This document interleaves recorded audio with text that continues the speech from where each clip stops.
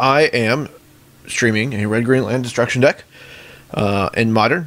I'm currently, as the list is on the right of the screen, so right above me. As well, my Twitter and YouTube links are up there, so please subscribe and follow me on there. The deck list is also posted on Twitter, is my last tweet. In addition, we are. I'm a 1/4 of the member, 1/4 of the podcast, the A-Team, which is Canada's premier Magic podcast, and we are doing a fundraiser to bring us to Toronto to do all sorts of live content, streaming, podcasting, deck techs, interviews, all sorts of stuff. In addition, to thank you for donating, we are giving away all sorts of stuff. All the information is in the link right above at gofundme.com/ateamtoronto. So please donate if you do so, if you feel so inclined. We really appreciate it. It's kind of the only GP that we all can get to, mostly because we're we're kind of spread out across Canada and the U.S. But the Toronto is local to KYT, Jeremy, or KYT, Scotty Mac, and our editor, and then we all it's affordable flights and stuff to go there. So we really want to make this happen, and you can help. So the deck I'm streaming this week is slightly different from the deck I have been streaming previously. Basically, I cut the how it's different is that I cut all the 2/2s for 4 and 5, and went with a more streamlined, bigger version that basically goes heavier on LD and less on incremental gain.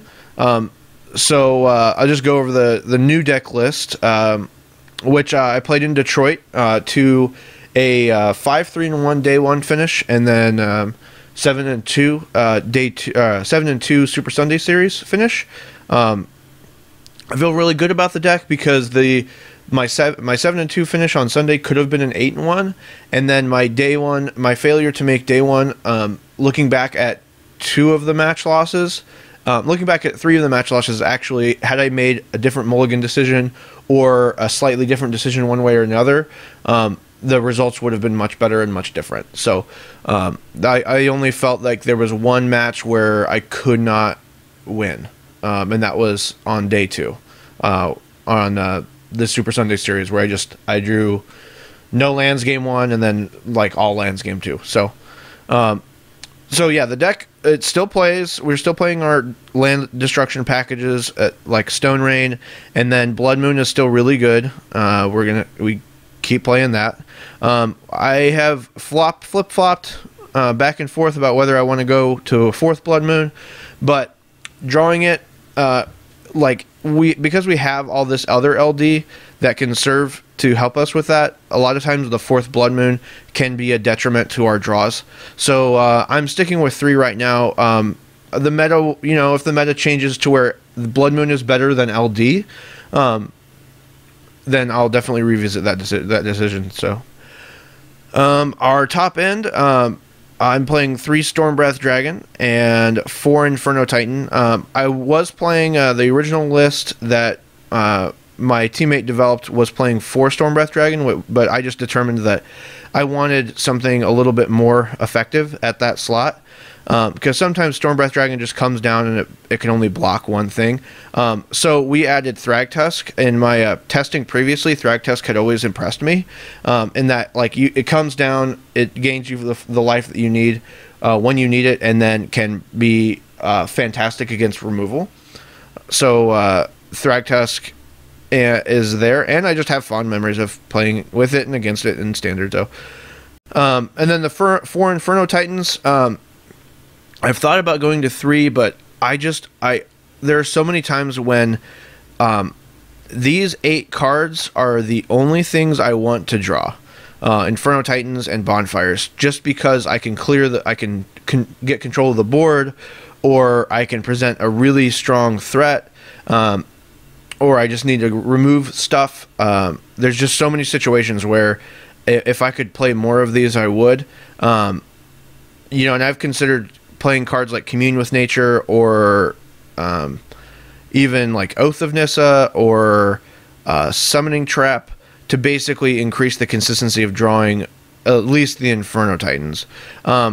The previous list, so I went from a couple bonfire down to 1, down to 0, back to 1, and then Michael's list, my teammate, basically his list had 3, and what I realized was that I just always wanted to draw these early, and having access to 4 gives you a much more likely chance of drawing them. As well, we determined that like having 4 as opposed to 3, typically like if you have 2 in your opening hand, that's typically a mole hand anyway, so we just mulligan those hands anyway. So our ideal opening hand has 1 or 0 bonfires, and then we just want to draw them early and often,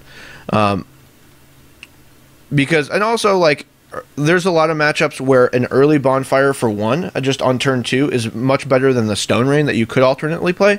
So against Affinity, for example, or Elves, or even Infect, when they go, you know, they're on the play, they go like they go Hierarch, go, and then they untap and they play a land, or they don't and they play Blighted Agent and then like a Dryad Arbor or something and go, and then you can just bonfire them for 1. It's not a guaranteed thing against Infect because they have Mutagenic Growth and Apostle's Blessing, but it's better than nothing, and usually you'll get the Hierarch out of that exchange, which is the same thing as, essentially the same thing as a Stone Rain. So, and then the package, the mana package, it really hasn't changed much other than going back to the fourth Arbor Elf as opposed to the 3rd Birds. Being that I'm not playing Molten Raid, I don't need that double red consistency. Part of the reason why I switched lists to Michael's version is simply because the the color requirements got really awkward, and it's really easy to have double green early. It's really easy to have double red early if you need it, but if you need both at the same time, gets a little hard. So as well, Arbor Elf plus Utopia Sprawl, it just increases that explosiveness. 2 Birds of Paradise, they're just dorks. They also are relevant. Funnily enough, I won a game because I played I played an Inferno Titan as my 1 threat against my blue-white control opponent, and he pathed it like they usually do. And then so I just had a Birds and 7 lands and Birds and a Kessig Wolf Run. So I was able to win the game by simply attacking for 6 for 2 turns with Birds of Paradise, and then following it up with like something else. And then Beast Within is a card that I was a little hesitant to play in my previous version, simply because my previous version played a bunch of 2/2s that get blocked by the Beast token. So understandably, giving your opponent a 3/3 to block your 2/2 is not ideal. But this version I love because Beast Within, the token, sometimes it will deal you like 9 to 12 damage, but usually that's not ever enough to really matter. And it's so versatile. I've been really impressed with Beast Within. It kills all sorts of like crazy permanents in crazy situations where you need it. It is a destroy target creature with Infect spell. It kills Wild Defiance post board against Infect. It kills Masters, Platings, all sorts of stuff. It kills lands too. It also is LD that maneuvers around counterspells. So it really is just the catch-all card that, like, it's one of the most skill-intensive cards in the deck because you really have to figure out when you're going to fire it off turn 2 as an LD spell, or when you need to save it for a piece of removal, for a troublesome permanent. Like, for example, if you're playing against Storm, saving it to get a Pyromancer Ascension, or even like an Electromancer is what you really want to do. So I've just been constantly impressed. I don't know if I want the 4th in the board. I don't currently have one in the board right now, but that may be something I explore. So for Acid Moss, this is one of the best things in this deck. It's also one of the cards that people read the most. Like 7 out of 9 of my opponents day 2 read it, and 5 of my 9 opponents day 1 read it. And it just kind of gets you. It puts them back a turn, puts you ahead a turn, and it's another LD spell that we board out against like the aggressive decks, for example, like against Affinity. Acid Moss, you sometimes want to tap out for 4 to not affect the board, but other times you just can't afford it. So we do a lot of board maneuvering with this slot as well. But usually we play 3. Against all the decks. Thrun is one of those, I think, necessary evils not necessarily a necessary evil at the moment, but Thrun is just super good in a lot of the matchups that he's like one of those threats that's like okay, and then he has like super high upside, and then he has a pretty low downside. So we will board him out sometimes, like against Affinity, for example, when he's not really going to do much, or against Fish, he doesn't block, but like he can't be affected by any of their stuff. So he's kind of an abyss sometimes, and he basically just sits in the way of any Lord when we don't have when they haven't spreading seized any lands. And then the last card is Batterskull. Batterskull, I'm always torn about which I like better, but Thragtusk or Batterskull, but Batterskull is just better in different ways, and I like the split. Michael was playing more Batterskull than Thragtusk, and I've just always found that like gaining the 5 life immediately and then making sure that your blocker stays in play at least to do its job is much better than playing Batterskull and hoping. But there's a lot of times where playing Batterskull and then just attacking for 4 and then equipping it up to other creatures is just like game over. So and then the land base, over the weekend, so between Saturday and Sunday, I determined that I wanted another land. 21 land was just not enough. And so what I ended up cutting from the main deck was, I believe, I cut the second Thrun from the main deck for a ninth Forest. There are a lot of games where they kill your dorks, and you want to curve out. Like for example, against Zoo and the Blitz decks, they have access to Lightning Bolt and stuff, so they will typically go after your dorks, and that sets you back a turn. And if you can't draw your lands, then you basically just die. So against the aggressive decks, you really just want to draw your lands and curve out, while keeping your lands in play is a bonus, or while keeping your birds and mana dorks in play is a bonus. You just want to have that consistency, because a lot of times you just overpower people, but your spells, your top end is insane, especially against aggressive decks where you bonfire for, like, for example, hitting a bonfire for 2 is only so good against the Zoo decks when you can hit a bonfire when you need to hit a bonfire for 3 to kill all their stuff. So the one, and then a little bit about the board. 3 Grudges, they're good at Lantern, Affinity, things like that. 3 Sudden Shock. We went up to a 3rd Sudden Shock as opposed to a 4th Finks or a second, or the second Spellskite. I've just been constantly impressed by Sudden Shock. It like kills Grim Lavamancer before they can activate it. It kills Steel Overseer, Ravager. It dodges Spellskite. It kills all of the infect creatures in response to pump spells. It does like Spike Feeder. Spike Feeder just dies. They can't remove counters. Sunshock is just so good right now, and I have been just constantly impressed. It's also why, conversely though, it's why we have kind of an awkward matchup against Naya Blitz, and why, like, so for example, at the GP, both day 1 and in the Super Sunday series, I lost to Naya Blitz 2 times, simply because our removal is kind of awkward against them, being that they have such large creatures. They have large creatures like that have 3 butts that can get around. Bonfire, or that can outclass Bonfire, for example, and then Sudden Shock is the one piece of removal that we have that is not Grudge in our board, and it doesn't kill a lot of their stuff. It does kill Grim Lavamancer and Goblin Guide and Experiment 1 before it becomes a 3/3, 2/3, and then if you're lucky, you play a Blood Moon and you get rid of their forest, so their Curdate becomes a 1/1. But at that point, you're probably winning, and you're probably just setting something up for a big bonfire or whatever. So Blood Moon also against the Blitz decks does a lot of work, because it makes sure that their Nacatls stay 2/2s and their Curdate stay 1/1s. Which is an interaction that is not quite as intuitive as you would think. Pia and Kieran Nalaar, it's constantly impressive. Just makes dudes against the aggressive decks. It acts as a little bit of extra aggression in the form of smaller creatures against bridge decks. It also gives you some funny synergies with, like, you can sack your Spellskite that we have in the board here, as well as if you... it's just like funny little bits of value here and there, but mostly it creates colorless blockers for Etch Champion, as well as flying blockers against Affinity and Infect, and then a little bit of extra, like, go wide against the Liliana type decks that are going to try to edict you with some of their stuff.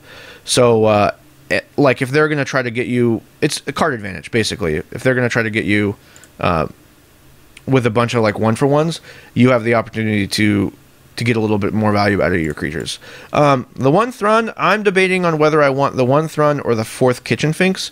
The Thrun is kind of an important piece in a lot of different ways, because it, like, it's a creature that lowers your curve, because a lot of times, as I mentioned earlier, against the decks that are going to they're going to kill your dorks, you really want to lower your curve, because your top end gets a little awkward with 6s and stuff, and your bonfires, if you have to draw them and you can't miracle them, they get a little awkward. But I don't know. I think that, like, this version may be, at the moment, being that the format is more aggressive than it is controlling, I may go to the 4th Finks. I don't know. I'm going to test a bit more before the IQ tomorrow, IQ on Sunday, so to kind of get a feel of what I want. But yeah, the Blitz decks are, like, a little bit of a problem, as well as burns, so having that extra bit of life gain. It's just sometimes Kitchen Finks is worse than Thrun in that it can get pathed, as well as Harbingered and all sorts of stuff from the fish deck. So, and then the 3 relics, I added a 3rd relic in the board after this weekend, as opposed to the 2nd. So I cut the 2nd Spellskite, I added the 3rd relic, mostly because the Grishelbrand decks and Living End decks, a lot of times we can't fight them with land destruction. That it's only so effective. So we have to have access to a powerful form of interaction, and relic is that. Against Grishelbrand, you really have to have a double-pronged approach, where you go after their lands and you go after their graveyard, because if you ignore their lands, they get to 5 mana and they just threw the breach. But if you don't, if you do both, then that's how you can beat them. As well, we bring in Kitchen Finks in that matchup for the extra aggression. Relic also, when LD is not good against Living End or Storm, being that they just have to have, like, a few lands to be able to do their thing, Relic acts as another powerful form of interaction. And I just wanted that as opposed to the Spellskite, which we've been debating cutting this at some point, but I'm not there yet. I like it. It's just game warping against a lot of the decks. Like, if you draw it and you play it, even in the later turns as a top deck, it can, like, completely warp the game, where you have, like, the Infect deck, like, under control a little bit with their lands, and then you're just, like, waiting to draw a Titan or a Stormbreath Dragon or a threat to, like, turn the game. Even Spellskite at that point keeps them down. They do prepare for it, but I found that, like, Spellskite is just game warping, and to not have that access to that power in my sideboard is something I don't want to do. So in short, this testing session, I'm basically going to kind of be focusing on whether I want the 4th Finks versus the 2nd Thrun, or the 2nd Thrun in the board, and I've also been considering cutting the Wolf Run. It mostly because it gives you some late game power.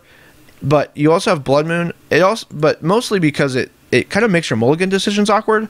Where, like, I have a lot of hands that are, like, Forest Wolf Run or Mountain Wolf Run, and I'm wondering if those hands could be better without the Wolf Run, or if they're mulligan hands with, if the Wolf Run is like a land that produces green or red, if the Wolf Run is better as one of those lands versus that. But there are those games where you play Wolf Run, you play Thrun, and you get there. So I'm not there yet. Those are the kind of the things that I'm watching right now. So all right, so I'm currently 2-1 in this league that I'm playing right now. So let's get going.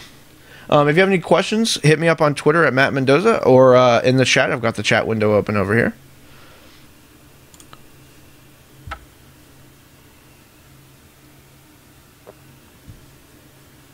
So, and this loss right here was basically one of those where I drew all lands game 1, and then I mulled to 3 game 2.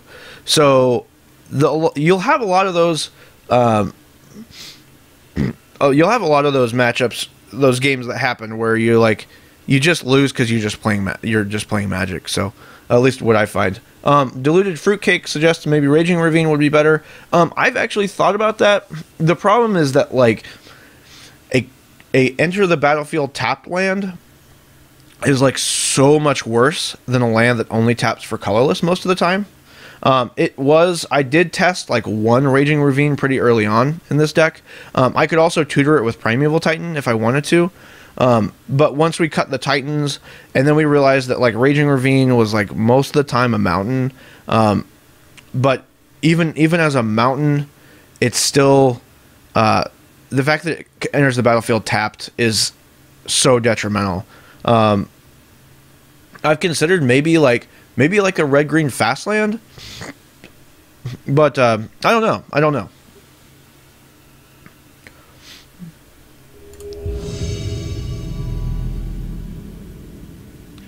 I wish there was a man land that didn't come into play tapped. That would be nice. That was not like Stalking Stones. All right. So this is a hand that we don't have any early interaction, in terms of LD, but we do have a bonfire for 1 on turn 2 potential. So, and we are on the play. So we have, if he's playing some sort of aggressive deck, like Infect or Affinity, we have a play. Or if he's playing an Abzan deck, we have a play. So we're going to go ahead and keep this up. It has a lot of potential in that we can play an earlier than usual Batterskull as well. We have explosive capabilities in that if we draw a Utopia Sprawl, the hand just gets kind of nutty. So we're going to go ahead and keep this. Okay. And Diluted Fruitcake looks like suggested the green-red filter land. Yeah, that may actually be something I consider. Depending on how the bannings shake out, I have considered playing some colorless lands, like the red-green, to play Reality Smashers and stuff. So, all right. So blue-white control. Bonfire is not going to be very good here, but we don't. This may be a rough game for us simply because we haven't drawn any of our LD stuff yet. So, and then I can't rely on, at this point in the game, I can't rely on Batterskulls and Inferno Titans to resolve. But we do have a draw step in which usually this deck has a tendency to play a turn 2 Wall of Omens. And usually if they tap out, that's pretty good for us. So we do have a couple windows here. So we'll go ahead and just play a Stomping Ground, and then we'll attack for 1. Do some powerful modern stuff, attacking for 1 on turn 2.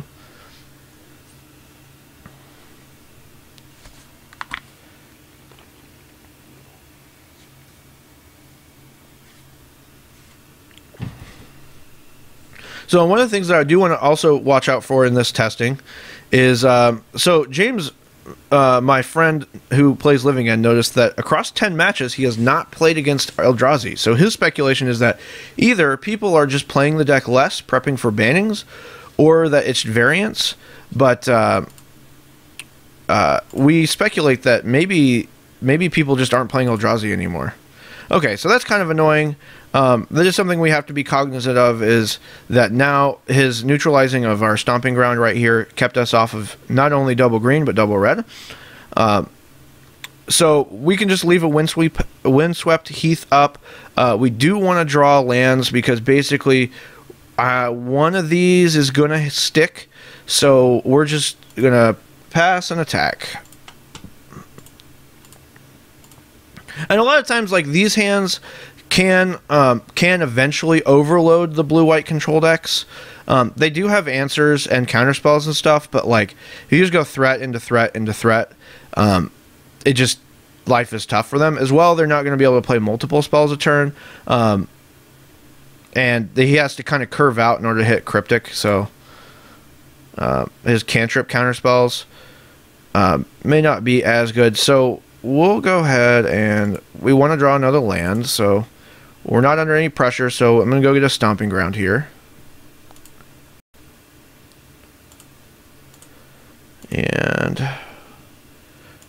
at this point, it doesn't matter what we're tapping, because we are going to get... we're playing Batterskull. And this is probably getting countered. Nope, nope, alright.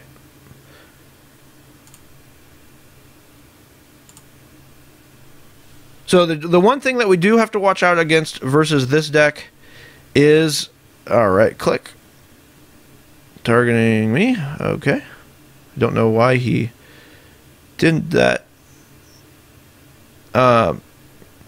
So the one thing that we do have to worry about against this deck is Elspeth. Elspeth does kind of a number on our team, being that not a lot of our team has Trample, but we do have access to Bonfire to get rid of those tokens.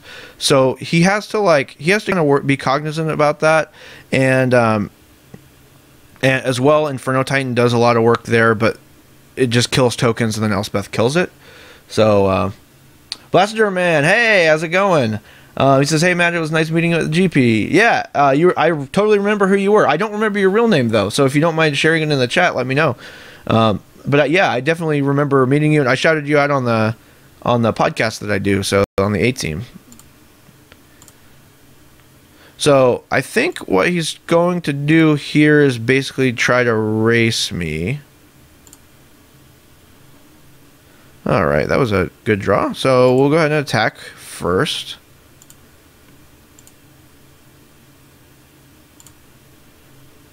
All right, and I think so. At this point in the game, I just want to slam another Bonfire, and we are going to go get with the Heath. It's going to be a little painful, but we don't want Stomping Ground, or we don't want Spreading Seas to affect us. We're just going to go ahead and slam another Titan.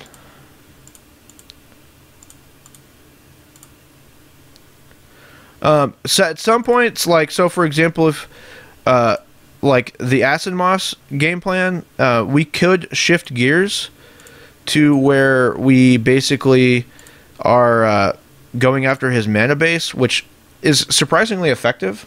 So that's still an option. Joseph asks, oh, Blaster Man, Carl. All right, Carl. Nice to put a name to a face. And I hope I wasn't like too short with you after that match. I was a little frustrated losing, drawing against them, but I didn't want you to. I didn't want to give you a bad experience. So, Joseph asks, why not run Fulminator Mages? So Fulminator Mage is kind of one of those cards that it does one thing I want to do or another thing I want to do, but not both, and I have options that do both. The genesis of the deck was to like play Blood Moon and then exploit LD spells to go after their mana, their basics, to keep Blood Moon's effectiveness high. Whereas Fulminator Mage, it just has some anti-synergy against, while it is a creature, if I need to be aggressive, but I also want, it doesn't do enough of what I want it to do. So, and Thrun here, Thrun's basically going to be game here, because I can play it and then leave 2 up, and even if he verdicts, then I have something post-verdict. So, so Thrun, Fulminator Mage, I would rather play Molten Rain over it. simply because Molten Rain can target basics and attacks and gets in 2 damage. I have considered Fulminator Mage simply as a creature, but being that it's like modal, I have to choose to block or attack. I don't know. It just I'm trying to put this in a yes, we will use Ghost Quarter's ability. So I'm trying to put this in a way that makes sense, because I'm not making sense at all. So Fulminator Mage only targets non-basics, which is like a strike against it right there. It also doesn't. Yes, we will use Passive Exile's ability. And then we will go get.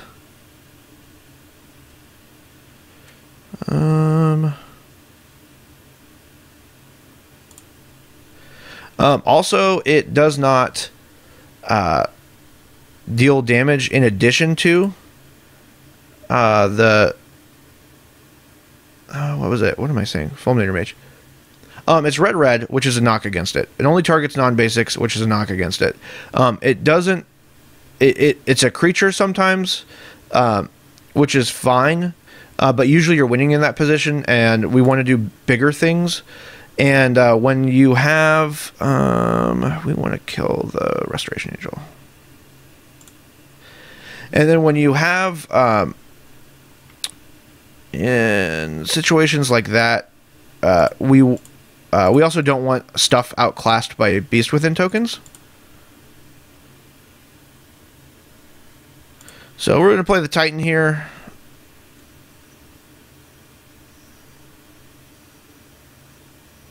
And let's see, chat. 2, 1.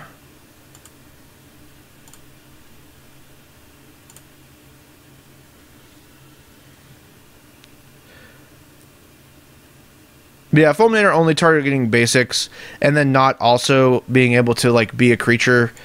Like I just played Ruin Blaster over it, so that's basically the impetus on that decision. So, all right. So blue, white, red control. Game 1 win, and we were on the draw. Yeah, we were on the play. So, and I take good notes. If you guys have any questions, I have tons of data. So, all right. So against this deck, we're going to take out 2 bonfires. We're going to put in Thrun and Pia and Kieran. Being that he's playing white plus removal, Kitchen Finks is not as good.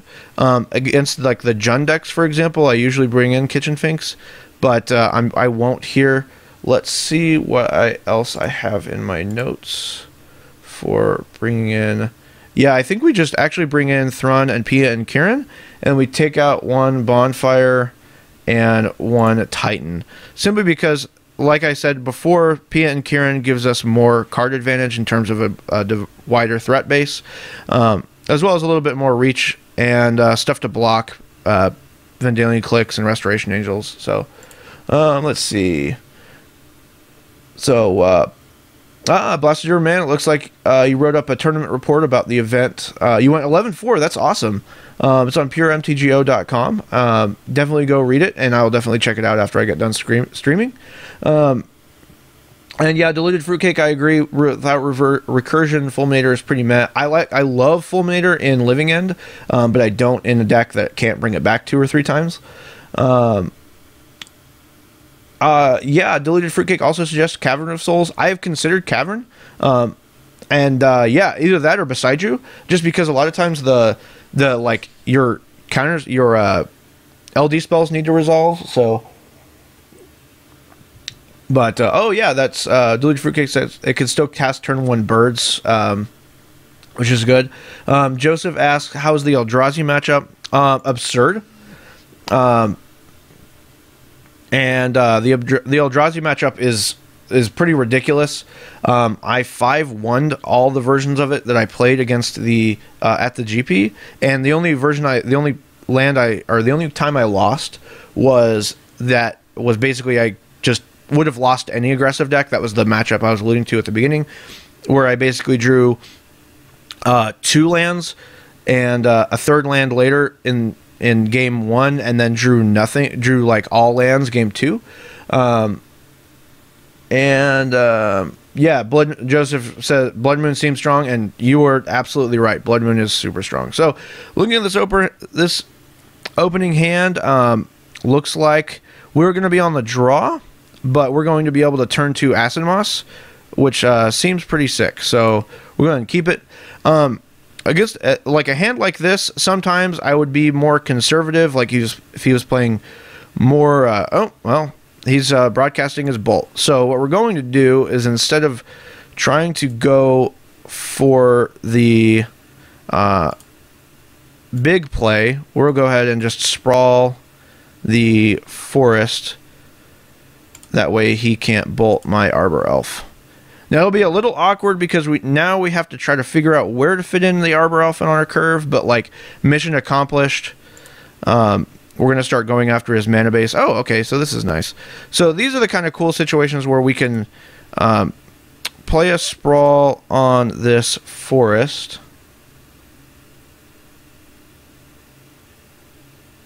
Now, we can counter this. They typically don't. But, and then we'll go after his... let's go after his blue source. Sometimes I would go out after his white source, because what they can do is they can path their dudes to get lands, which is a play that often happens, but it's whatever.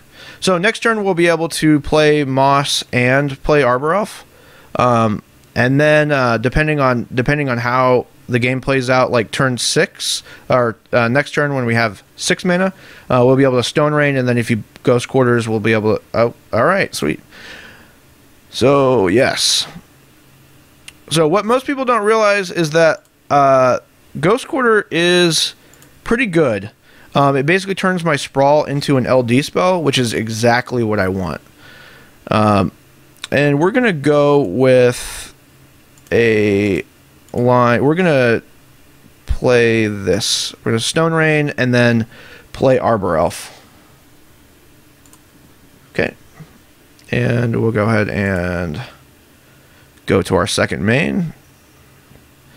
And we'll fetch.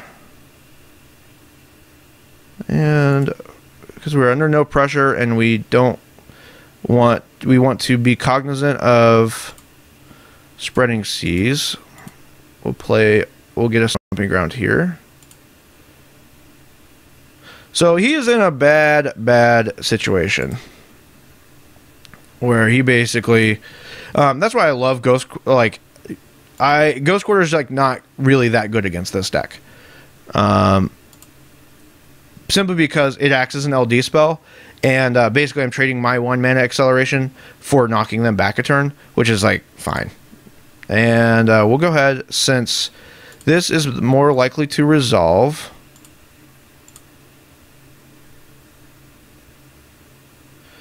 And we'll go ahead and get another Stomping Ground. Hello, Spiker. And Melishko asked, how important is it to go super fast? I would take out a bop or two for Finks.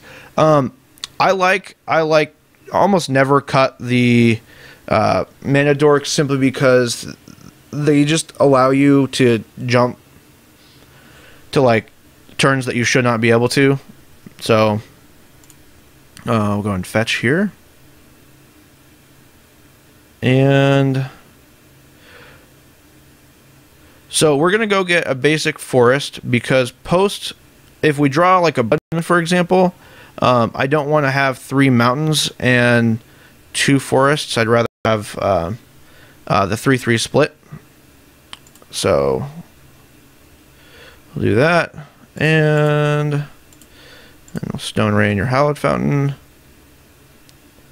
Play this land. And now we just need a threat.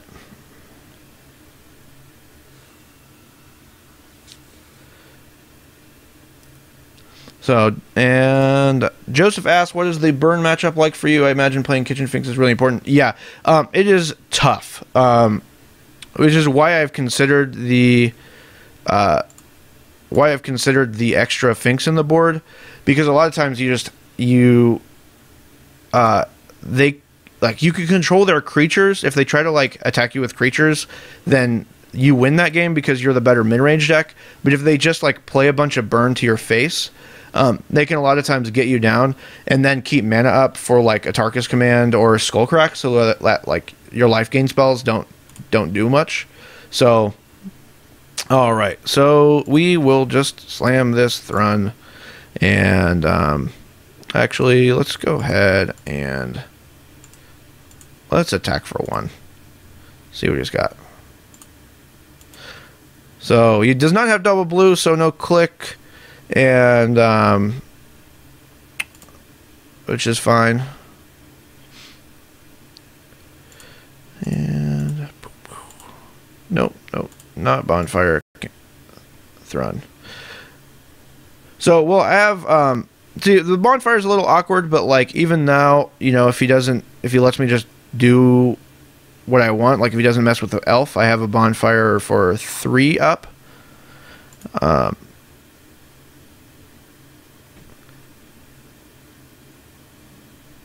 Snapcaster bolts my Arbor Elf.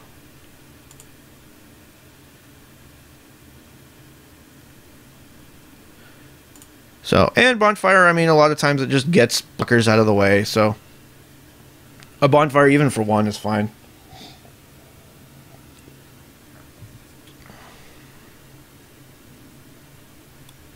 It's one of those spells that, like, they sometimes can start to turn the corner, and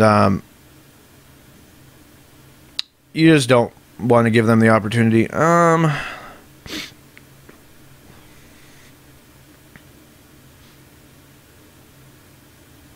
Yeah, let's just Abyss.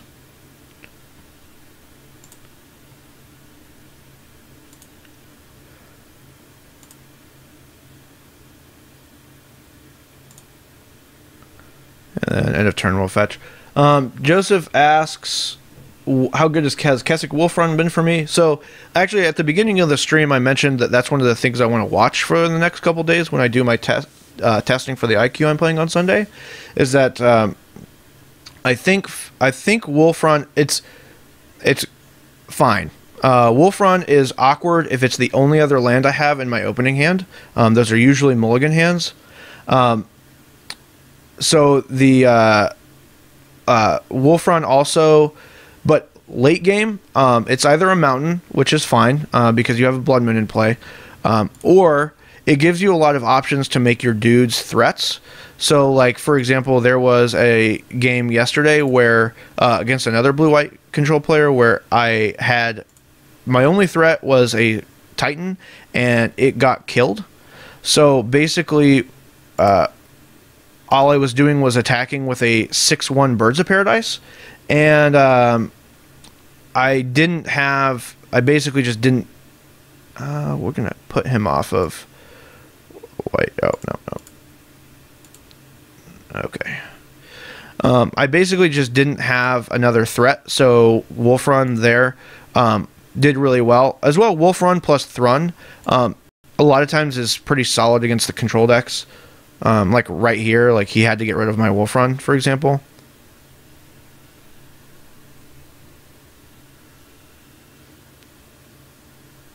So, KYT, hey!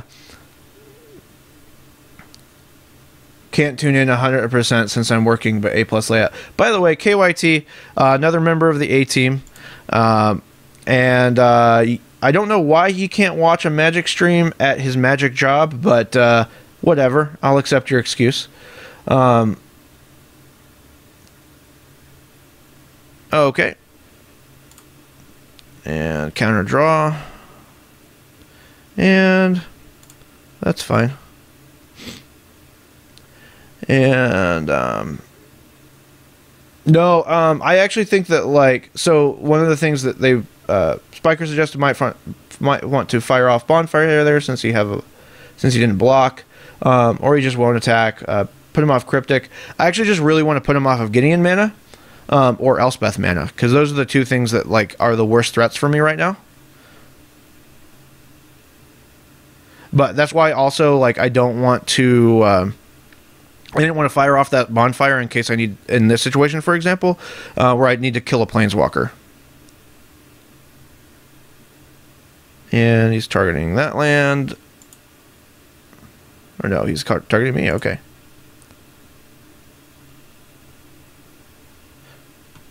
So, what?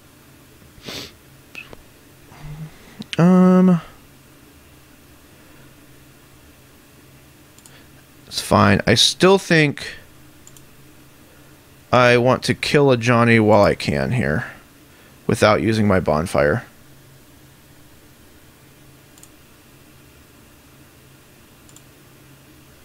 Okay. And play this land and we'll pass.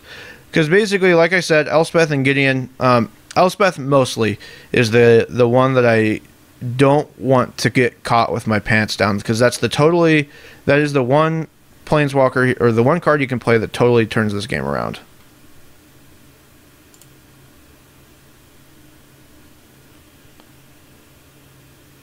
No. Click. I was going to grab my Stormbreath Dragon, or my Bonfire, depending on that. Let's see. So, okay.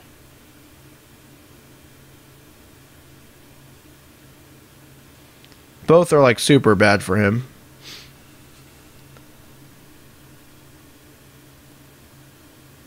KYTS, who am I living with again? My fiance Lauren. We live together. Yeah, this is my office. At what you don't see on the left is my collection of board games, and I have my shelf of DVDs over there, and comics and stuff, and then so I like my little cave.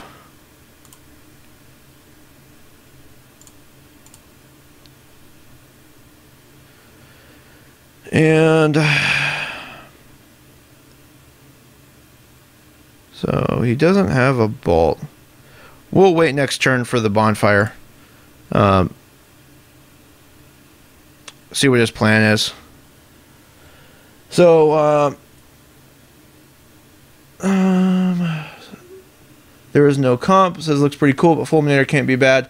Fulminator is like not a terrible option, but it's like it just does so little. It doesn't target basics, which is like a huge plus or a huge minus against it.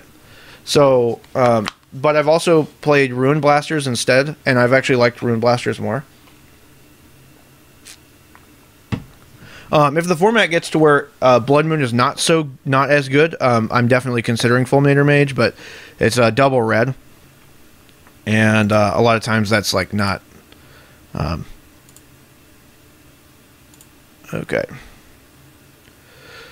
So he's going to try to Helix me. I'm smelling a Helix, and probably a Bolt.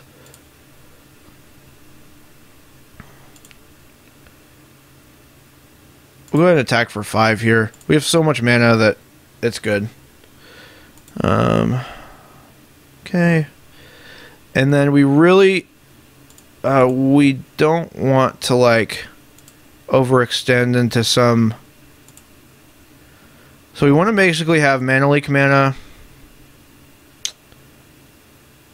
and we want to have cover for Remand.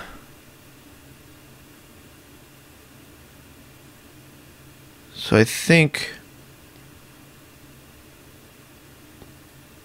I mean, if he has a counterspell, if he doesn't have a counterspell, he just loses. So maybe we just go for the Lethal Bonfire here.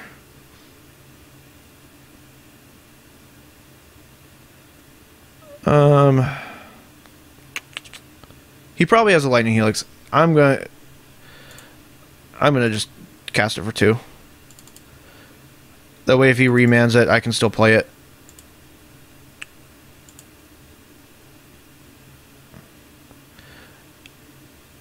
I just will play it for 1. get rid of his click, keep up regeneration mana, and that's fine.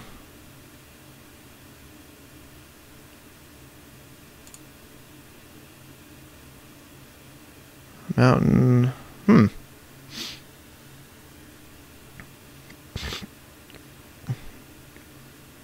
Oh. Elspeth. Yep.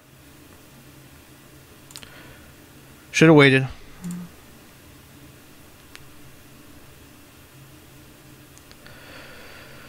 Well, that sucked.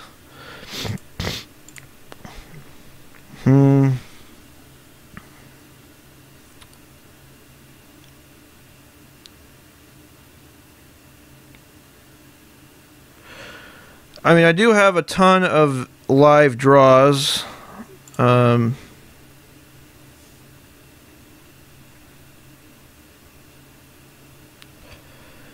I can take away all of his... We'll go ahead and I'll fetch here. Just get this out of the way. And Blood Moon.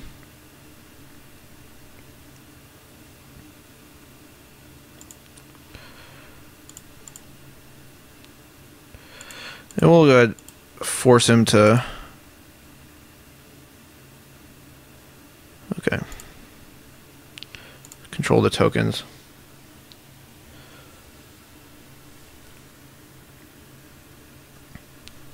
Yeah, maybe last turn I should have either done it for lethal or just not done it. I agree with Spiker here. He says that, so it was just baiting my bonfire, or so.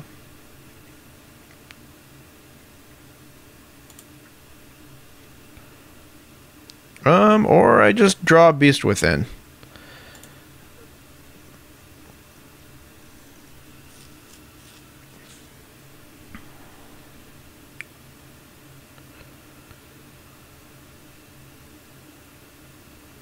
And attack him.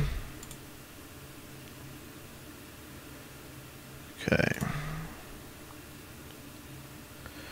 And then on his upkeep, we will give him a token.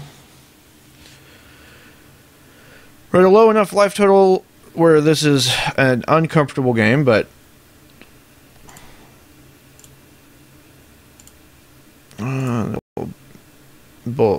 Beast Within his Elspeth. Part of the power of Beast Within targets planeswalkers.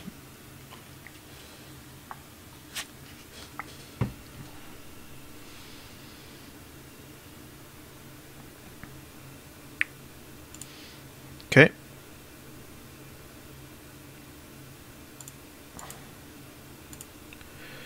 And we will Beast Within and bolt me, and okay. Yep, I die. So, alright. So that mistake was basically was firing off the bonfire too early.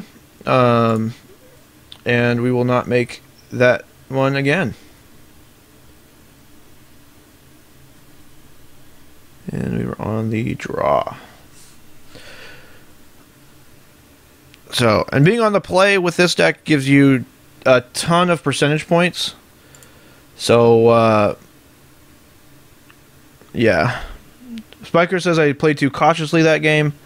Yeah, basically, I think so. So let's check Twitter real quick while we're boarding. I don't think I want to bring in the fourth bonfire. I don't think it's that necessary,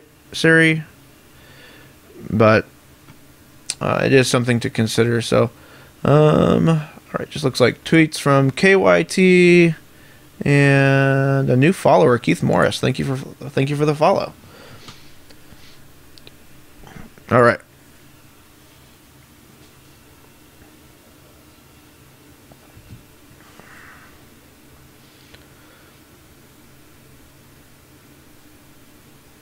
And there is some merit to boarding in Finks, but like I don't think it's necessary. 3 lands plus sprawl plus an bonfire. I'm going to keep this. We have a lot of draws that are solid. Plus, like, if I draw a moon early, for example, I can fetch, go get 2 forests, and have double red, double green. Spiker says, I played too cautiously. Doing for lethal and getting it remanded is fine because you can't really slam Elspeth after. Oh yeah, that's actually a good point. That, like, if I bonfired for lethal and then he just remanded it, then I just untap, and then, like, he basically can't play Elspeth that turn. Yeah, so that's basically a game that I just threw away. Alright, and we'll go ahead and say red and pass turn.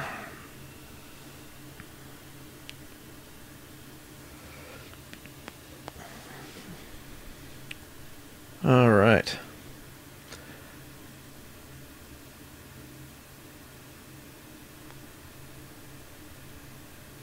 As I said, I'm at Matt Mendoza on Twitter, and you can see the donation link to A-Team. We are trying to go to Toronto to do a bunch of content there, as well as do a bunch of meetups and fun giveaways. So if you visit the link up there and donate if you can, that would be greatly appreciated.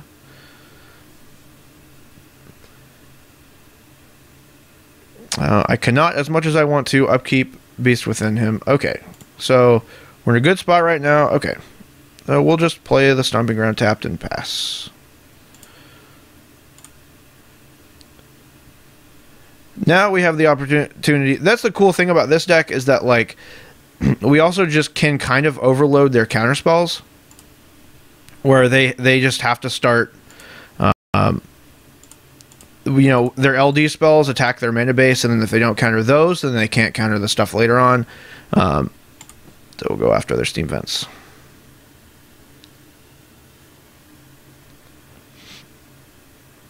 Remand, that is fine.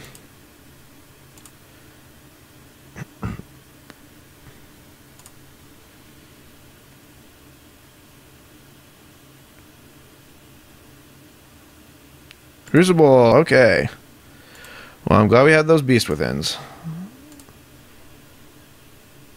So, and he can still only play 1 land a turn, so... Although he can start Ghost Quartering plus Crucible... I think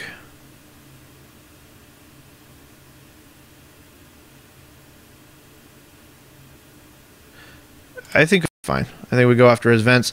Most because if he, like, starts to Ghost Quarter, if he Ghost Quarter Sprawl, we just, and we'll go get a Stomping Ground tapped. That way, we just reduce the effectiveness of his Ghost Quarters.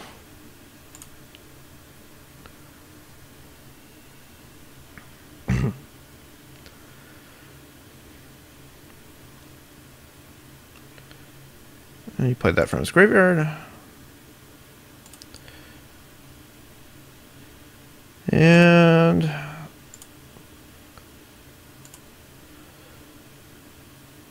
we will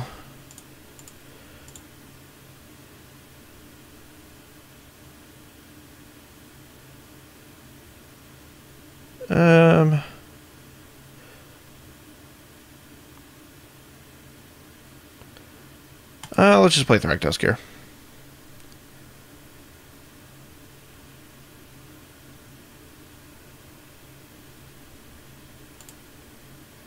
Put some pressure. It's pretty resilient. Gets us some... can open the door for some of our bigger threats. Forces them to react, so...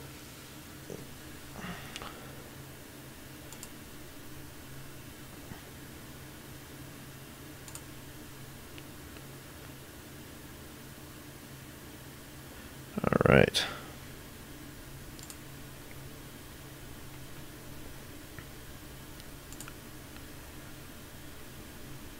And we will just attack here.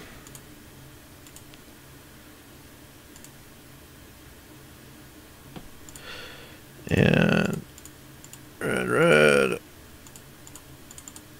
Inferno Titan.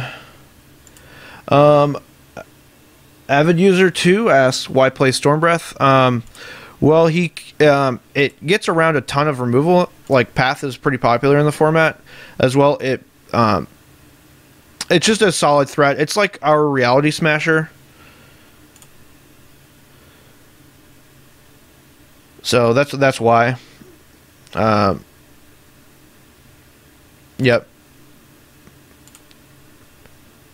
It also flies, which is relevant because you deal with a lot of like, the infect deck and the affinity decks. It's definitely something that like it can easily be something else depending on how the meta shifts, but I've liked it so far. Okay.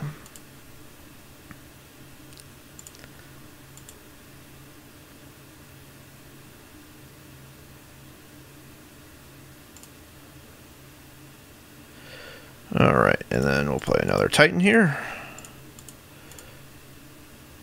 Because he did not have a counterspell.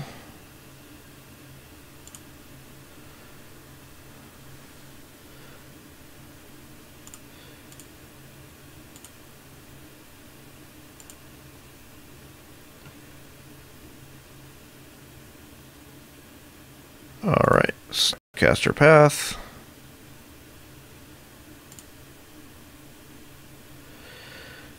And yeah, so that's why Titan is not absurd in this matchup. It still comes down and reduces life total. So I mean, he's still under pressure. So, but yeah. So Wrath of Wrath says, I'm almost 100% positive the Titan should be Chandra 6s. I've actually had a lot of the same thoughts. I still don't like that Chandra doesn't Wrath. It gets rid of your mana dorks, which can a lot of times be like an important part of your engine.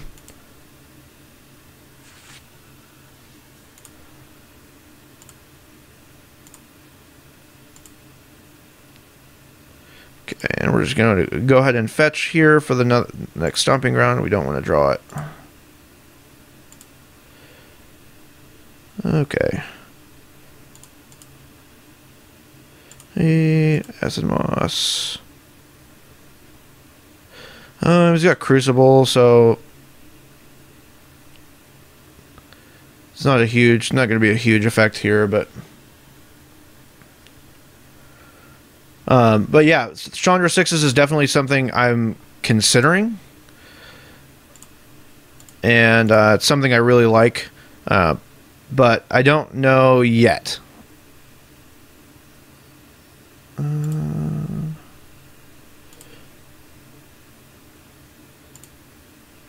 That Crucible has done a ton of work for him this game.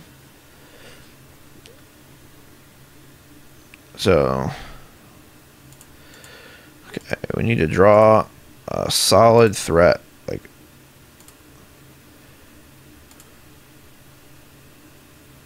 not a Stone Rain, but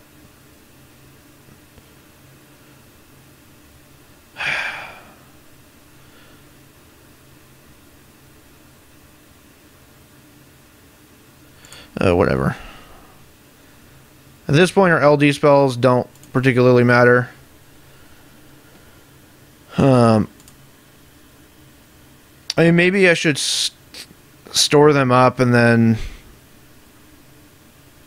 sure, do it all in one turn, like when I can Beast Within the Crucible, but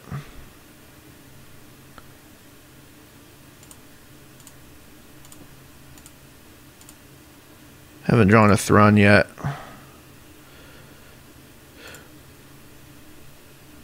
Oh, gross. Okay. So, a Thrun here would be really solid. It would completely turn the game. And I've considered maybe we should bring in Spellskite in this matchup too. But it's like not a threat and can kind of like water down our draws sometimes. Okay, Stormbreath. Here we go. Okay, so he has to counter it. He has to have a hard counter.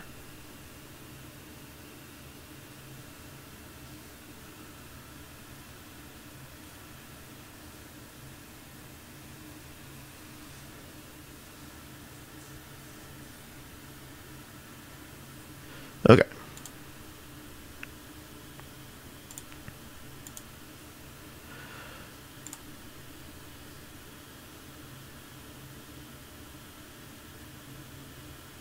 So we can bonfire next turn for 1, 2, 3, 4, 5, 6. So if he plays Elspeth and then minuses it, we just win.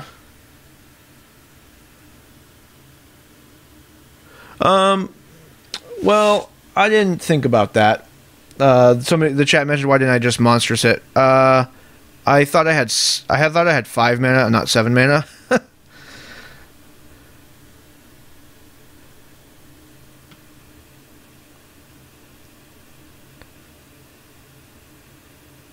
I will monstrous whenever he gives me the opportunity, though. Like if he passes the phase. Oh, I can't now.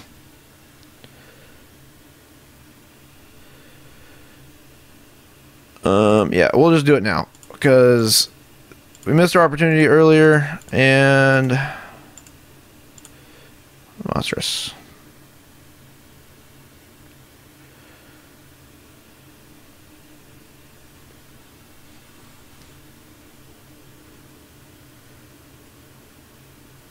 Yeah, and yeah, I do. Spiker's right. I make a few.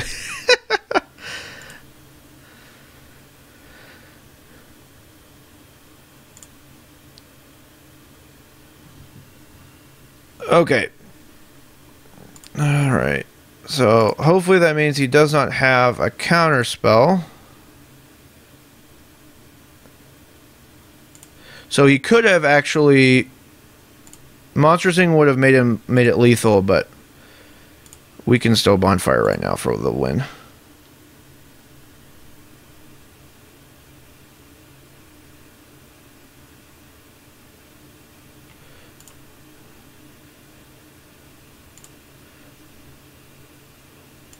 Alright. So we'll just bonfire him. And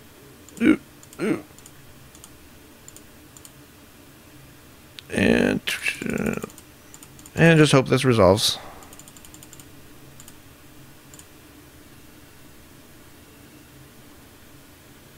Hopefully he doesn't have in the negate or anything.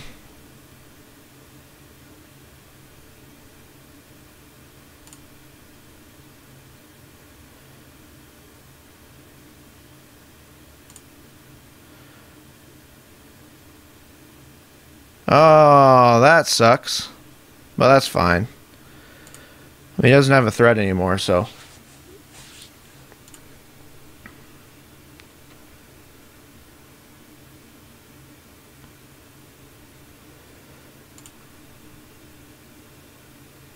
Okay.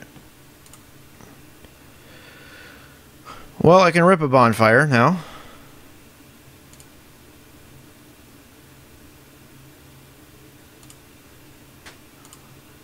Yes.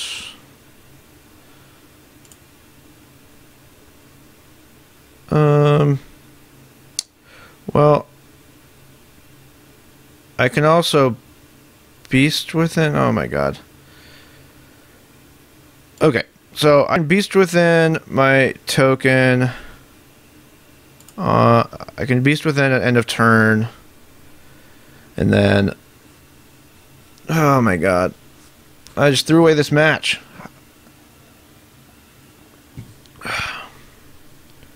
Streaming. Okay.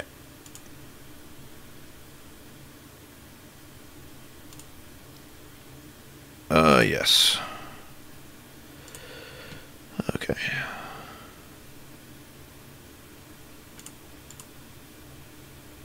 Actually, nope. You want to do it at the end of turn.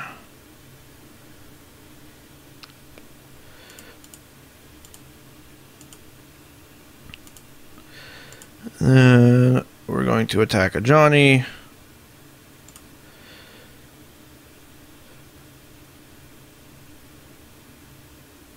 Actually, we just attack him. And then... God damn it.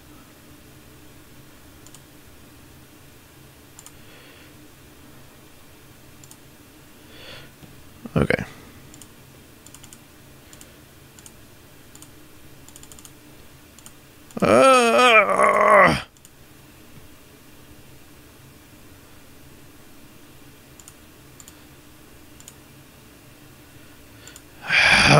I just ran out of time. All right. Well, see, that's how this deck a lot loses to me. So,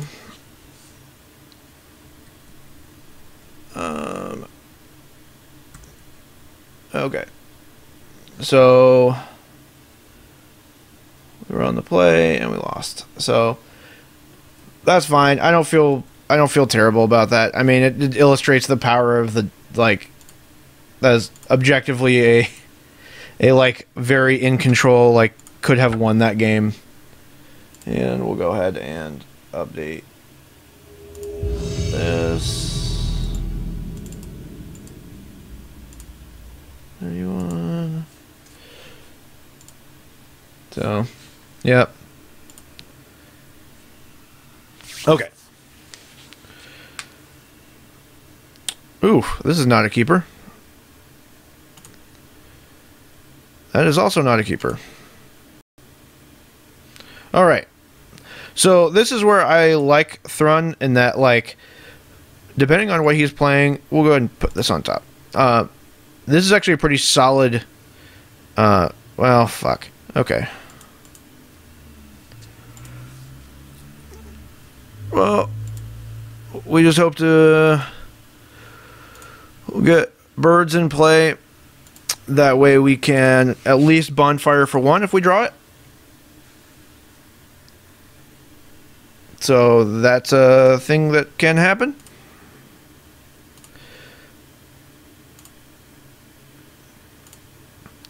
So far it seems like a fairly slow draw on his part.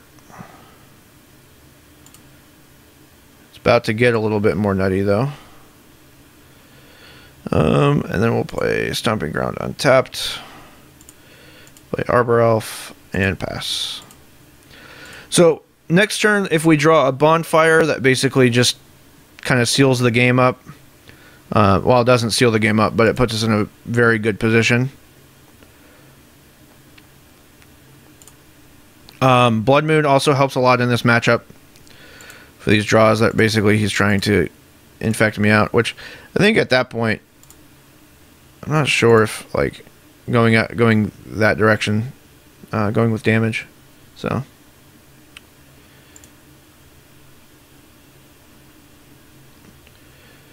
okay, so we'll go ahead and this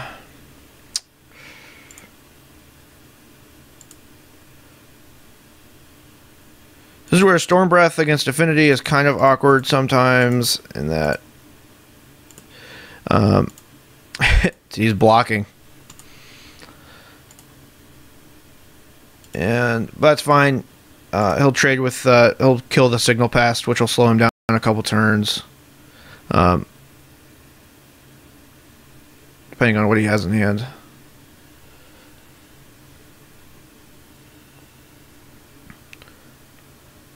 And as I said, a bonfire right now would just open the game wide up, as well as a Titan. So it's kind of why I feel comfortable, but even in these situations where we have a lot of outs, so.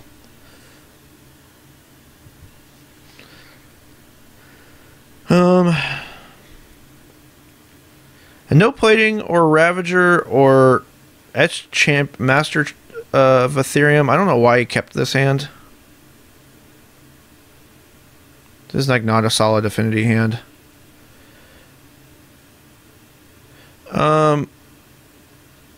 Okay, so we have a decision to make where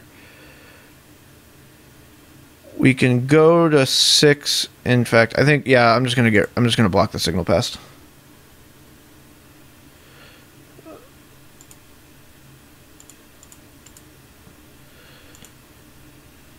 And I'll go to 6. But he has to have some other stuff to make those, in fact, those nexuses really get there. Okay, he has Storm Breath. All right, Bonfire, Bonfire, Bonfire. Or not, whatever. Okay, Thrun. And we will not attack.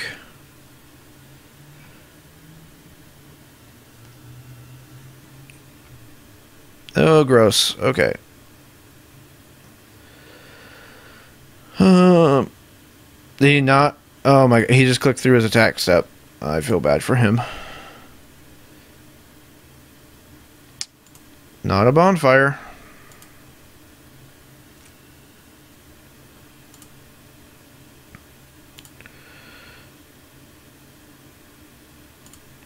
Okay. And activate Steel Overseer. Yep.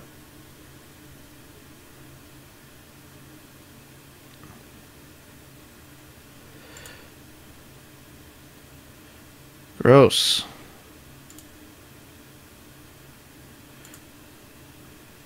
All right. So you can pile on to 1 or 2 creatures.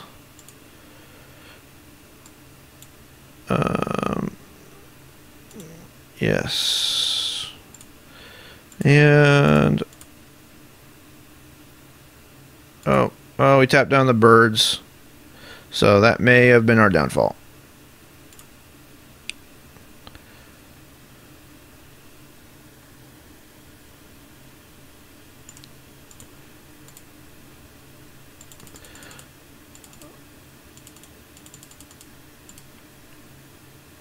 So bonfires for 6. He activates Overseer. He piles onto the 2 nexuses, and then he attacks me for lethal. At least that's what his play should be. So, if he sees it. Because I tapped down my Bird's Paradise. I don't have a blocker. And really, it's not a great position anyway, because then unless I, like, if he piles onto the nexuses, I have 1 turn to draw Blood Moon, or else he just attacks, because he's going to attack and kill my Stormbreath Dragon and my birds.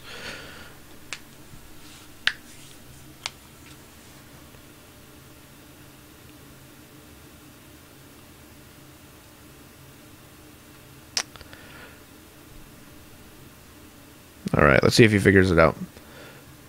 So Blind Eloth, you figured it out. Don't tap the bird. Arg, I agree. There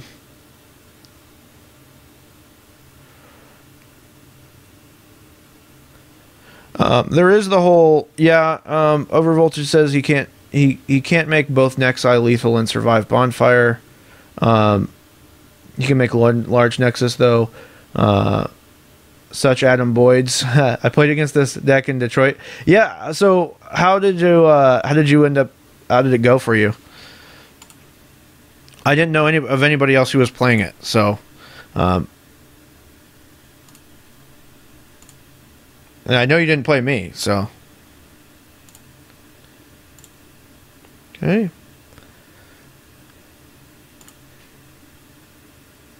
He can also just make 2 huge Vault Scourges and just start attacking me for a whole bunch. And just put me out of reach.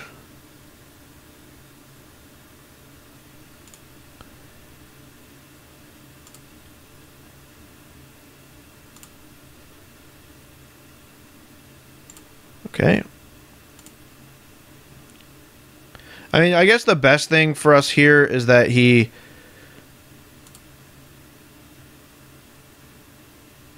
Well, yeah, we just lost, so... Let's just concede. Okay. So, Affinity... Hello, Herkimer. It's going okay. I threw away a match last round. Due to being dumb, but other than that, it's going pretty good. So I was on the draw that game. So 3. And that's kind of how like the affinity matchups go sometimes, is that their draws, being that they can capitalize on mistakes because of their pressure, they win a lot of games that way. So here we bring in all this stuff. We take out the Stone Rains, as they are not good. We'll take out 1 Acid Moss, 1 Thrun. I also take out 2 Beast Withins. I like to leave the 1 in just in case you need it for something. But everything else, and then 1... I don't know if I want to... I always wonder if I want Kitchen Finks in this matchup, but... just because of the life gain. But we'll try it without it.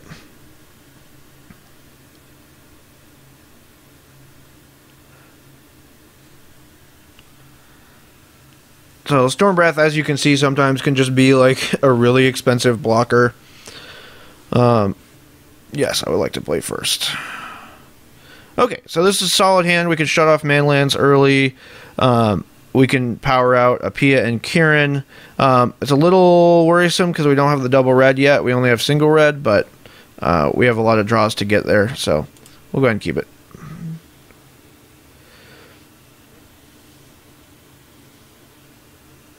And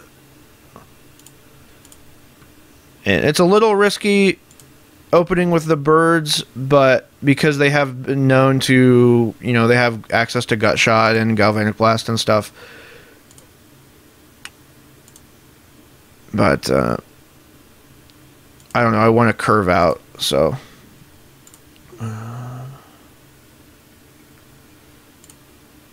okay. Oh wait, I have double red with the moon plus Wolf Run. Okay. Don't play Blood Moon. Shut off that Nexus.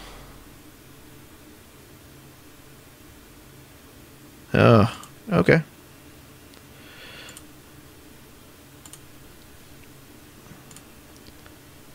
And that can happen. But luckily he's not going after my bonfires and stuff. Ugh. All right.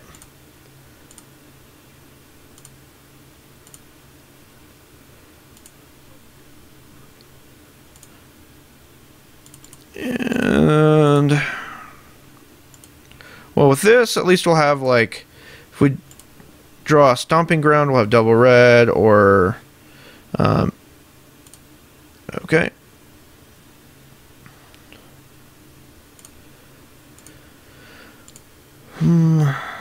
Okay.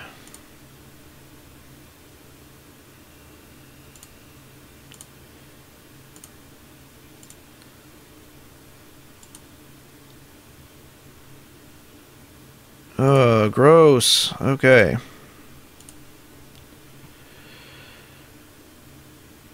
Well.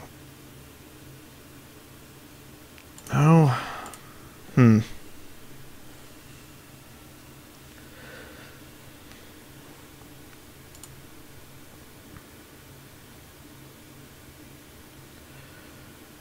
Well, next turn at least we can shut off the... If we draw a red source, we can shut off the infect damage, which gives us a lot more time. Okay. We'll have to go get a Stomping Ground, which is a little painful, but at least we're not going to die to infect, hopefully. Undo. We'll tap this colorless source. Undo. Undo. No, can't cast that. Okay. Moon. And we will not attack.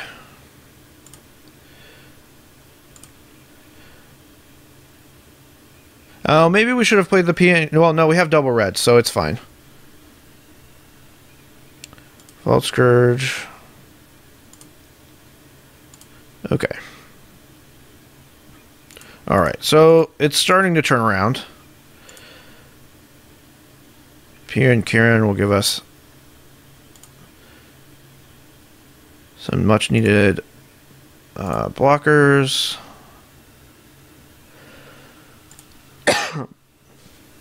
And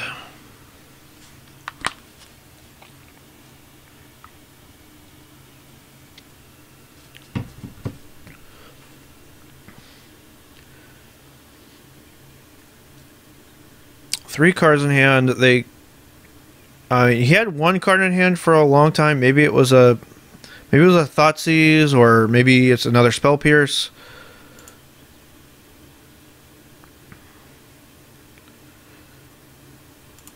He didn't have an opportunity to pierce the Blood Moon, the second Blood Moon that I played, so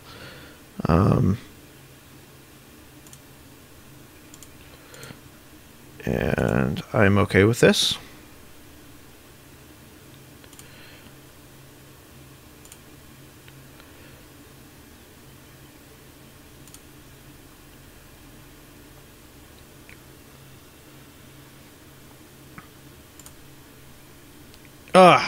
That's all right.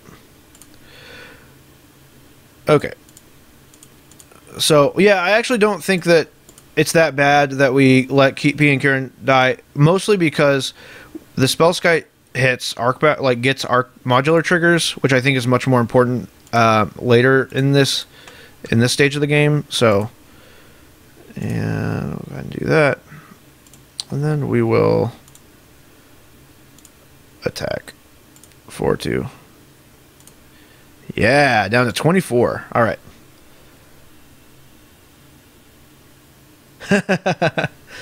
Oh, today's punt count. All right. All right.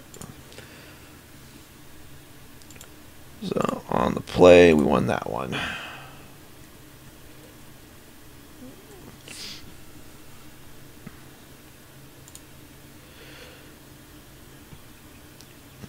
Now, I still don't think I want to bring in... Now, the Acid Mosses are one of those things that, like, because they're an aggressive deck that also relies on lands to go into their later game.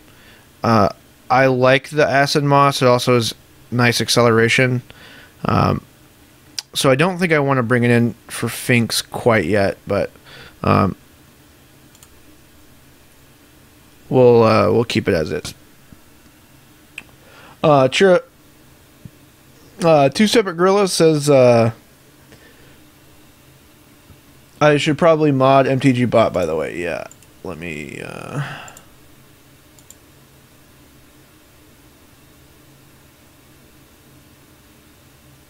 MTG bot up user.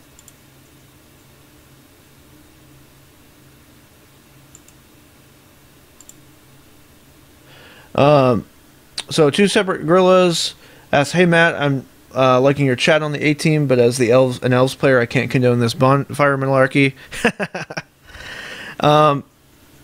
Okay, so here's where the hand selection kind of gets complicated, because you have we have 3 lands and 2 dorks. One of them is going to die to Galvanic Blast probably.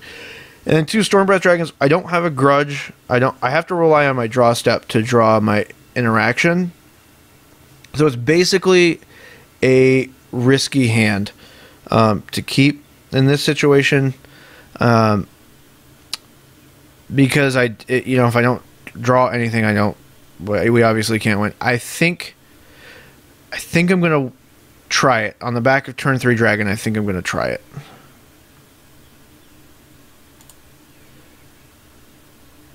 Oh, well, Spiker said don't wag his finger, don't keep it. Yeah, I'm just going to try it, see how it works out. Okay.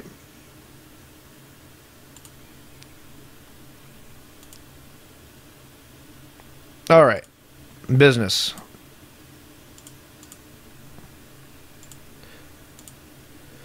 Plus, our bonfires are going to be solid for the rest of the game. And also, one important interaction, Sudden Shock and Welding Jar. Sudden Shock does not give two shits about Welding Jar. Alright, and I'll play Bird.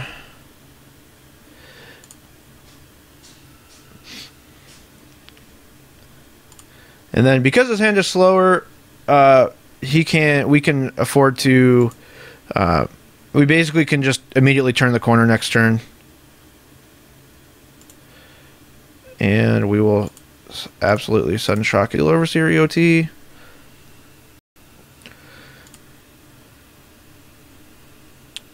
And then, alright.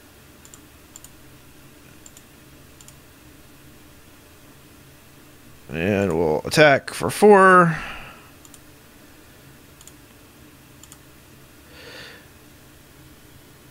The next turn we'll be able to leave up birds as a blocker.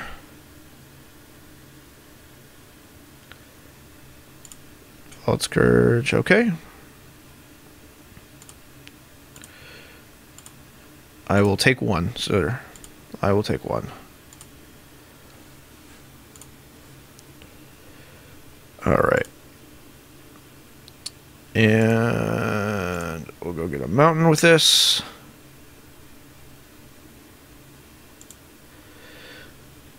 Now he's playing blasts, so we do need to be cognizant of that.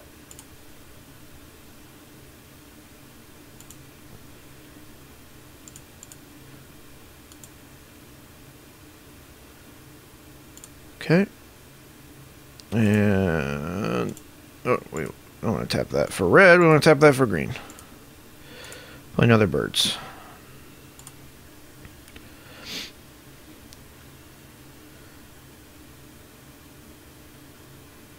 Now, if he has land plating, this gets a little awkward.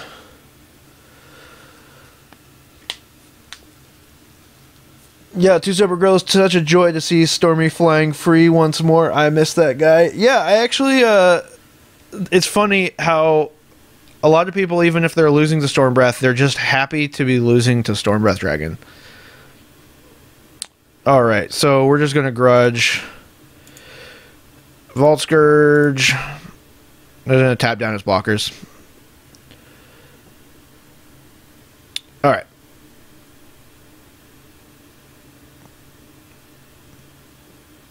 Cool. And had it not for that been for that punt against blue, white, red earlier, it would have been the deck would have been would have been at second 4-1. So I'm going to take a quick bathroom coffee break, and I will be right back.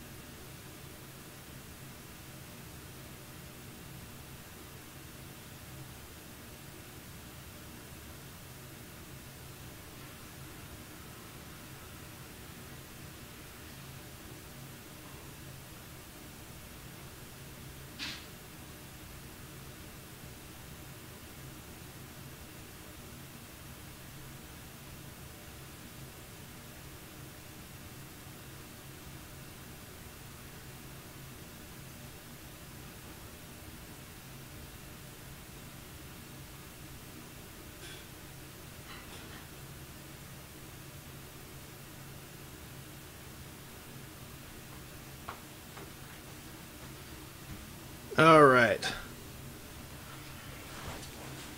It says bathroom coffee gross. Okay. Oh my gosh, yeah. Ace and a Deuce says Feeling of Dread. Oh yeah, I play that card in my Pauper Cube. It's pretty fantastic. So, let's check in with the chat real quick. I'll read in taps. So GG. There's no combination of draws you could have that would make that relevant. Amar says I beat the Dragon Slayer. Wow, concerned dog. The Dragon Slayer. Dragon Slayer. I did beat the Dragon Slayer. All right. Let's run it back. So, any questions from the chat? As I said before, you can follow me on Twitter at Matt Mendoza. My YouTube link as well, where all my broadcasts are archived, is right above. As well, we are trying the A team that the podcast that I'm on, Canada's premier MTG podcast. We are attempting to go to GP Toronto to do a bunch of cool content there, including streams, a live broadcast, and Q&A, including all of our hosts, as well as our former host Scotty Mac and editor Kyle.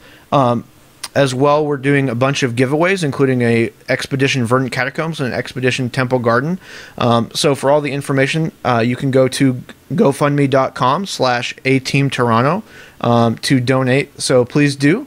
I have a lot of really cool stuff I want to try, so as well as all the equipment to make it happen. So we want to make it a big thing and make it really valuable for you guys. So we are currently at 52 and 32. So let's make sure our percentages are all correct. Yep. All right. Check in on Twitter real quick. Another follower, Andrew Alexander. Thank you very much. Sazbot, the deck list is on Twitter at Matt Mendoza, as well as on screen to the right.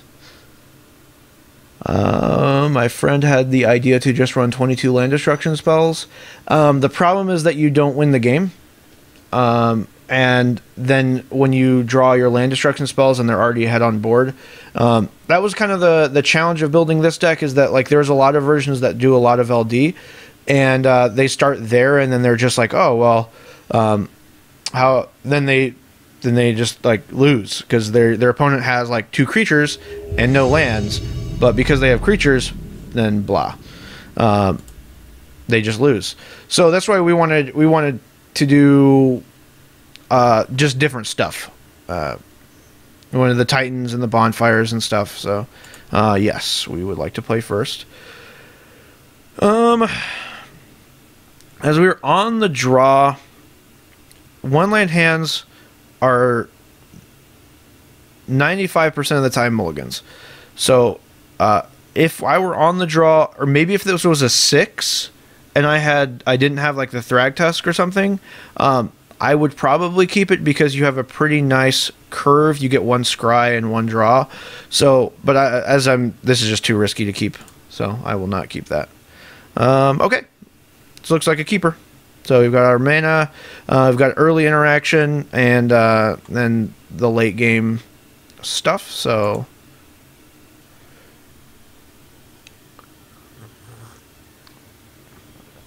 well, as I'm on the play, I'm going to fetch anyway. It literally does not matter. Scry does not matter.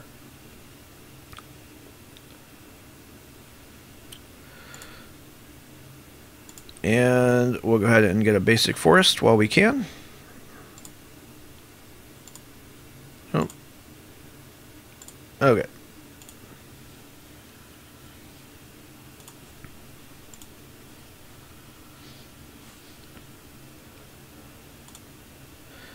All right. So it could be Jund. He is leaving up a mana, so which is fine. This happens quite a bit. So what we'll do is we'll just attack for 1 here, and then take the opportunity to use our Heath to go get a Stomping Ground tapped at the end of his turn. Occasionally, I would have access to Beast Within, and this is where Beast Within shines because it can like take out his land on his upkeep. But we don't have that luxury, so we'll just let him do whatever he wants this turn. So Okay, Living End. All right. This will be an interesting match. So, two separate girls at the Toronto post rotation. Are there any current decks that are likely to survive, or will it be up in the air? Toronto is post rotation. And as far as current decks, I mean, what sets do we lose? We lose what, Khan's block? So yeah, I'm imagining there'll be a lot of shakeups. So I imagine the Eldrazi decks get better, which is fun, exciting times for everybody. But we'll go ahead and now against Living End, we have to be cognizant of their Fulminator mages and Beast Withins. So we need to be wary of like how we fetch and like where we play our sprawls and things like that. So yeah. Also, so Mortal Chaos says, or Dark Spartan 200. Hey, it's Marcus. Good luck in your games. I'm enjoying this deck a lot. Thank you very much. Yeah, I'm glad you're enjoying it. It's pretty good. So, Immortal Chaos says basically ramp only loses Ugin and most decks lose everything. Yeah, so I definitely agree that like a lot of the powerful 2-for-1s that are like you find in cons, like commands and a lot of the Dark Jeskai decks, you basically just lose. As well, you lose Coco and Rally. So the format will be much more. I'm suspecting it's going to get grindier and much more card advantage based. Okay, so we will go ahead and we're going to fetch here.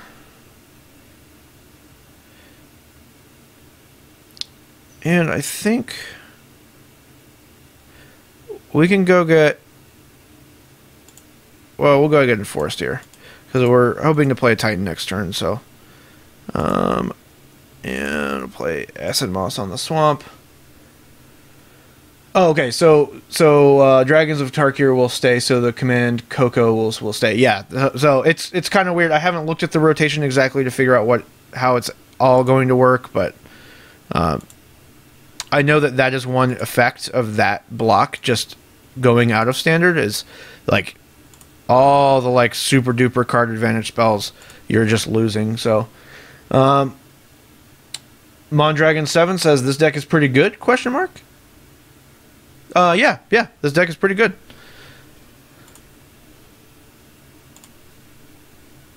All right. So here we can go Sprawl to go 2, 4, 6.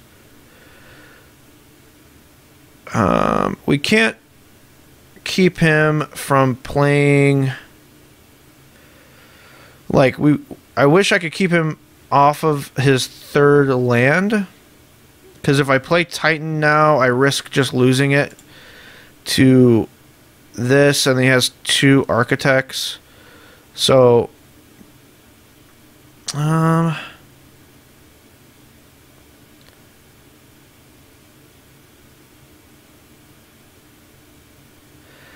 mean, if he has Dread... So one of the things that I can do here is that if he has Dread, then I lose my... If he has a third land of Dread, then I lose my Titan. He gets 2 Architects. But, if I untap and he... if I get an untap step, if he tries to Violent Outburst, then I can still I can Beast Within my Titan to get it back. So I think I'll go with that plan.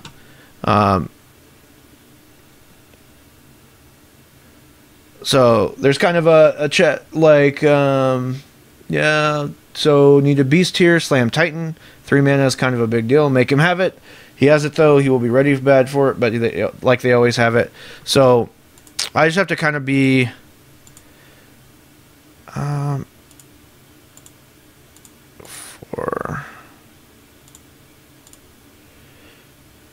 Yeah, I'm just gonna make him. I'm gonna try to get him to to maybe outburst. But I have to get... I just can't give him more time. Because, I mean, really, if he has 2 lands right now, then he... Like, if I take him down to 1, like, he still has to draw a land if he has no lands in his hand, so... Sure.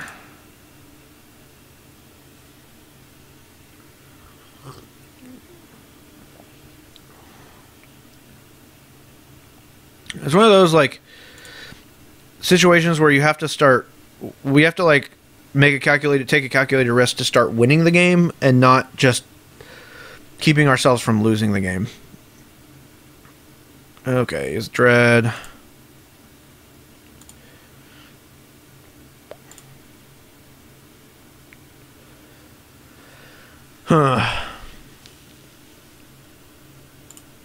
And one of the small interactions we discovered as I was playing against James Friday night before the GP is that a lot of times we can afford to hold up 1 fetch to like mess up their architects if they choose to architect us.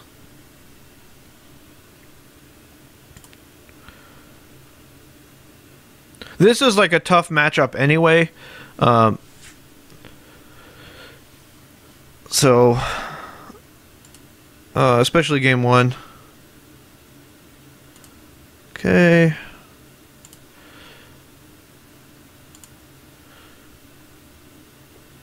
And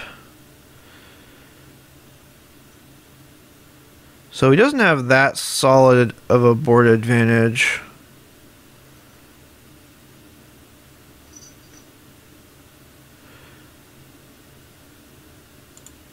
If he goes all in,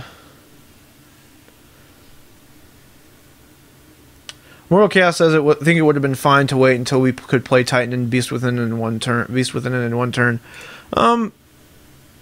Yeah, or maybe just not play Titan. Maybe just assume that he has it, and then just let him have it.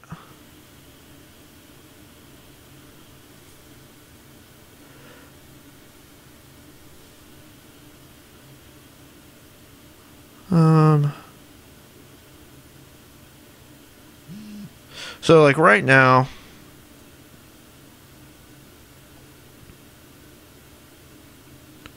I mean, so here's the sick play that I see. Like I can Beast Within end of turn one of my lands. No.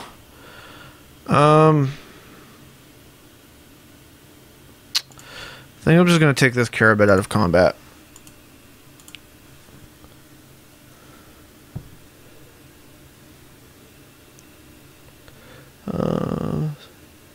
Used to land a trade with a will.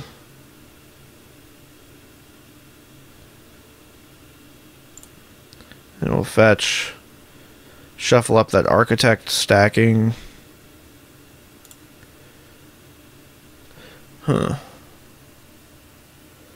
So Milishkamo says, who plays Living on, he said, I think you have good stuff on top. That's why he gave you fetch. Beast to land, trade with a will. Okay, well, I fucked up the fetch already, so if he gave me good stuff, I guess I don't have it anymore.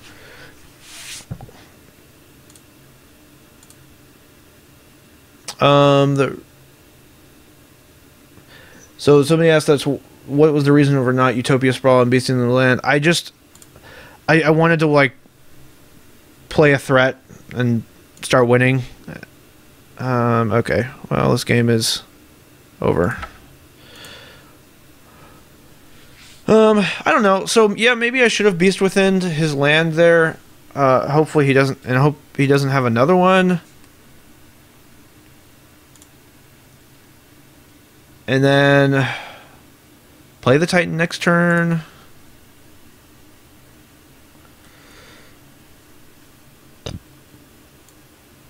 Oh, we were on the play. Okay. So against Living End, we basically bring in... I play a threat when you can just keep from losing. Yeah, I guess, I don't know. Beluga Knight said, why play a threat when you can just keep from losing? LOL, always chose winning over losing. Yeah, that's sound logic. So, we will board out two, the one Thrun and 3 Blood Moon. And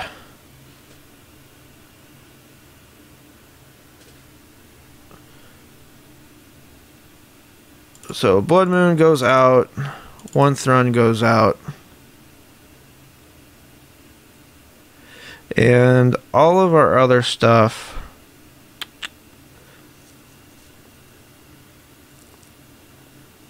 I kind of like taking out the 1 Beast Within. It is an LD spell, but it gets in the way of Finks if I want to go be aggressive. So we'll get that. So Spiker says the thing is, if he has Outburst over Dread, he possibly waits until he untaps and gets blown out. Wait, I don't want to submit 61 cards. Ah! Okay.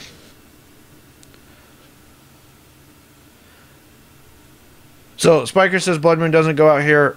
Why do you think Blood Moon doesn't go out? Because, I mean, that's in our notes. You wrote it down.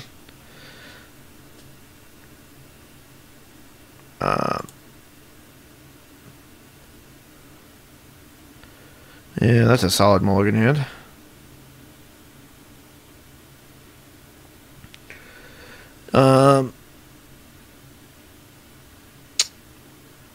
We'll keep this hand.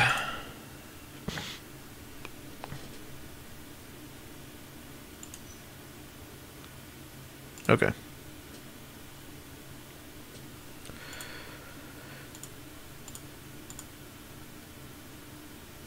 And this is kind of going to be an aggressive start, so we have to, like, we go Finks, LD spell. I mean, I think Finks has, I think Stone Rain has a little bit more potential because it just keeps them off of the mana that they, like Stone Rain, they play like 18 or 19 lands, and yes, they cycle into a bunch of them, but at least my well, Spiker says I didn't write that down. Spiker's my teammate. He has access to the Google Doc that we share, so we collaborate on a lot of stuff, and he wrote it down. He wrote it down. So go change it. Okay.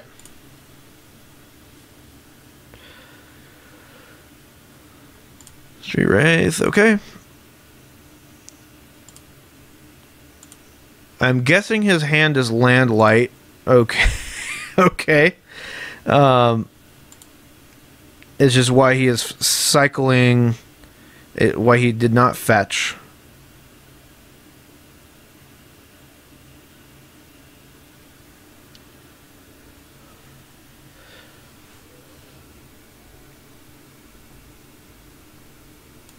All right.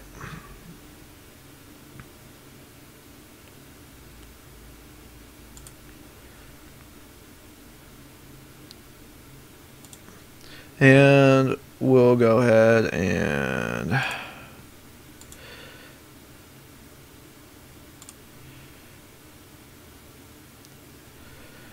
okay, so this is kind of awkward. Where like he could have guide and outburst and then have a super solid board position. Like, not drawing that third land is really rough.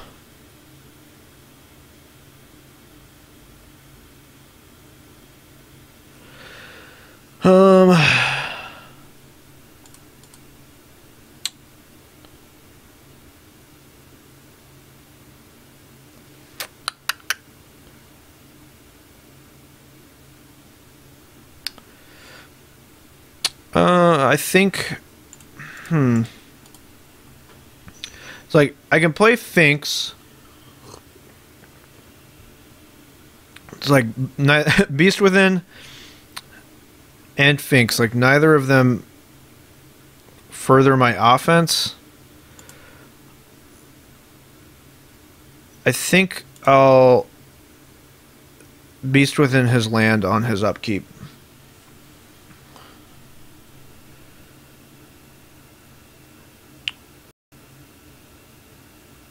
Okay. Ooh. Okay. I think I...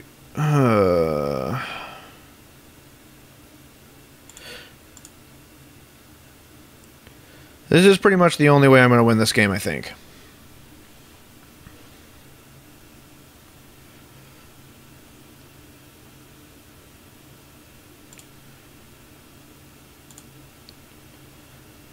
Precarious.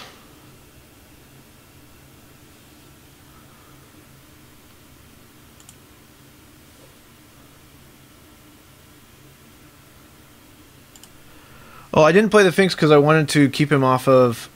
Spiker asked why I didn't play the Finks there. I wanted to just keep him off of his mana. Off of 3. Okay. I've seen enough.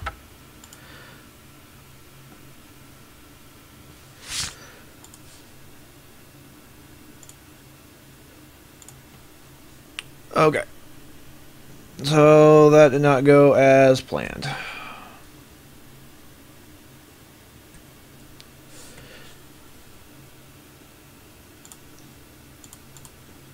All right.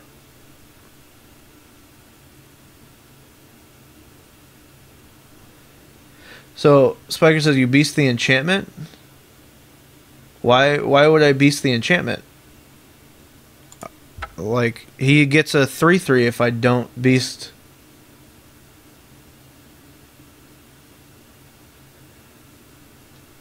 Should have hit the enchantment. I don't understand. He gets a 3/3 if I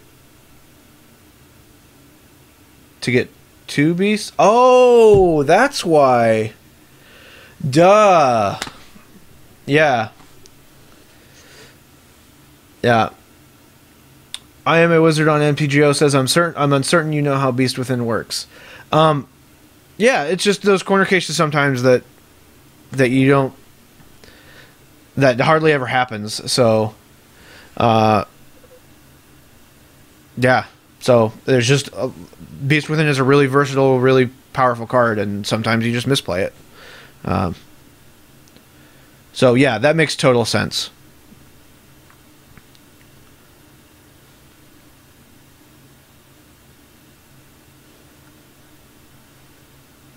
Yeah, I mean, it was, and Spiker says you get 1 beast from blowing up your enchantment, then his resolves and blows up the land that gives you another.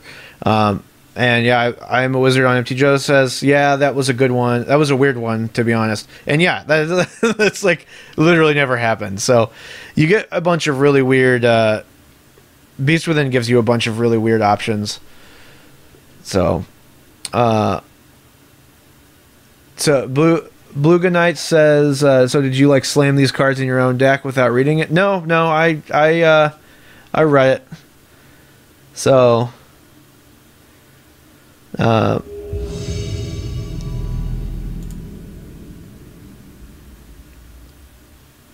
but, all right.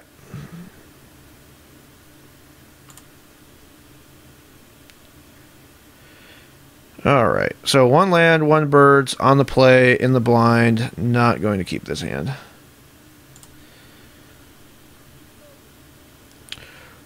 One land, 1 birds, 1 elf on the play, in the blind, but I get a scry. Hand has a lot of potential. I'm going to keep it. Okay.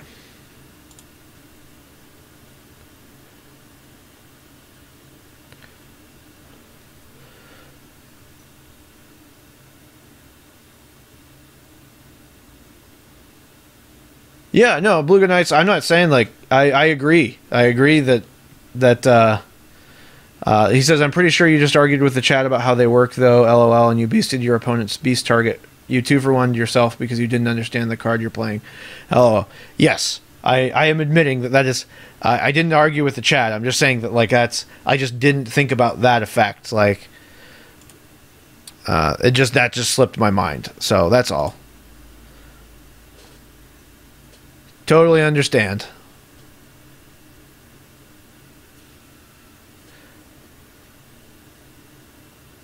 So I knew I was getting the beast. I just somehow was, just in my mind, I was like, well, I need to destroy my thing so that I still get the beast. And then there was just that disconnect that happened for whatever reason. So.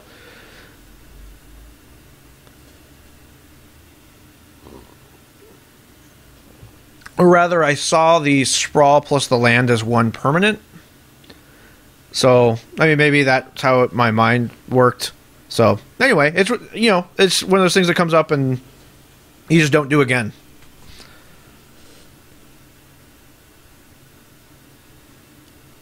All right. And we have a land waiting for us on top. So, pretty solid game plan. Assuming he... if he kills our birds, it's going to be a little rough, but we can still rebuild.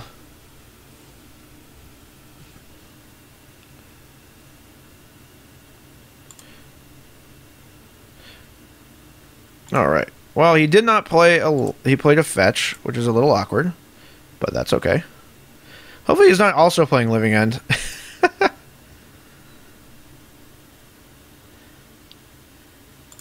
And I will not attack with my birds. And once again, I think, you know, we have not seen an Eldrazi deck in the league yet. So,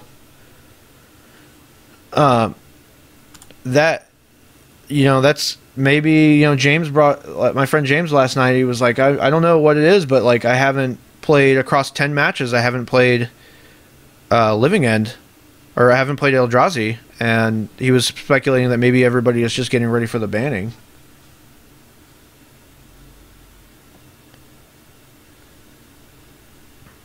And yeah, so 123 Philip G says Avalanche Riders and Full Mate are no good. So I actually had a really strong relationship with Avalanche Riders for a very long time, but ultimately decided that it was not. It was just not good enough compared to the stuff that this deck does. All right, decaying that.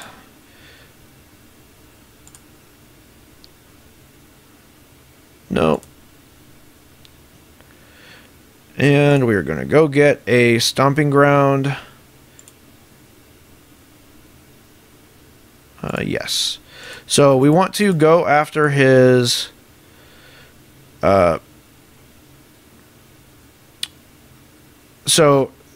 it's an interesting decision because his threat color is green, his removal color is red.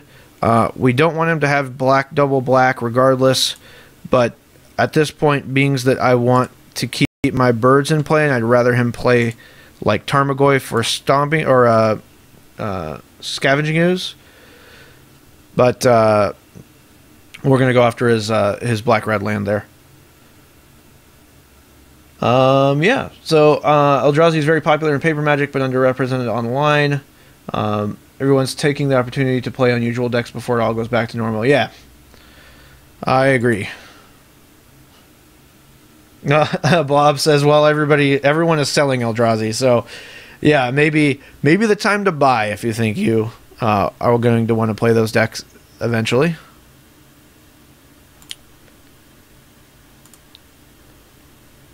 Land. All right. Stone Rain is Crypt. And then hopefully next turn I mean, I could have Bonfired for one. And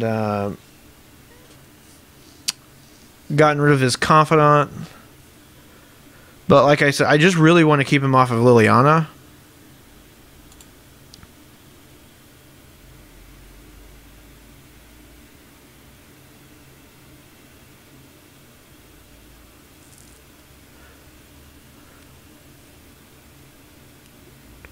All right, play a Goyf or something. Play like a Scavenging Ooze. Green, green. Okay. Okay. That is fine.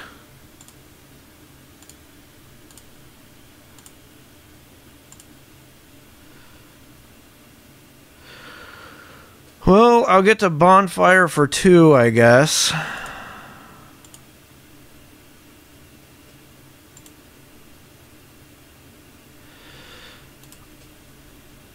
I would have rather drawn a land.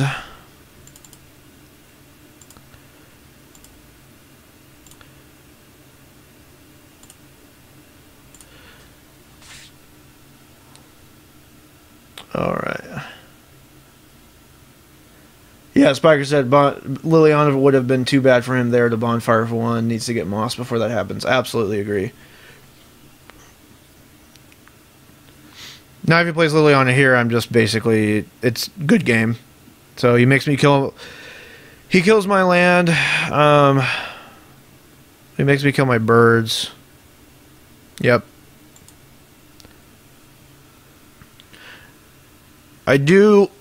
If he makes me sack a creature...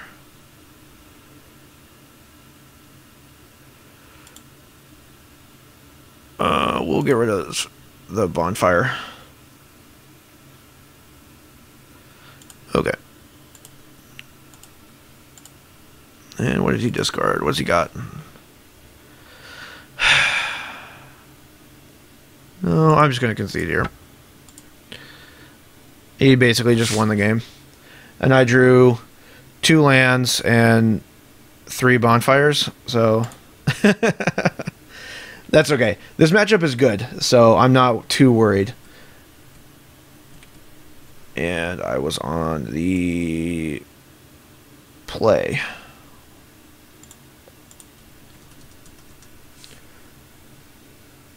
Now, it's kind of counterintuitive.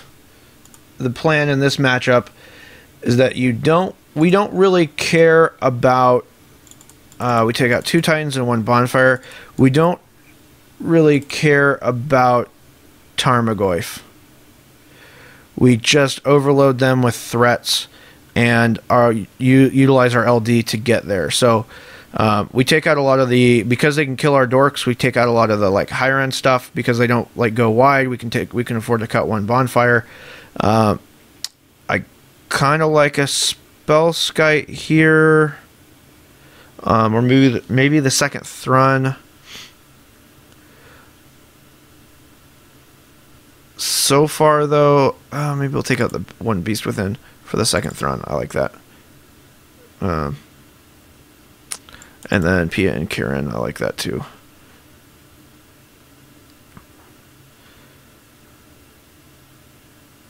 And I'll just cut the second Bonfire, or that seems fine.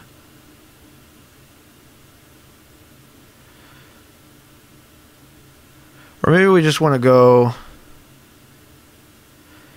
take out the 3 second Beast Within, put in another Titan. I like that.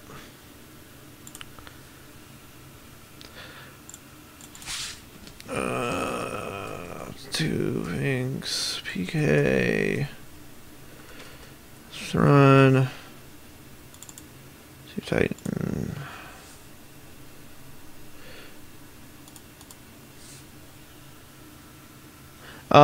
Beluga Knight said, if you draw what you need, Fink's Relic.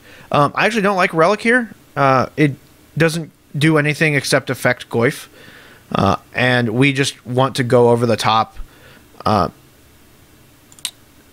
If he goes with the Goyf plan, it's fine. He can't race us. We'll mulligan this hand. Okay, deck.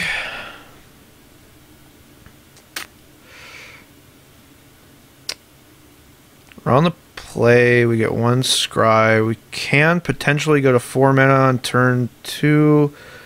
We definitely have 3 mana. Have a pretty solid bird with Utopia Sprawl. I mean, if we mold a 5, we risk him like tearing our hand apart with Thoughtseize Inquisition.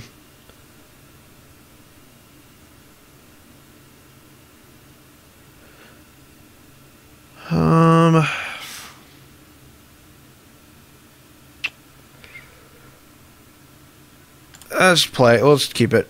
No, we want to land. We want an honest to God land.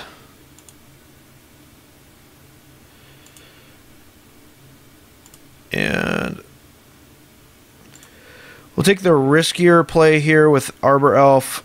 The problem is that if we attach Sprawl here, we risk it falling off when we play Blood Moon. And if I draw Blood Moon next turn, well, it'll be a little awkward. Thoughtseize, okay. Now he's going to take my Sprawl here probably.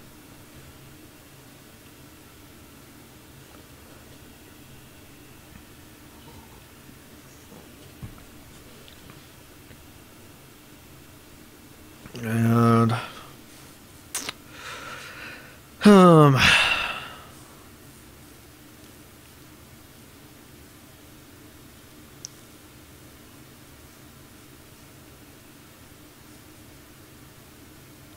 so yeah, he takes my Sprawl here, or he takes the Stone Rain, which, I mean,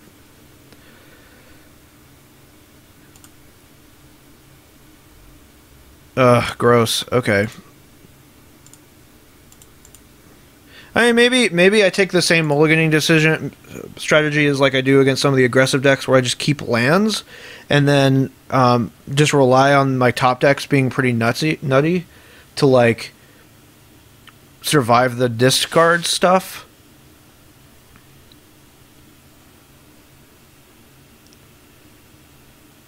Tarmogoyf, okay.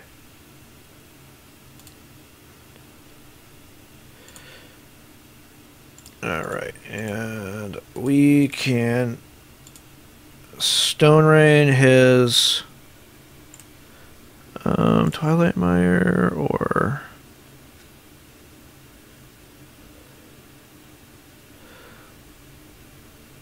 we'll Stone Rain his Twilight Mire.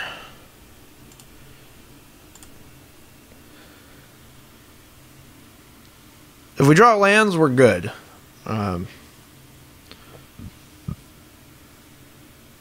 We also have the ability to reset his Goyf with the Beast Within, which is a play I do frequently.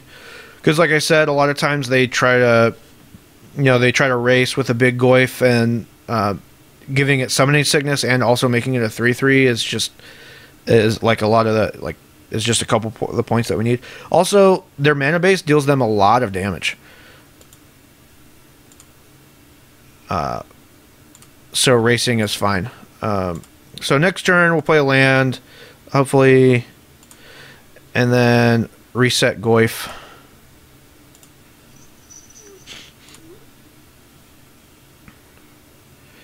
Kind of a bummer having to fetch here.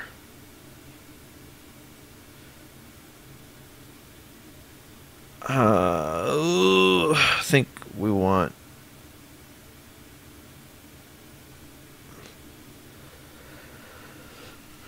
I think we're just going to take the damage here. I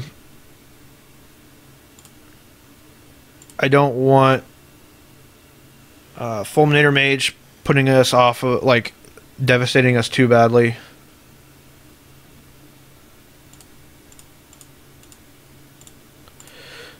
We'll Beast Within his Tarmogoyf.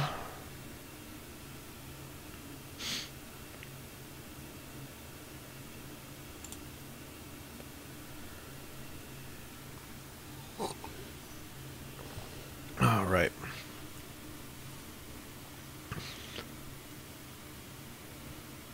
Another one.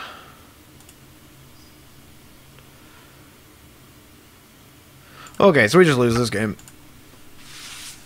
Ugh.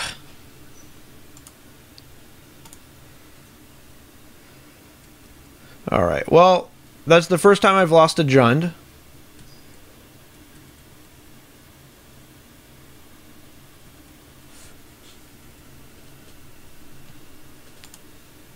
So that's good.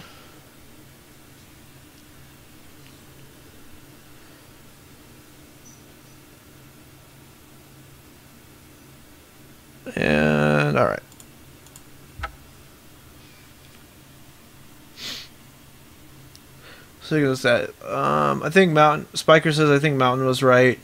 Blue Knight says if you expect Fulminator, that the thing. Blue Knight says Forest for when you draw Blood Moon. If you expect Fulminator, the thing is you're at a 2-color deck. Chances are he didn't leave in / board in the mages. And Spiker says where are your lands at? Well, not on the top of my deck. All right. Okay, well, that's an easy mulligan. And this is a better hand. All right, we'll be able to get to turn 4 or 4 mana on turn 2. We don't have a whole lot to do with it, but we will be all set up. And actually, I think I want business, so that's okay. I'm okay with getting rid of that. It gives us a lot more explosiveness in future turns, but we can very easily not draw anything.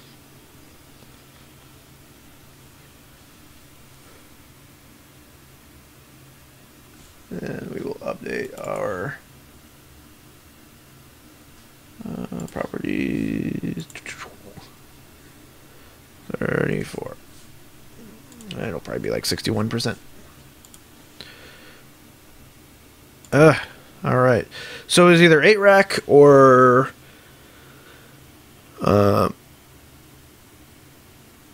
either 8 rack or Jund. Maybe Abzan.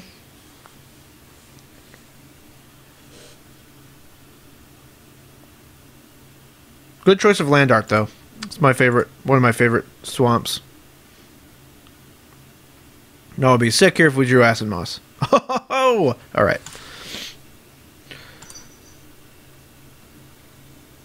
I'll fetch and then sprawl. All right, Acid Moss, his swamp, Stomping Ground. No, okay.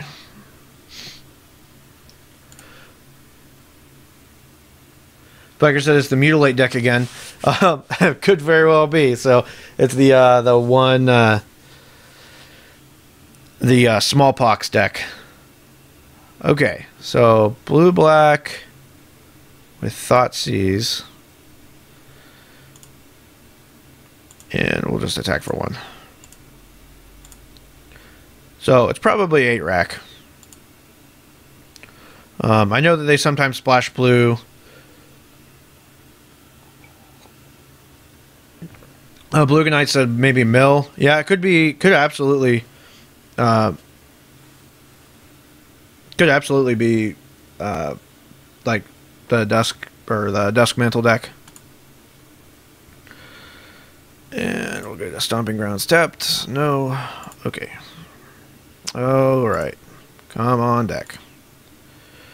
It's pretty unlikely that he kills one of my lands, so we'll make our bonfires a little better in the future. And we'll just get in there.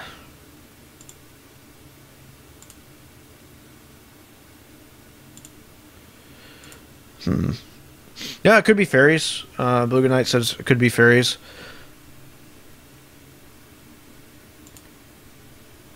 Oh my god, alright. Oh, well, I can't attack into his Conclave, or maybe I can't. No, I don't want to. I don't even want to risk it.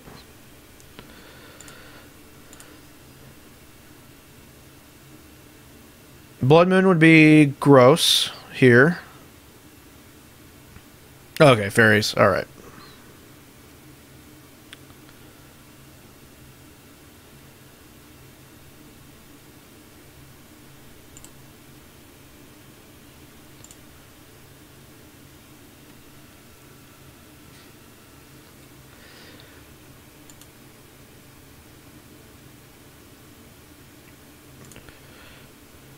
So him being tapped out right now leaves him open to just the most absurd top decks. Except, you know, when I draw like an Arbor Elf and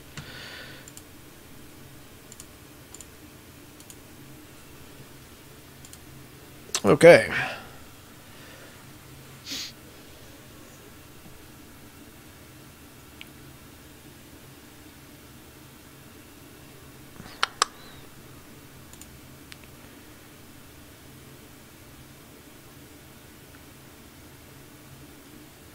So at least, so let's see, bonfire check 3, 6, 9, 10, 11, 12, 13. If I draw it. So I basically just kill him. Oh, no, I don't exactly kill him, but...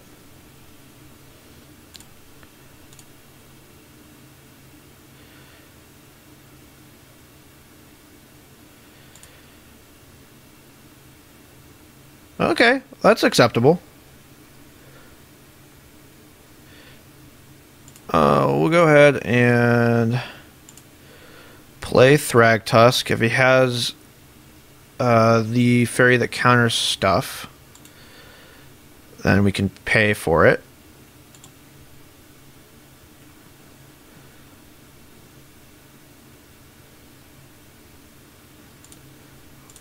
And we'll just attack for 2 here.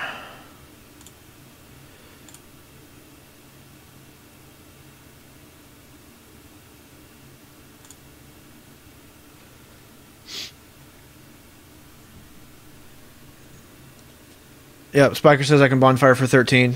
And Blue Knight says this remand is going to be brutal. Oh, yeah. Oh, yeah. I joked the other day that somebody says, one of my friends was like, I don't really... It's like, bonfire is one of those cards that, like, in my gut, I'm just like, don't like to play. And I'm like, you don't play bonfire with your gut. You play bonfire with your balls. All right. Spellstarter Sprite. The fairy that counter stuff is a hard counter based on MC, though. Okay. And...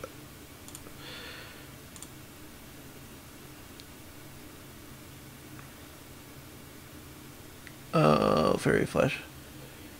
Counter target spell with converted mana cost X or less. Okay, so it's not a pay unless you pay. It's a converted mana cost X or less.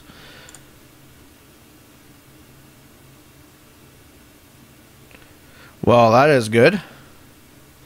I think we will go ahead and equip it up.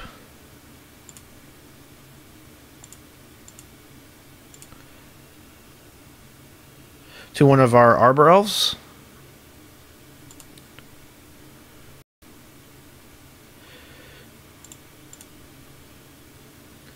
And then no, don't want to return it. Equip, targeting this guy.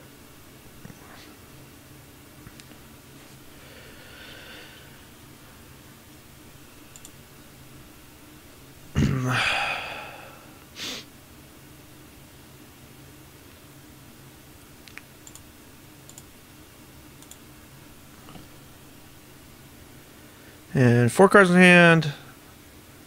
So we've got Dismember. Okay.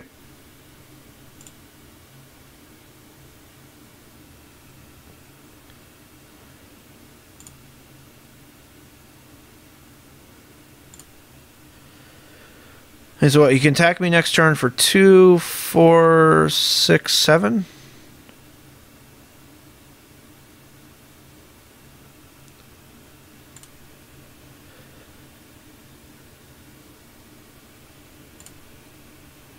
Eight. Okay.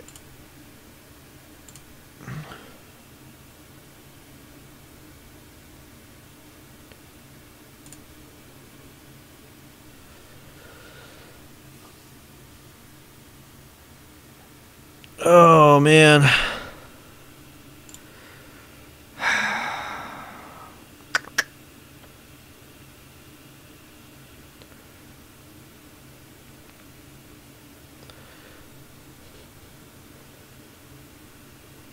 Yeah.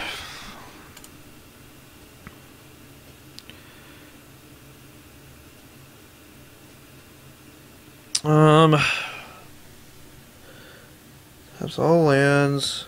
I can't equip it.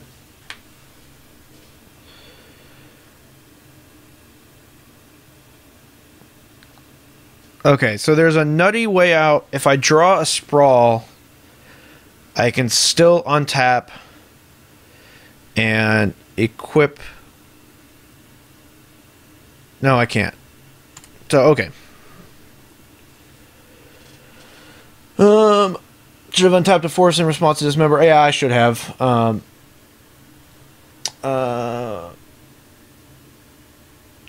So he had he played Dismember with Watery Grave, Fairy Conclave, Drowned Catacombs. So he basically had black 1. For what reason? What is the downside of not untapping? Okay, we'll let him do that.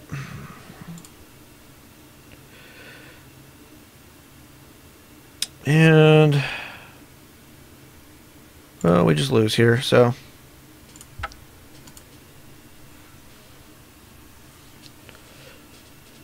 Alright, I'm going to use the boarding time real quick to run to the bathroom.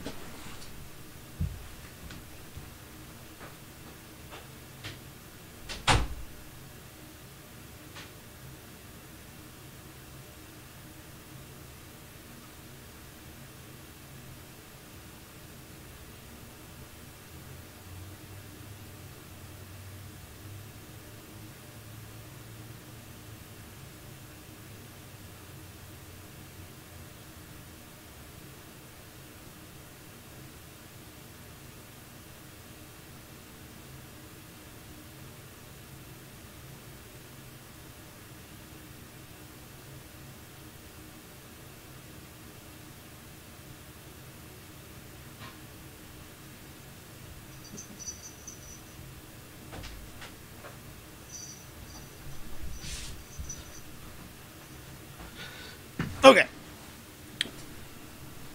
Okay, so we will... I don't think I have any notes against fairies, because...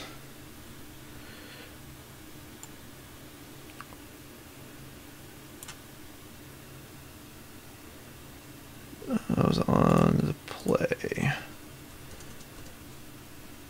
Okay, let's see if I have any notes from my previous versions. Nope. Okay.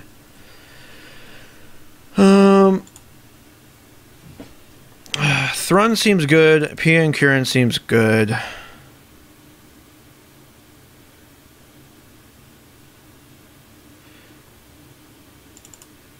Beast Within doesn't seem to target anything but Bitter Blossom.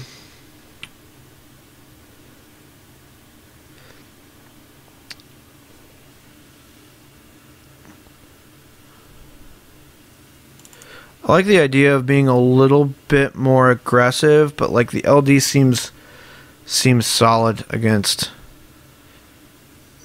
their deck, especially early.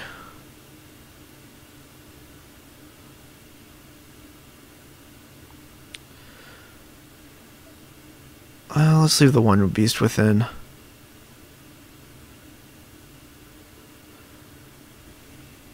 Yeah, I think I like this. I don't think I want the Finks or the Sun Shocks. I think we just overpower them.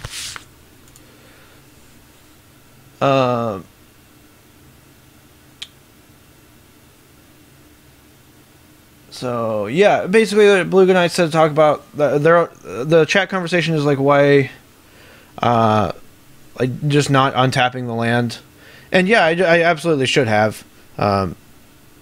It's the yeah, so no chokes. Blue Good Night said no chokes. This deck, I mean, Blue Black Fairies, it's so popular that, you know, sometimes, you know. I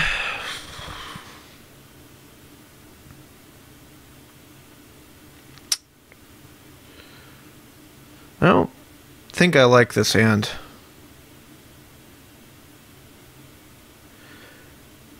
Only 2 lands. If he kills my birds, and I don't... It's one of those risky hands where, like, he has the capacity or the capability to kill my mana dorks. But...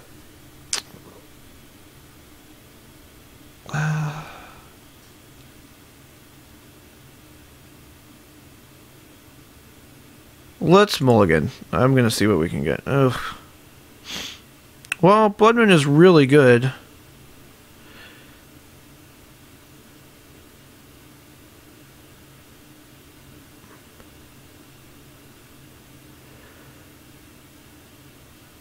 Let's see. Okay.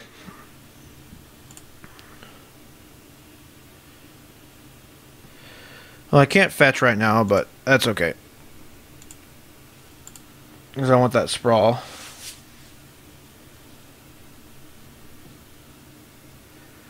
Alright. And we'll go ahead and sprawl for forest.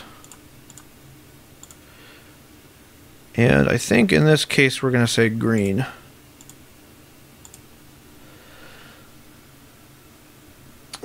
Let's see. No chokes. Love those. Love these type of decks. Bear Blossom. Okay.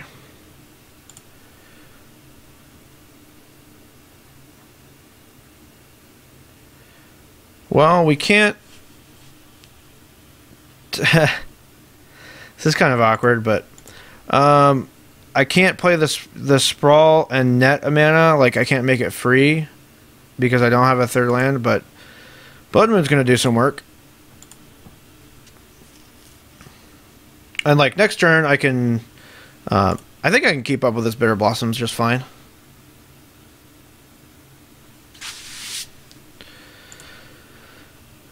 Alright. And we have 4 mana, so we'll Sprawl and Stone Rain.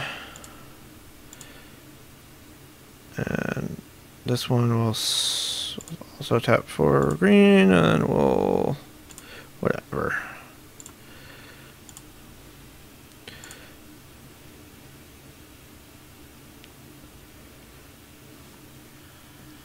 This next turn we'll play Batter Skull, and assuming he has no I mean, he does play Dismember, so it's not exactly a good game, but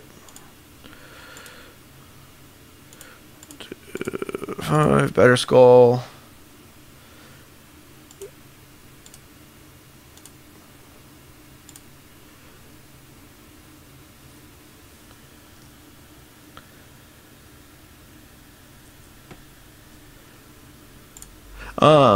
Jose Bay Garcia says why people have that type of account of solid WotC coverage.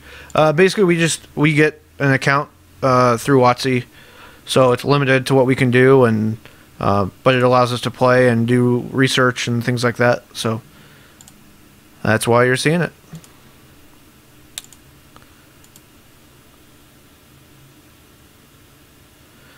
Okay, see if he has the Dismember.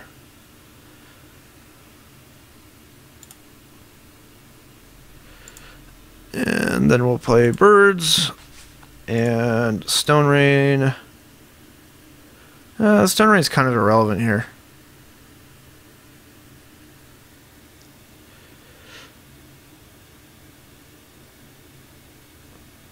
I'd rather just save it for a basic.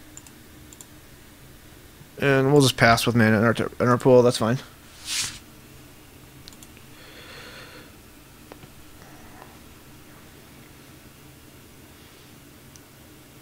We could have equipped up Birds with Batter Skull.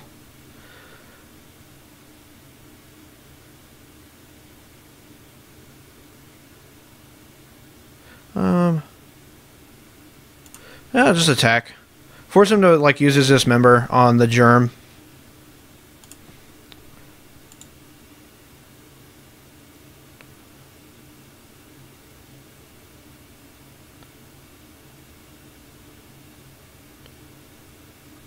Okay. That works too.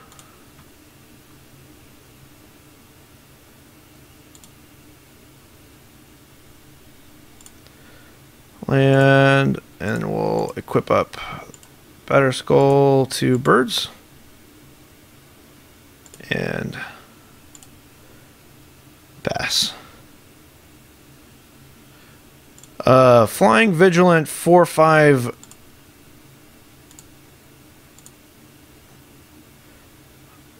Birds seems pretty good. against fairies. We may just actually see Bitter Blossom do 20 turns worth of work.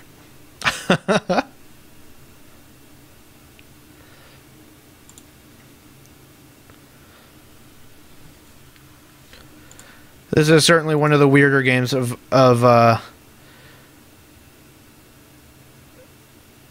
Magic that I have played.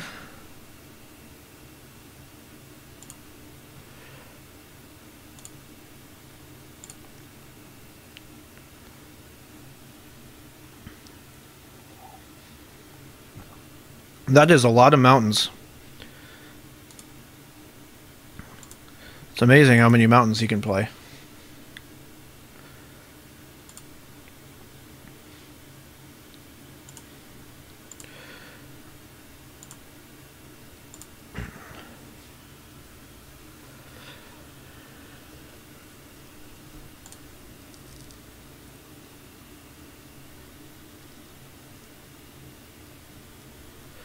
Let's see. At this point, I could equip up the Arbor Elf to get 1 extra point of life, but let's just keep extracting the value out of this. So,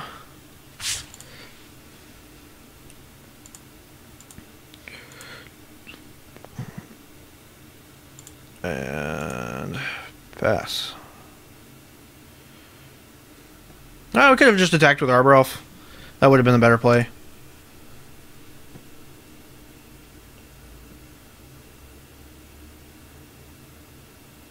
He is discarding to end of turn discard. That's a good feeling.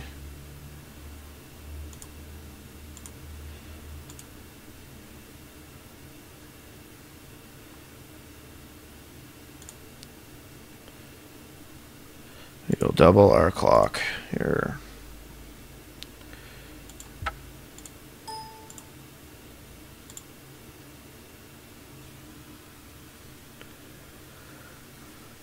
Alchemist says, don't time out game 3, okay? Alright, I won't. Alright, and we were on the play and we won that game. I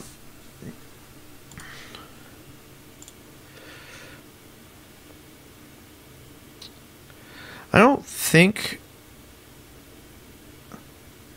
Maybe Finks is better than Thrun. Let's try that out. And we're on the draw, so LD may actually not be as good. I mean, Blood Moon's just nuts here. So let's go down 1 Stone Rain, and I still want the Acid Moss because we do still have a pretty powerful, relevant late game. Or maybe we go down 1 Acid Moss plus 1 Thrun. Let's try that.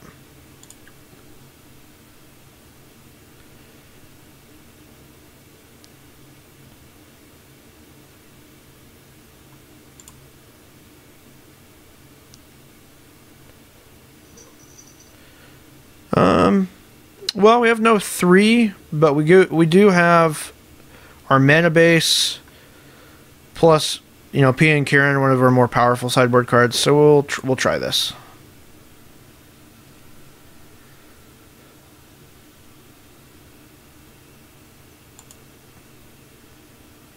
See what he thought seizes.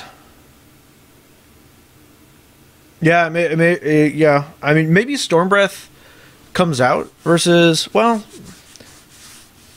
I mean, Stormbreath dies to a lot of stuff, so Stormbreath probably comes out maybe for the second Thrun.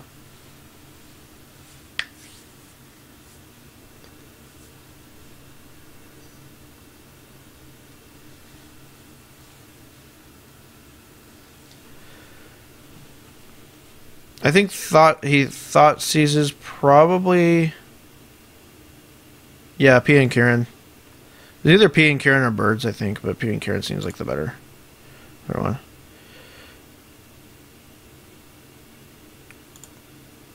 And we'll go ahead. We'll do Sprawl here. just so that we can definitely curve out.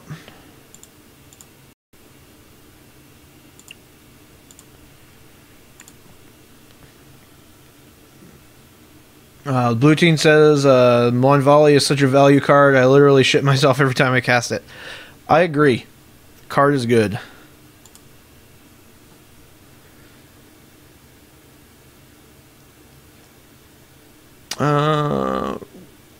Blue Knight says, why don't you run Thundermaw over one of the Storm Breaths? He's really good against Affinity. Yeah, it's just he's bad against a lot of other stuff. So you're losing a lot of points. I don't know, like not... He is decent, I agree. We'll just... I mean, we have no reason to fetch right now. And yeah. Yeah, Storm Breath is just better against more decks. So, as Spiker points out.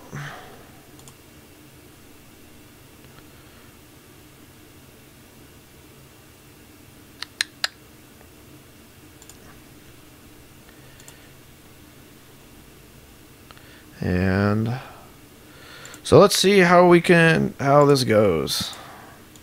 We got a threat. He has open mana and 4 cards in hand, so I don't know how solid this dragon's going to be.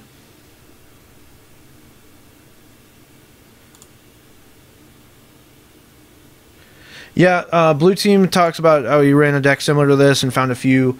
Trinisphere's really upped its game. The problem is that Trinisphere, it's a card that, like, early, it's pretty great. It can be great, but then, like, late game, it's even worse than a Stone Rain sometimes. So that's my only my thought process behind not including it. So we can use Wolf Run to attack with birds for 1 and then play Elf. So we'll go ahead and do that.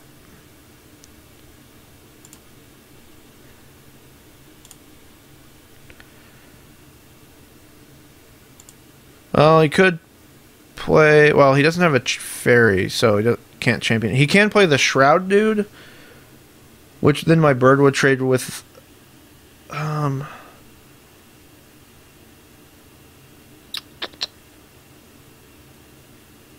think I'm okay with that.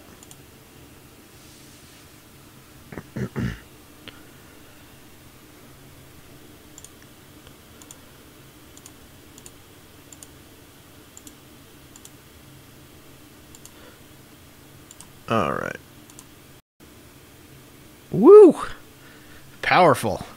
Modern. And then we'll play Arbor Elf.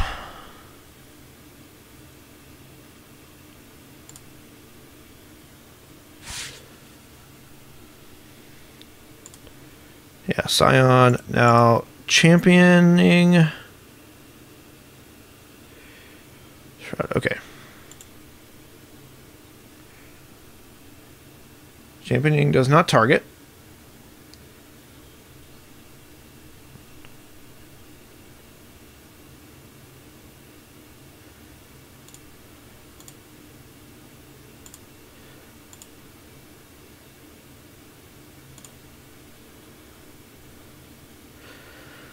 Okay. So let's attack with birds. And we can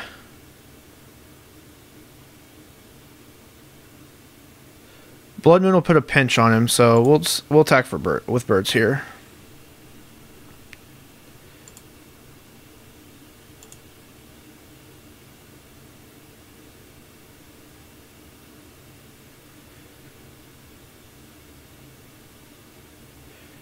We do lose some value with not being able to so you bonfire. So Blue Good Knight says you should bonfire for 1, and then Blood Moon. Yeah. That's probably a good play. We'll do that. I like that play.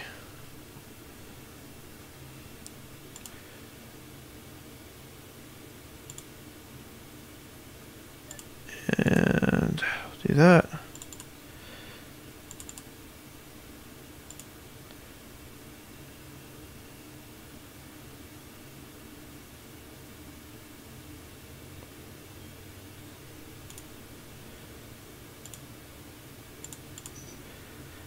And we'll Blood Moon.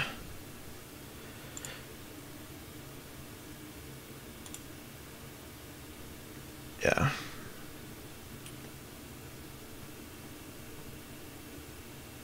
Turns off our Wolf Run, which kind of sucks, but...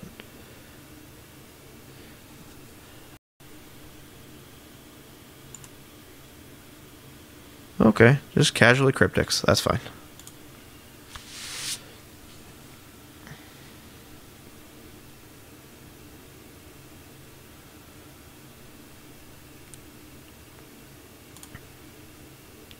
Joy. Well, we can attack with birds. Get a bunch of damage in.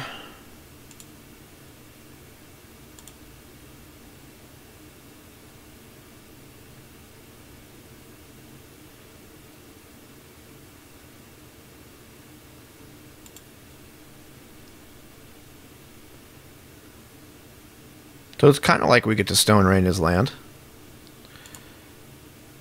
Okay. I'll do the Arbor Elf thing.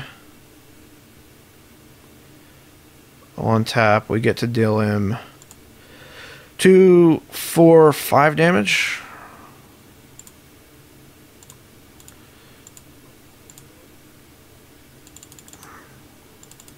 Or 4 damage, 4 damage.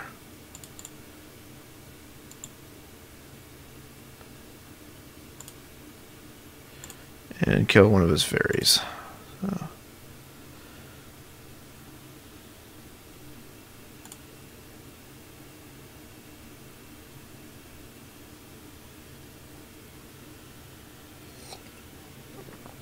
All right. The run. Sweet. And we can also Stone Rain one of his lands.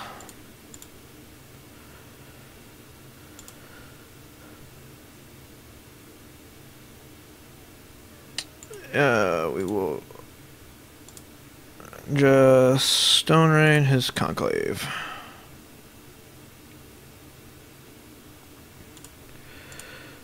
And then Thrun plus Wolf Run is pretty sweet.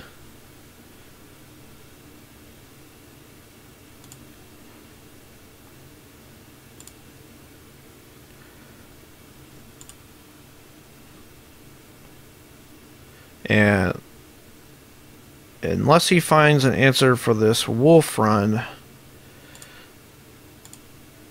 it looks like we probably have this game in the bag.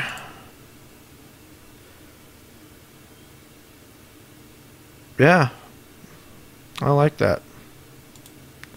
Would I like to reveal it? Yes. Yes, I would.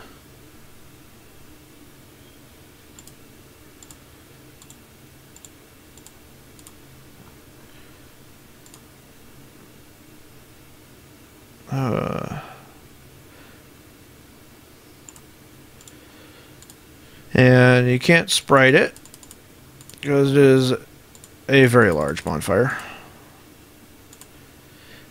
And as is tradition, I think I'm just going to let his Bitter Blossom kill him.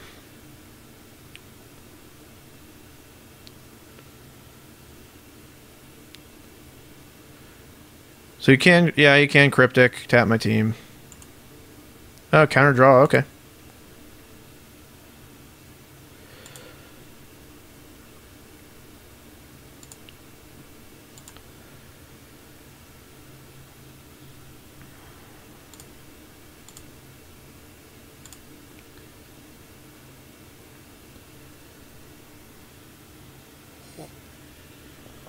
Okay.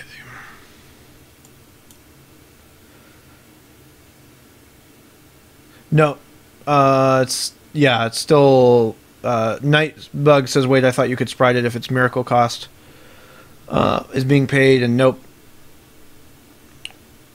All right. Okay. And we'll update our spreadsheet. So we won another post-board game on the draw. That was a weird matchup. Yes, but yeah, people in that just an alternate casting cost. No.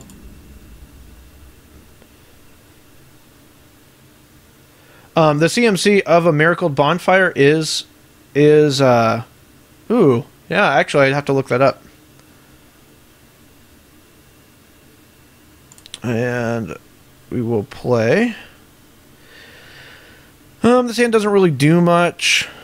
And I am on the play, so against some decks, like just a turn 3 on the play Blood Moon is good, but it is not. We'll go ahead and mulligan. I think we can get something better.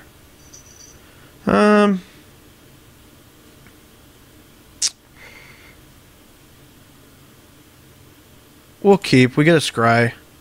We'll keep that on top.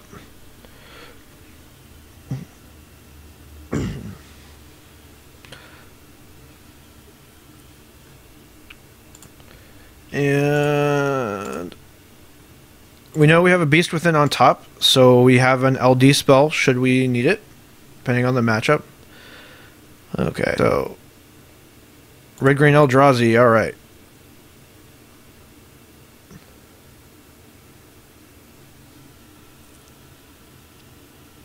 That's their end. So CMC of a Miracle Bonfire is XX red, so if you miracle it for 6, the CMC is 13. Okay.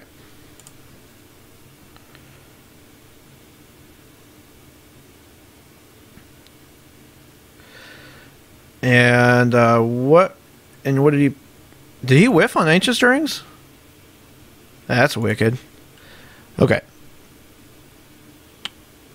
Now what we want to do is we'll probably Beast Within, because against the Eldrazi decks you really just want to slow them down, and even if they don't present a soul land to you or an eye, a lot of times that's just exactly how many turns that you need.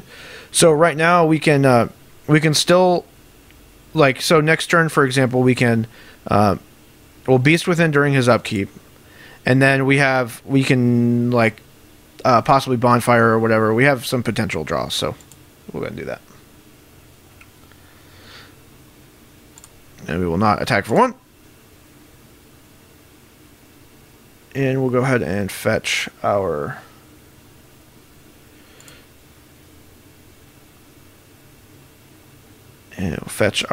forest here.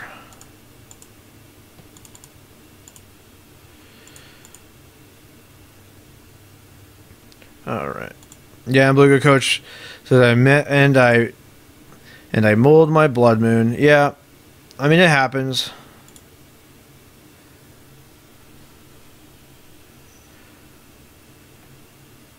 Oh, okay. So he's playing Lantern.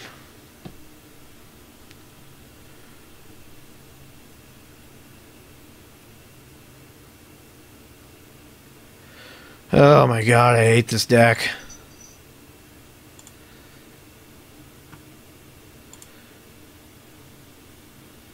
Okay.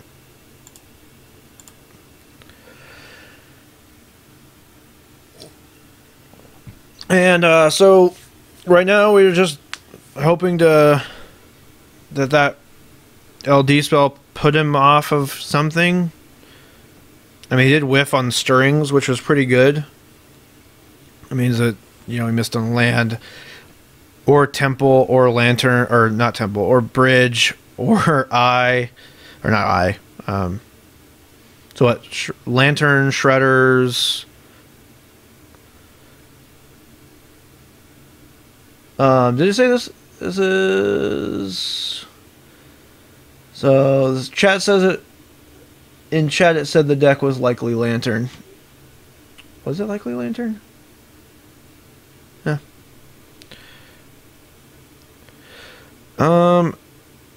We will go and fetch. We'll get our stomping ground.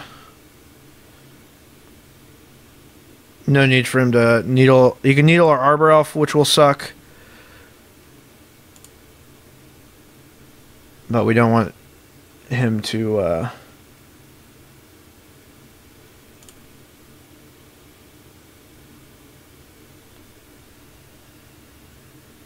Yeah.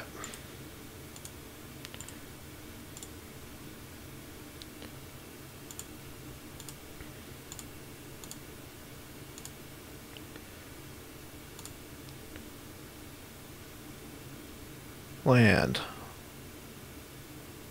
Land would be awesome.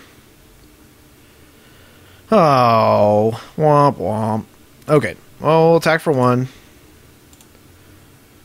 Johnny Redeemed asked how many LD cards are in the deck. Well, I have 4 Stone Rain, 3 Beast Within, 3 Blood Moon, and 4 Acid Moss.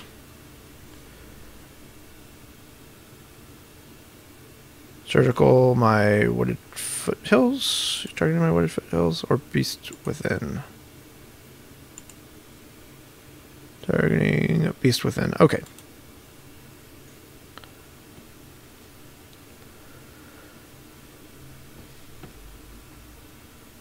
And 3 cards in hand. You cannot yet tap Opal for mana. So this Moss will be pretty effective, assuming that his hand is Artifact light. We can go after his Glimmer Void. Doesn't, with the Opal in play, like, it doesn't keep him off of a whole lot of spells, but land.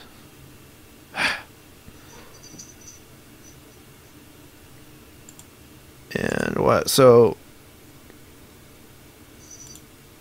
no, we've drawn what, 3 lands so far?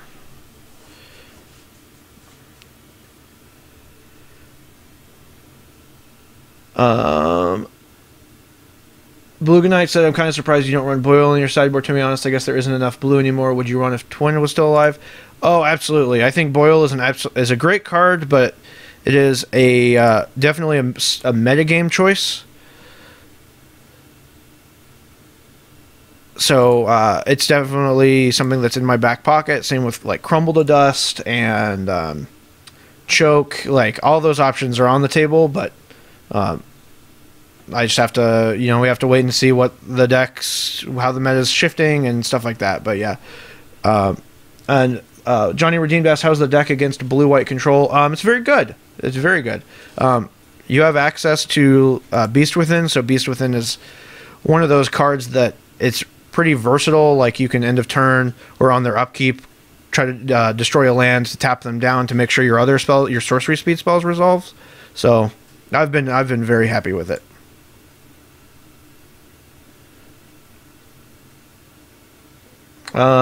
Manzers says, asks if this deck used for like the Goblin Dark Dwellers.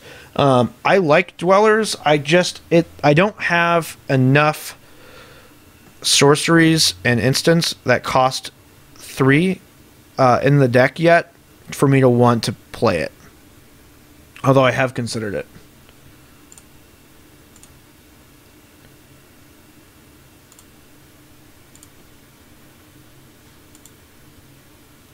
Land. Not another Arbor Elf, another land. Come on.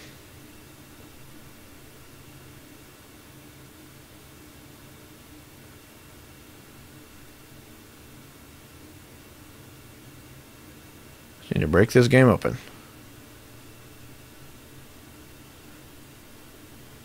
I have considered Dark Dwellers, though. I played it in a version... What a consolation prize that he... With the whole getting rid of my... Turning off my Arbor Elf. Okay. I have played Dark Dwellers, though, and I'm definitely like, it's on my mind. Okay, bridge.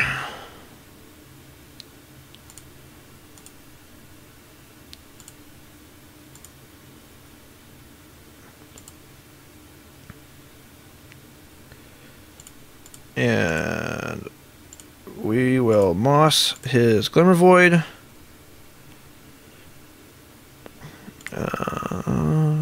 No. And attack for 1 while we still can.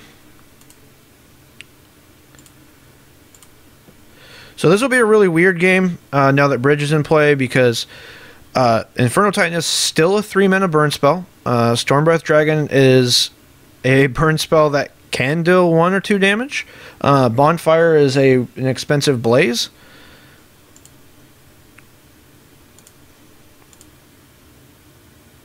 But we definitely are not dead yet.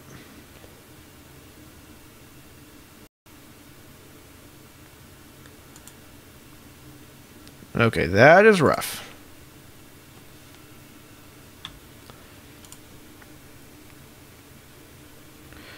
And then we will just tighten him.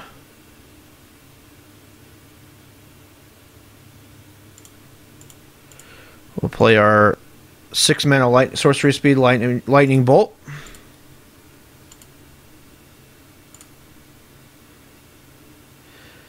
He does have a pretty quick clock on me, being that he has Aether Grid, so that kind of sucks, but it's the nature of the beast, I guess.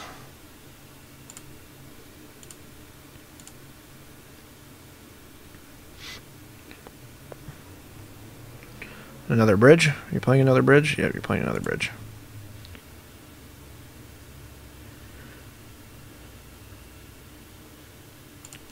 I guess my outs now are like runner, bonfire. Bonfire.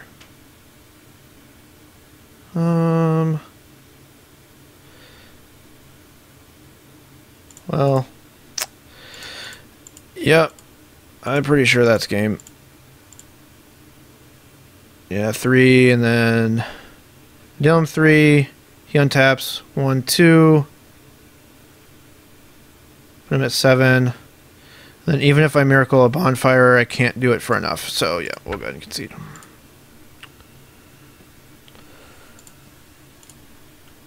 So that was a weird game against Lantern Control.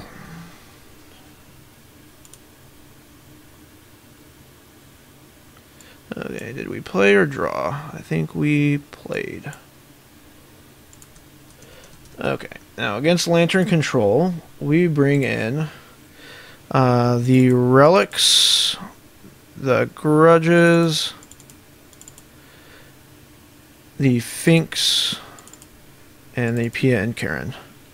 And then we take out Dragons, and we take out Stone Rains, and Blood Moons, and the one Titan,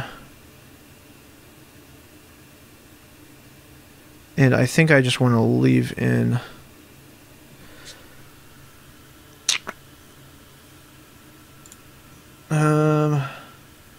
yeah, Beluga Knights asked if Sudden Shock hits players, and yeah, absolutely it does. 2 damage to target creature or player. So that's one thing that I've thought about. Like in this matchup, I just become a burn deck. I think I like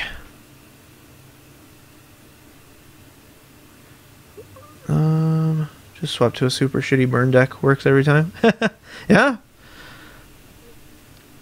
Alright, maybe we need to go deeper into that. Let's try that. Take out Skites. I do like that plan.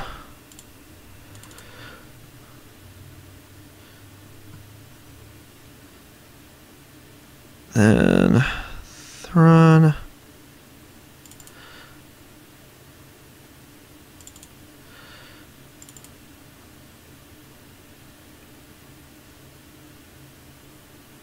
Yeah, I think let's try this. It's kind of weird.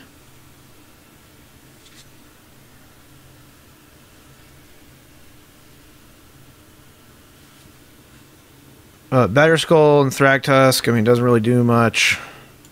Yes. Can't keep that hand.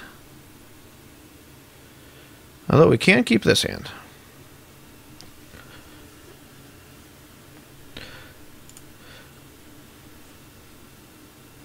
And yep, we'll keep that on top.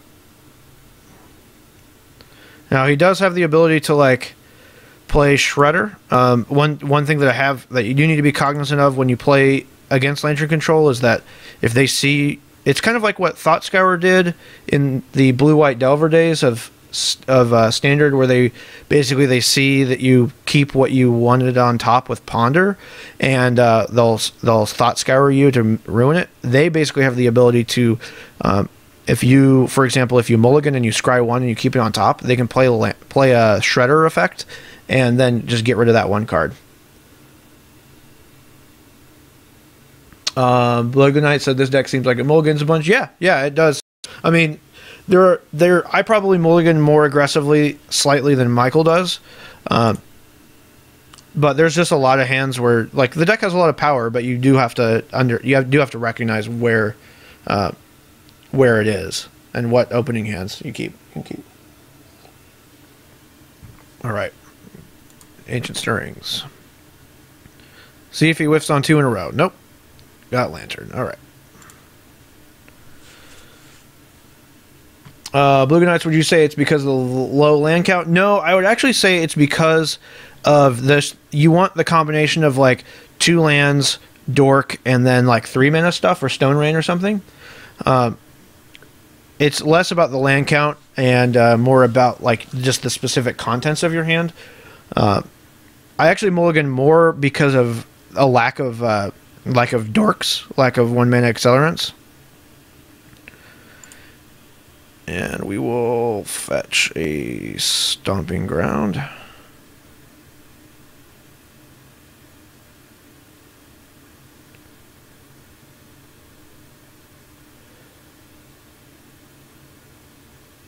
My coffee...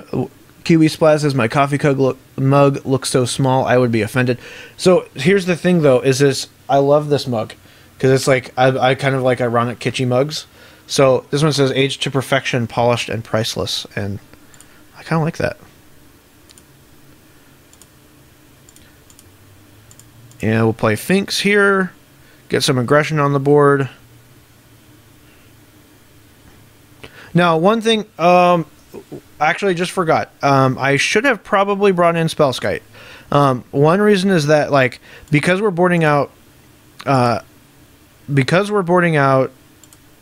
Blood Moon, we get to our Wolf Run is always on, and having a 0 power attacker, like even just an additional one that can't be is a little harder to deal with, being that it can't be bolted. It can be decayed.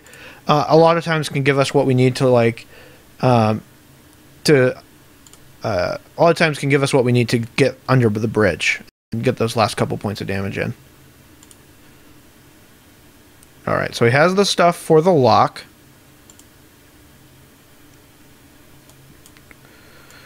And so he has Shredder and Lantern.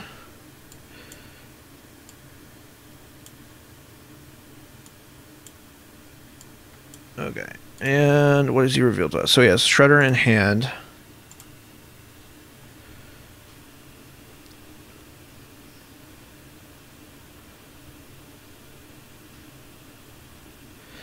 And then we can play Sprawl. Get to 4 mana.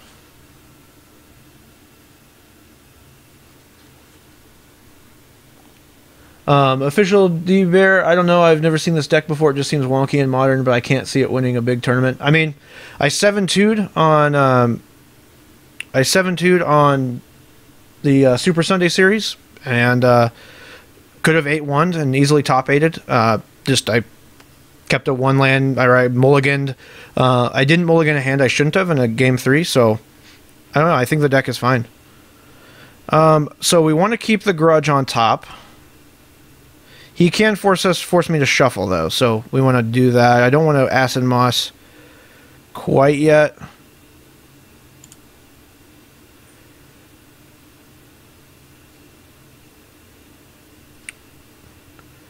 Let's play Relic.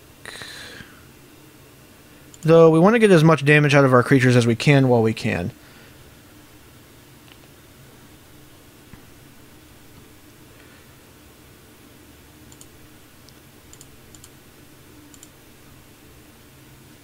And then, so blue, Official Bear, like, what's your plan against faster decks?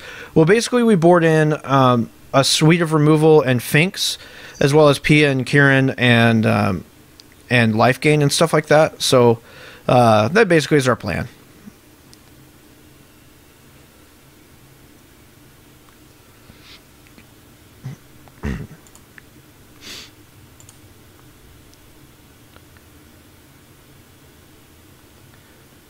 You can Pyroclasm, which would suck.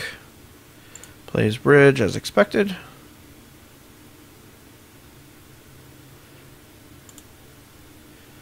Okay, now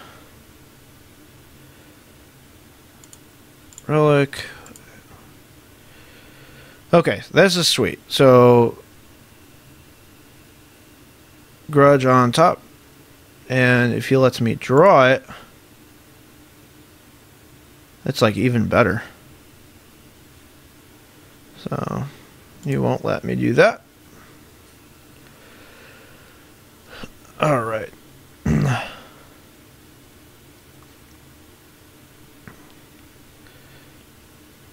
And so I cannot attack with Finks now. I can attack with Elf.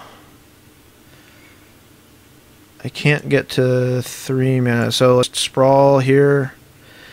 And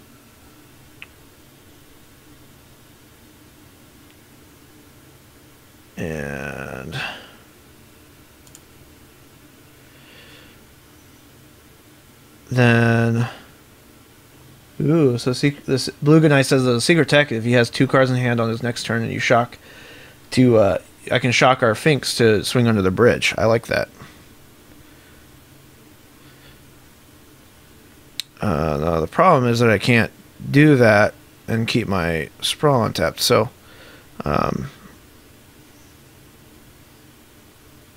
we will.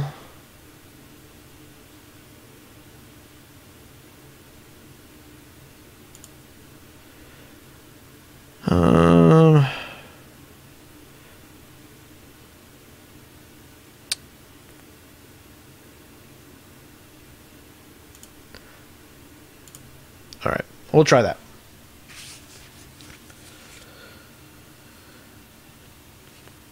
My turn. Okay.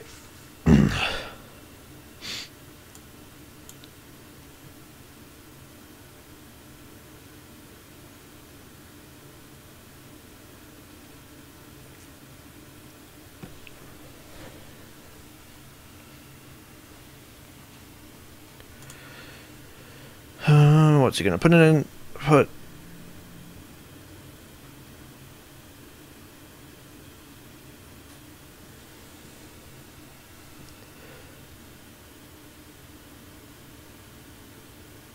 The Utopia color was red. Yeah, I actually, that was just a misplay. I should have played the should have used the sprawl, or should have played use the stomping ground to put the sprawl on the forest. And we'll go ahead and burn him at end of turn.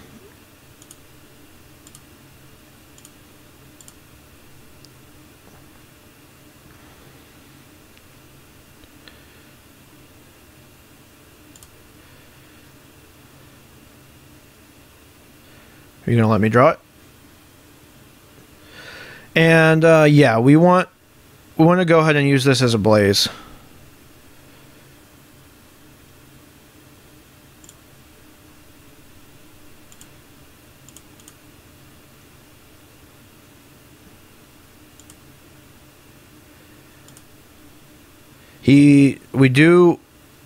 He does have a decay in hand. And we have the relic.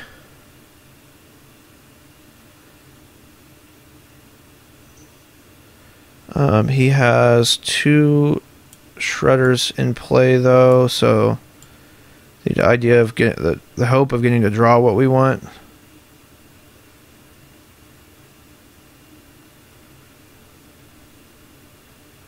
I'd rather just deal all the damage I possibly can, honestly. I don't know if...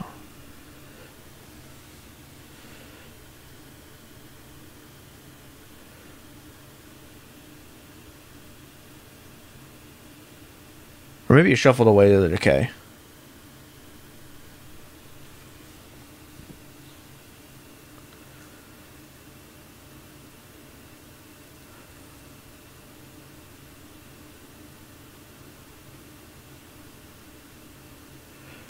Alright, bonfire trigger. I don't know what he's doing.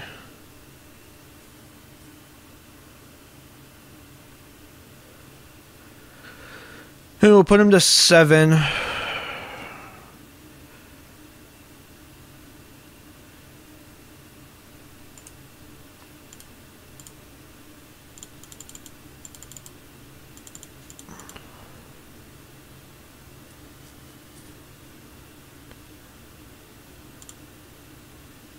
Everybody complains about Eldrazi. I do not like Lantern Control. Okay, targeting himself. Oh, great. Now he just draws the welding jars, which are great.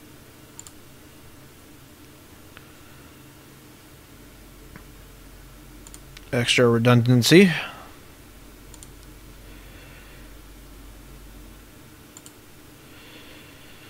And...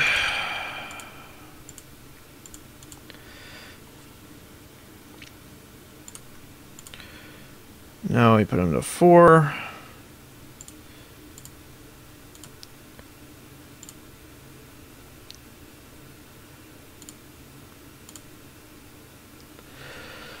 Oh.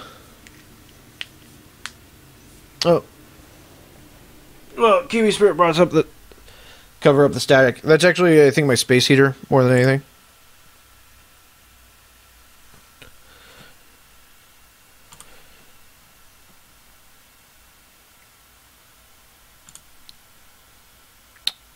Okay, so we have some play with the relic. I need to start using that at end of turn. Yeah, Tilly the Shark. For this reason, I like Creeping Corrosion as a sideboard card. Good for all of Lantern. Good for Lantern. You have to draw it, and they have to like make you not discard it.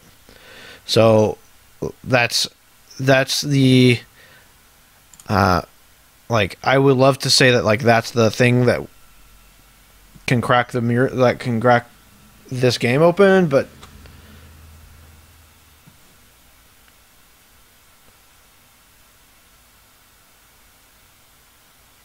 turning that.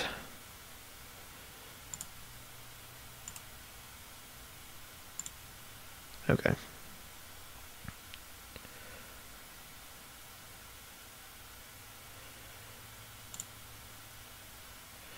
All right.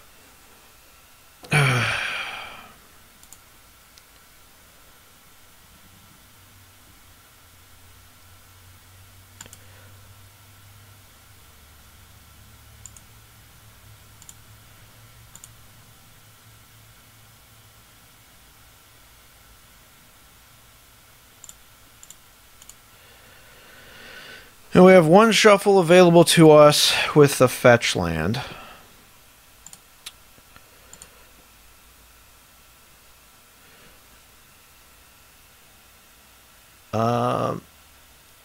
Jizgal asks, interesting choice. Can I ask why red-green over red-white? Red-green gives you ramp. It also gives you acid moss. Just a little bit more options. You're not all in on the LD spells. Sometimes you can just jump a couple turns because of like Arbor Elf plus Sprawl shenanigans. So that's it.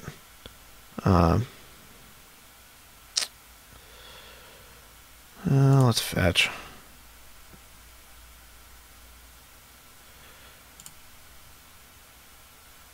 No. Sure.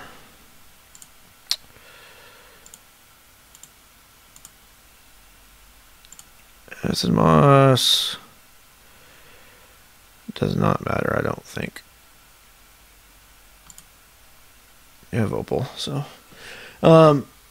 Yeah, blue team says the bird is good if I can draw a Kessig, absolutely.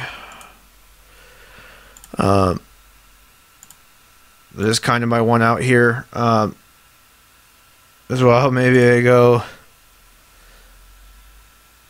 like LD spell, LD spell. So, what else is in the chat? Honestly, I think just mulligan to grudge in this matchup. Spiker says mulligan to grudge in this matchup. Yeah, that's probably it. And I just hope that that gets you there. Like, be aggressive. Aggressively mulligan and just...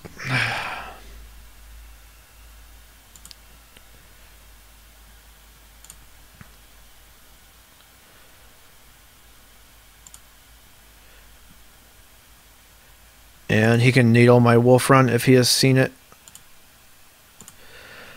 Let's see. On the Tooth and Nail version, where you can Eternal Witness the things back. See, Tilly the Shark. The problem with that version is that it's slow, and there's a lot of like pinpoint like ways to like poke holes in your strategy. Because I tried that version for a while, like the big overgrowth version, and ultimately like. You are even more susceptible to the draws where they just destroy your threats and things like that. Okay, so we will keep that grudge on top. Yeah. So you think of one of Nykthos. Not a fan. I like my stuff to be powerful, and the synergies in this deck make the deck worse, as weird as that is to say. Okay. Yeah, we'll just concede here. Fuck it. All right. So I'm just going to catch up with the chat real quick. I talked about red-green over red-white in the Tooth and Nail version. Blue team says bird is a good draw. If you can get a Kessig, absolutely. That's why I wanted to bring in. Also should have brought in Spellskite. Let's see. Let's update our Lantern control, and we lost that one. We're on the play. Splash white for 9 of the Reliquary to get Kessig, LOL value. I have thought about splashing white, but for a lot of different things, but ultimately, like, you get a lot of stuff, and like I realized that it was kind of a joke. But Golden Pineapple asked, did I miss why we couldn't grudge his lantern and make him blind? He had a welding jar. So yeah. I miss why we couldn't.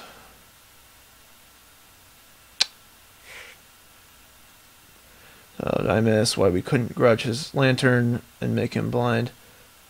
Oh wow, MTG Bot tells us what they're playing. Oh, okay. We will. If I'm on the play, no, I'm on the draw. Oh, mulligan.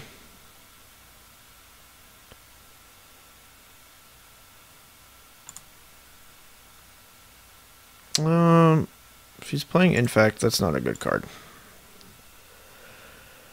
Yeah, I think Lantern is just really hard for a deck like yours to beat. Your win con is creatures without any lightning bolts or anything like that. It's hard to do. Snap this against Infect.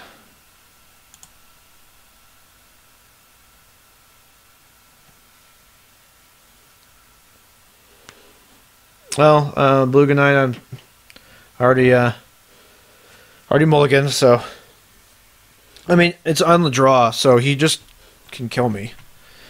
So that's it.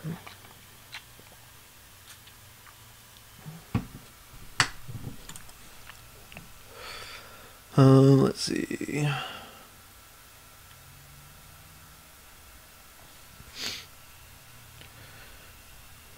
Western Elf. All right. Oh, that was not a good draw.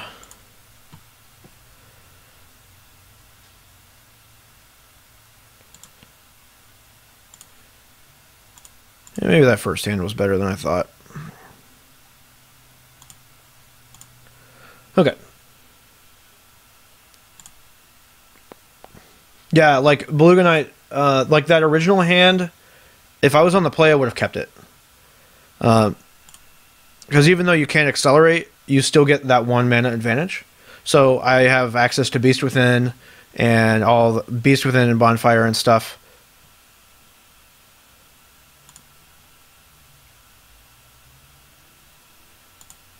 All right. Okay. I take 7. Beast Within. Oh, okay.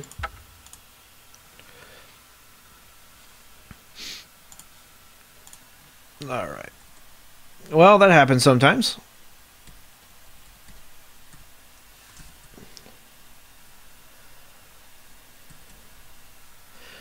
All right. The matchup gets much, much, much better post-board. Okay, Spellskite, Sunshocks, and Pia and Kieran. And in fact,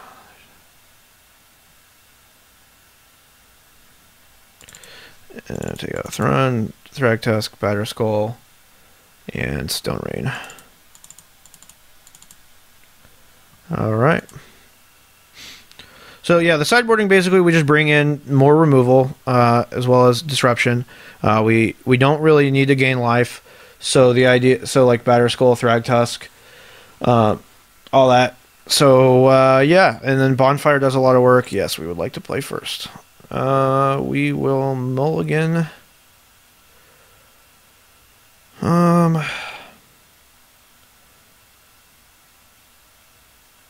So this is just kind of a dangerous hand to keep because we basically just have to raw dog our lands until I don't like it. I don't like that either.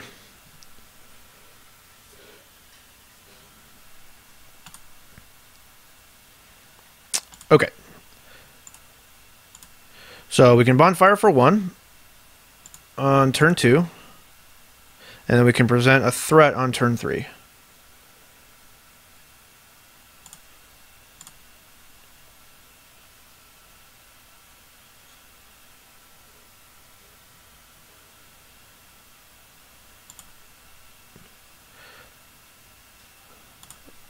All right, so right now he has to have a mutagenic growth. We can send him back a turn or a bunch of turns. All right.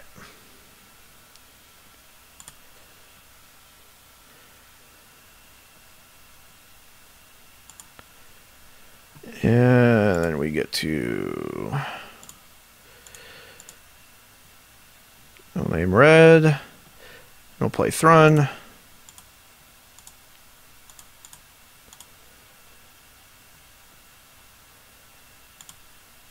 Now we have a decent clock. If we draw Blood Moon, we basically win. Sure.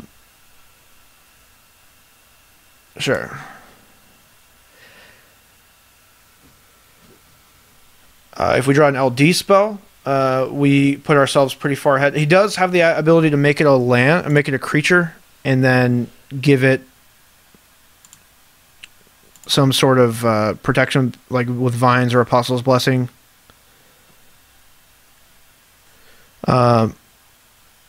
We are in a decent spot. You know, if we draw a Sunshock, Groundswell, okay. Gonna take 5 here.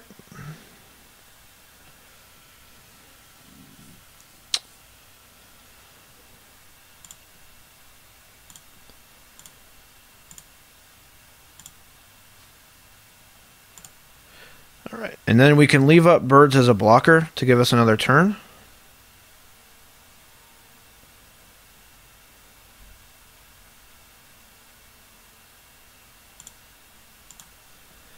And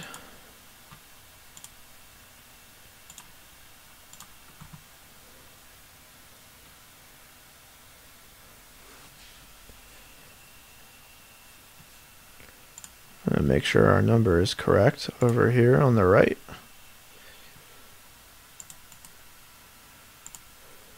50, 53, 35.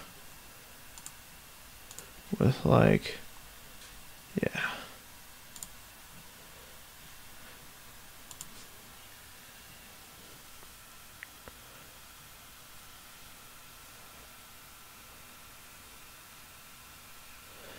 Tapping for blue.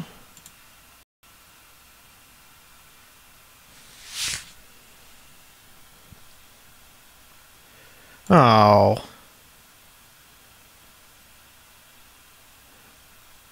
Oh, that's gross.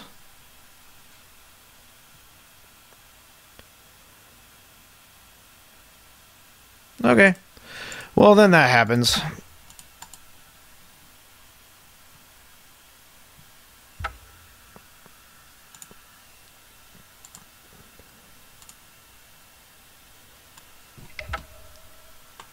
All right. So, in fact, so that match knocked us down to 50% against Infect, so 4-4. And I was on the plate. Yeah, that shit just happens.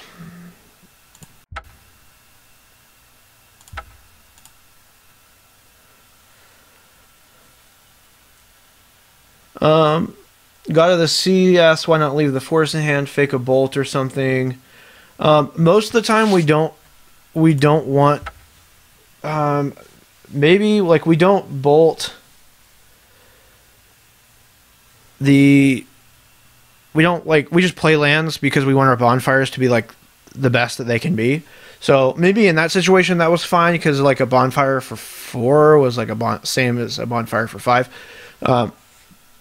But yeah, like not having like that mole, and then like Spiker brought up in the chat something without one of the 15 answers to Inkmoth.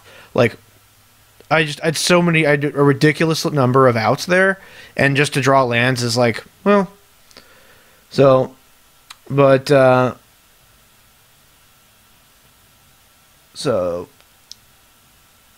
Eyes, nope, his first hand was like 2 lands, Beast Within, Bonfire. When you mold, it's like it's not about. It's like maybe that opening hand was fine. It just does nothing until turn 3, and I'd have to draw us. You have to draw in sequence. It's like managing luck to a certain extent.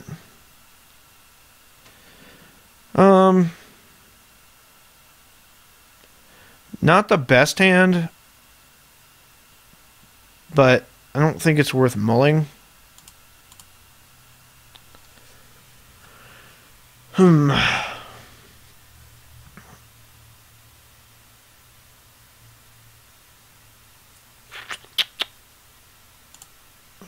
Okay, sprawl red.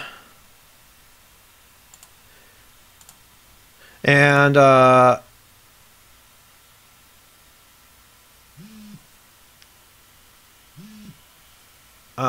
yeah.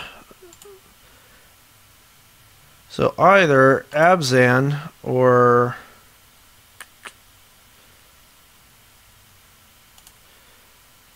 no, okay. Either Abzan or Infect.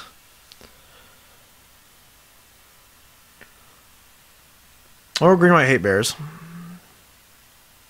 Smiter? Are you playing Smiter? Yep. That's fine. This matchup is good. We will... Let's go ahead and fetch here. Get a forest. Acid Moss. Now, Smiter is really like the one creature that we worry about, only because it's pretty big on curve. But like I said, in the case of like Tarmogoyf, where if you can just limit that to like 1, because of the fact that you're controlling all the other aspects of their game, it slows them down.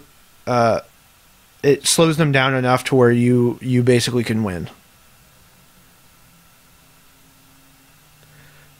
All right. This is like exactly what happened to me yesterday, and I still won. So I'm not worried.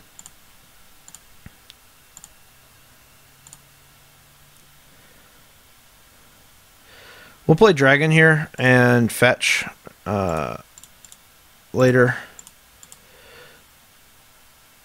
If he does have a 4th land and a liege, then that's going to be kind of rough.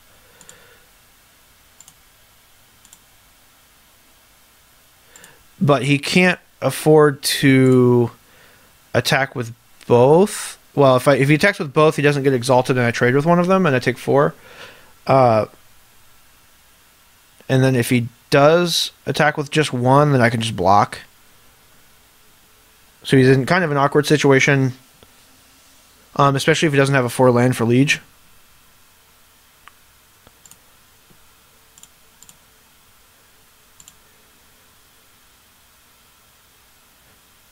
And once again, this is one of those situations where Bonfire is just... I sacrifice an enchantment, and... Okay. Choose an enchantment to sacrifice.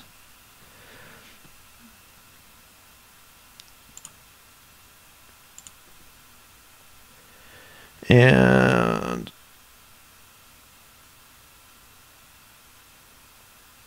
Scoos, okay. And we'll fetch just to reduce or increase our bonfire drawing capacity. No.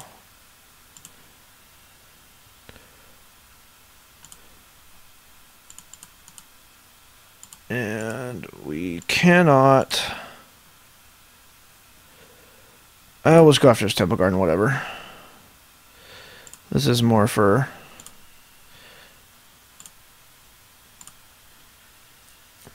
Alright.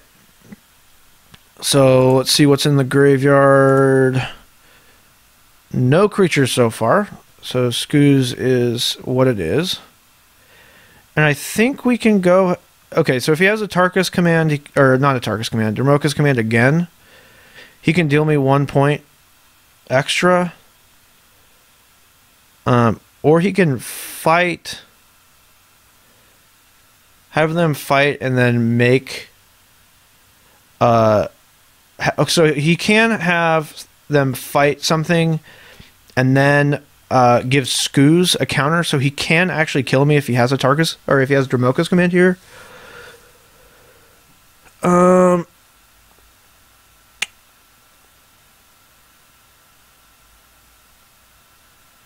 But I really want...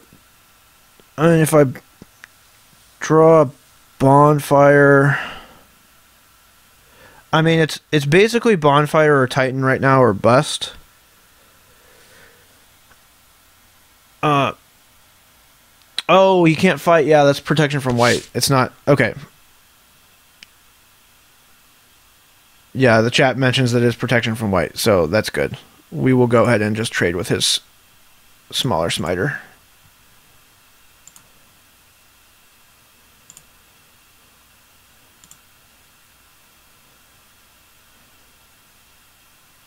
Not trade, but...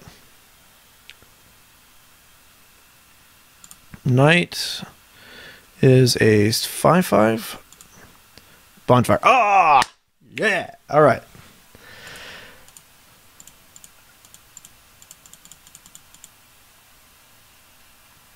I have just drawn a miracle. Would you like to reveal it?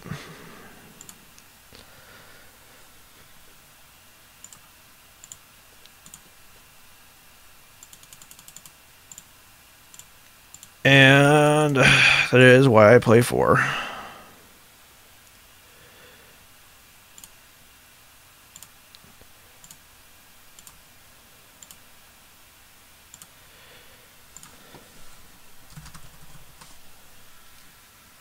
All right.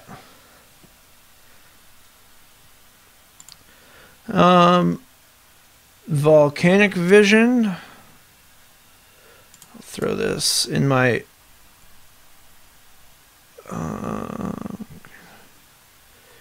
hey bears.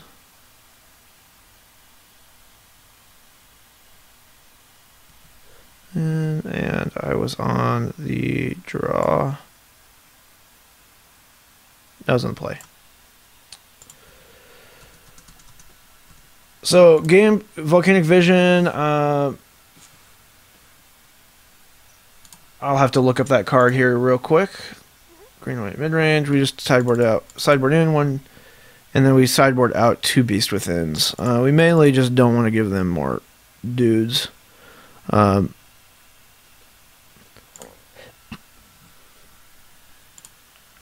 right, check Twitter. New follower, Langley3542. Sweet.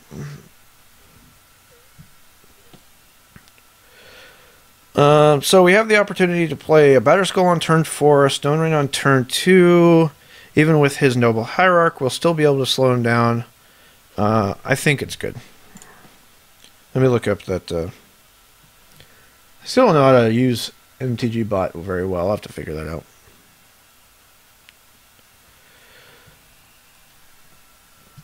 But I have considered, in terms of card drawing spells, like I've considered Harmonize and Volcanic Vision and stuff. Well, I haven't considered Volcanic Vision. I gotta look that card up. But I maybe like one spell. I used to play like an Oath of Nissa for a while. I've also considered playing a like a Commune with Nature or something. Simply because there's a lot of times where you just want to draw that one. You just need to draw that one thing. And you guys have seen there's games where I get to 10 mana and it's like nothing to do. Well, he has a Knight, but I don't think I care. We'll do Stone Rain, Batterskull.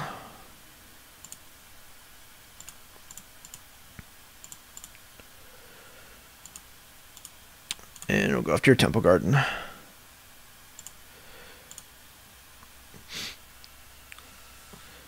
And same situation, you know, he's got a big dude. It will slowly get bigger, but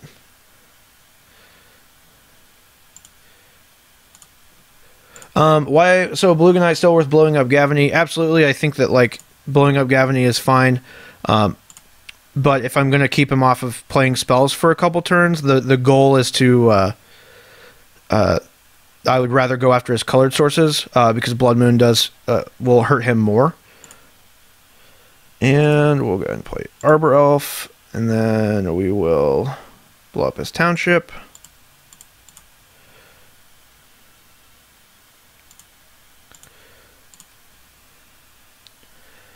And then we can play and then we'll play Titan next turn and kill his birds and block Knight.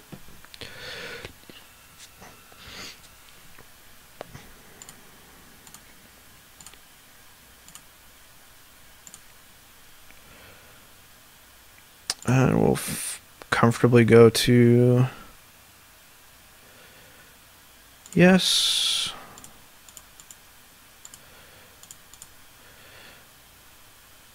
Now, he may have a path, but even then, I'll only take 5 and go to 3.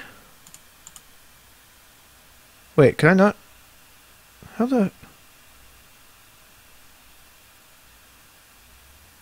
Oh my god. I just tapped the... Ah, jeez. Fine.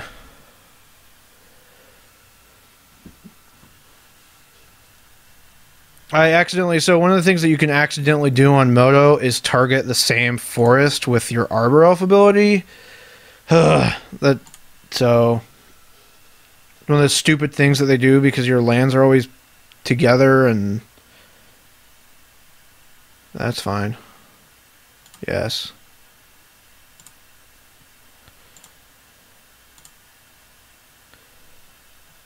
Yeah.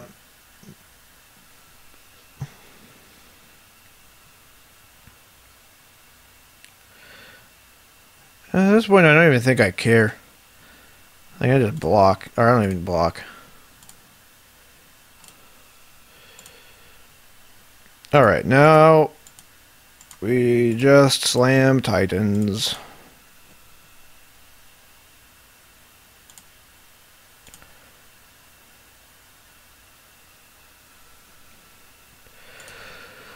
Two, one, okay.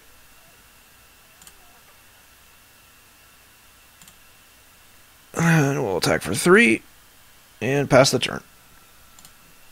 So this is one of those games where we can, like, even next turn we'll be able to play a Titan and then attack with, even if he holds up Knight as a blocker. So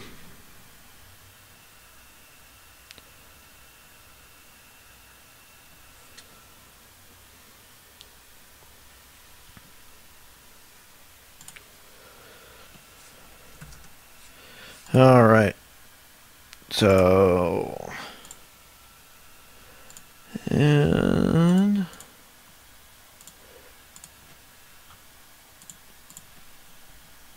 match win. All right, and we were on the draw. Okay.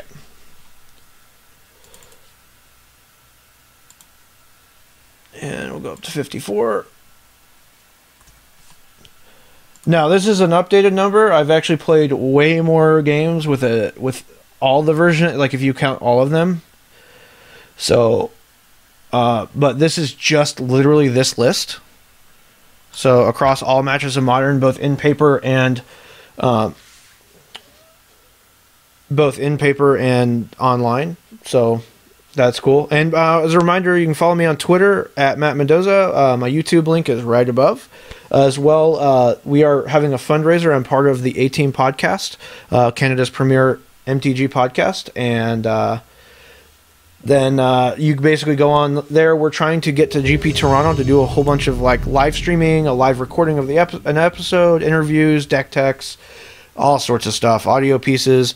As well, we're having a giveaway to all of our donors, including 2 expedition lands, 1 Temple Garden, 1 Verdant Catacombs, so very playable stuff. And please go up to that URL up there. It's GoFundMe.com/ATeamToronto to help us get there. We would greatly appreciate it. All right. And we will mulligan this hand. Bruce says, is Matt always this way? I thought he'd be more perky, no coffee. I'm probably coming down, actually. So, more than anything. I think we can be more aggressive. Okay. Garbage.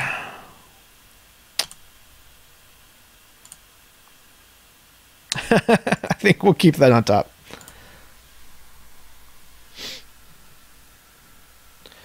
So the Bruce guy also suggests flash fires. I'm definitely cognizant of like every Stone Rain or Armageddon in the format. So yeah.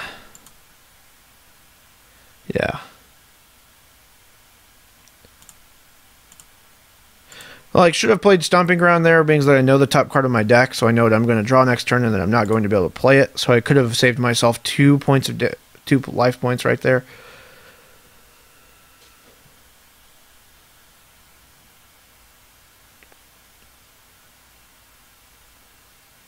So there is this one. So at the GP, day 1, I mulliganed to 3 and 1. So there is hope.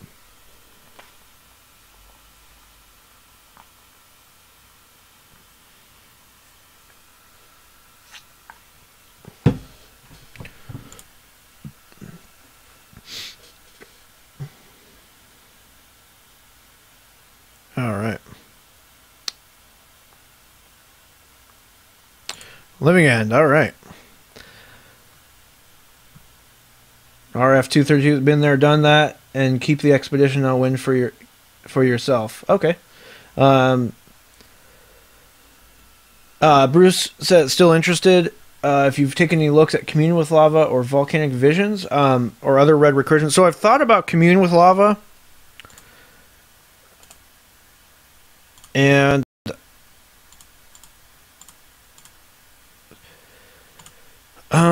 we want to get rid of his green source. If there is no creatures in play, he can't do that. Now I'm going to look up Volcanic Vision. Nick. He cycles Jungle Weaver, okay. Volcanic Vision. I know I have the MTG bot installed, but I haven't not. Volcanic Vision, return target as a card from the graveyard. Volcanic Vision maybe something. It's just really expensive. So, and then like when my spells are like Acid Moss, Stone Rain, and Bonfire, only 7 of those are good with Commune or with Volcanic Vision.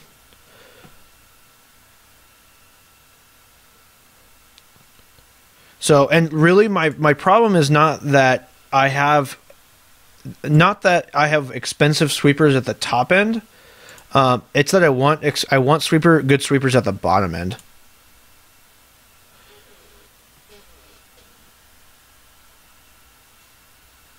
All right, so if ever I was going to win on a mold of 3, this is how I would do it. Is my lands, I have my mana base. I have like 4 bonfires, so any bonfire I draw is live. And like in this situation, any bonfire is going to kill everything that he has except Jungle Weaver. But all I need is 1 more land to do that. So it's fine. Actually, we're not in a bad position for a mold of 3.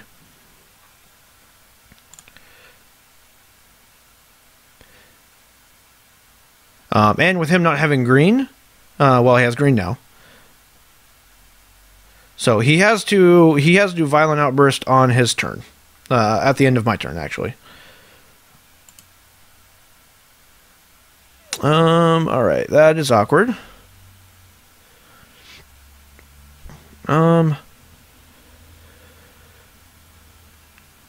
So it's literally just a blaze for 5 right now.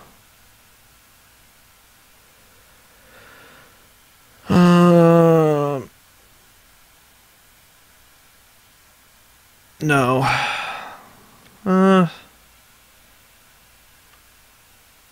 No. I think the information is better.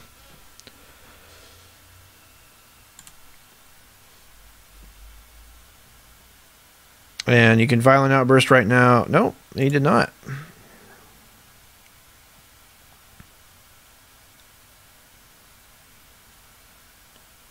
So I am 1 away from being able to Bonfire for 3 from my hand.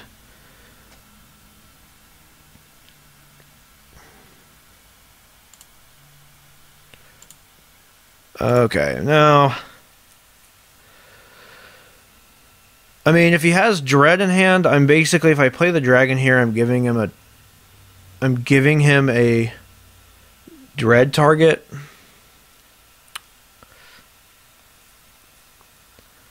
This is where Thrawn is pretty sweet. I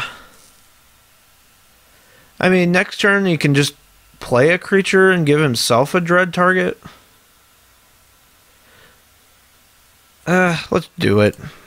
Like, it's a mold of 3, so let's tap better.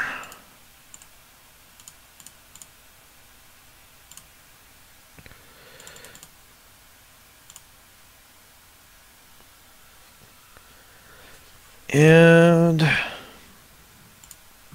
yeah, for 4.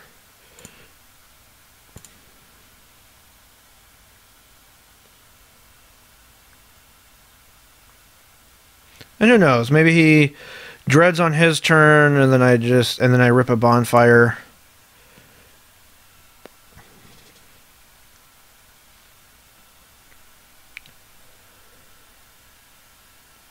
So yeah, so Volcanic Vision, and I mean they're all cards that I'm definitely always considering, depending on what I need for what I need at the time. Dread, okay. All right, bonfire, bonfire, bonfire, bonfire.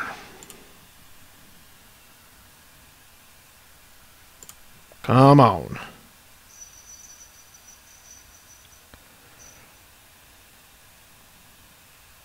He can still regenerate his Twisted Abomination, but... okay. Alright, you got me.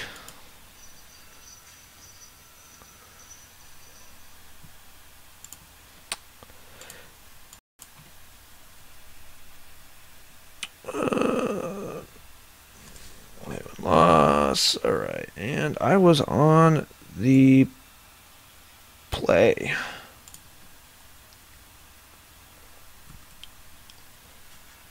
And then we'll bring in relics and finks. And what was the other thing that we bring in? Relic and finks. And then we take out... okay, so we take out Stone Rains.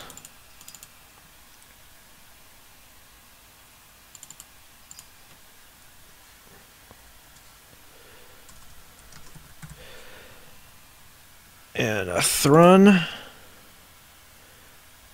And one Beast Within. Okay.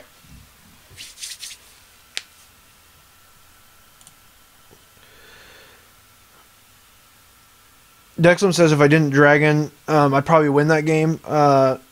No dread target, moon him. Yeah, actually, I mean...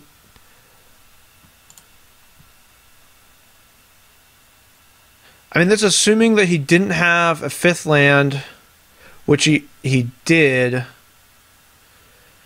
My logic was that if he has a 5th land, he just starts playing his dudes anyway and gives himself a target. So, I mean, yeah, maybe that was the better play. I mean, it's one of those, like, is he drawing absolutely nothing? And we'll keep this one.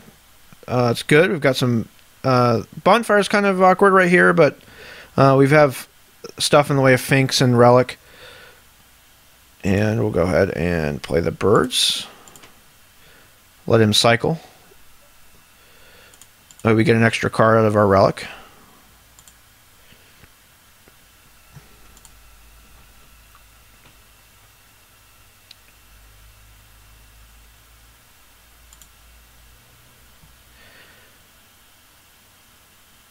And let's get something on the board. That way we can put pressure plus disruption.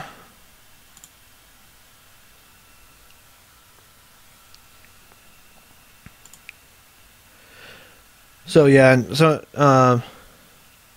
Brendan, that's fair. Probably safer. Well, we don't know we were drawing moon, so you were probably right. Yeah.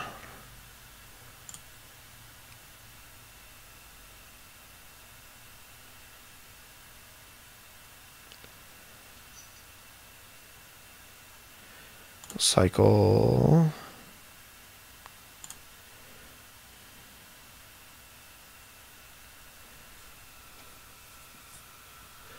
Now, you kind of... all right.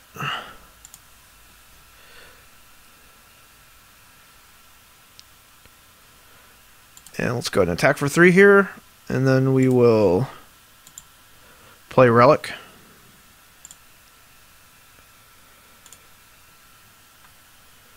Hatch.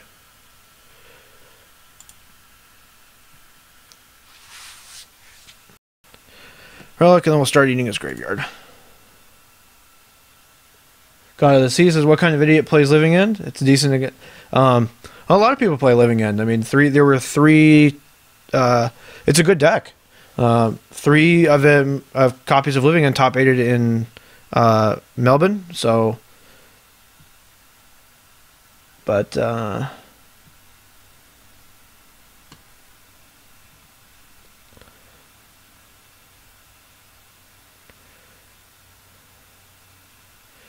Is he doing this on my... Oh, his main phase. Okay.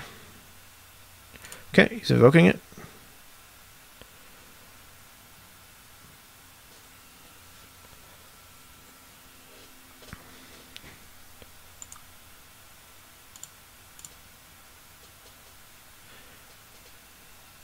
It's okay, at least we ate one Minotaur.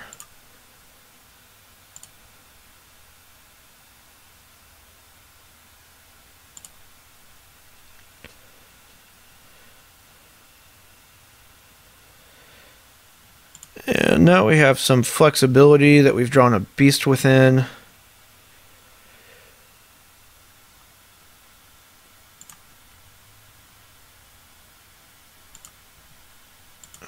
We can play Thragtusk.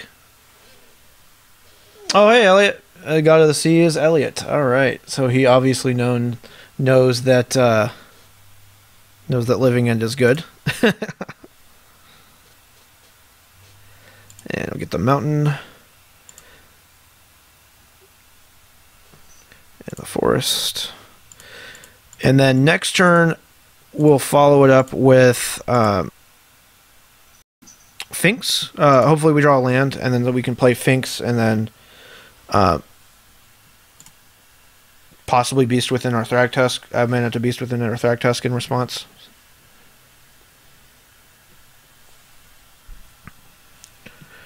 Cycle Twisted Abomination. On his main phase, so that seems...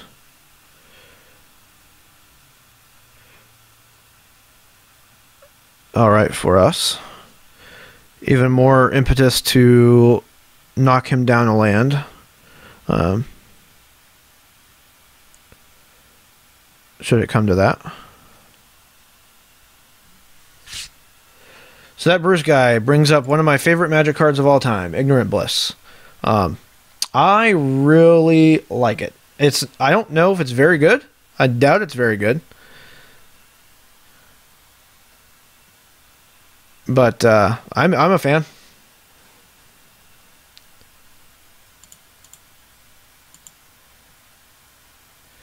And put him down to 3, and we are 1 mana away, unfortunately, from being able to bonfire him out of the game. So let's play Arbor Elf, and then we will keep him off of a land on... or do we want to do it this turn? Let's just do it this turn, so he can't Violent Outburst.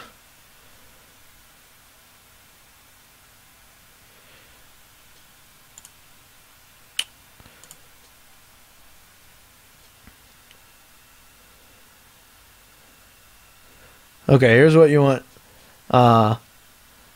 Or Dangerous Wager. I could play Dangerous Wager. Blue Knight said, okay, here's what you do, so you can play Bonfire Instant Speed, play Sensei's Divining Top. Yep. Seems good.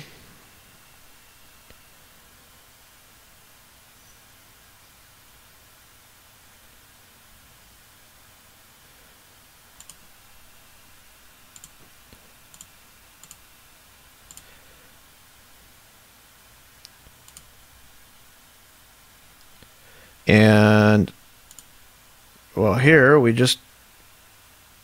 yeah, we just bonfire him to death.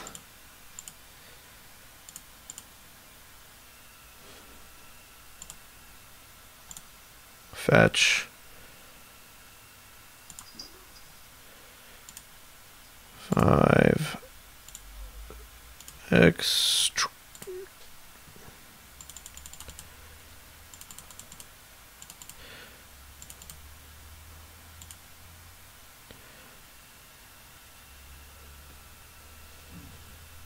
All right, and should be game.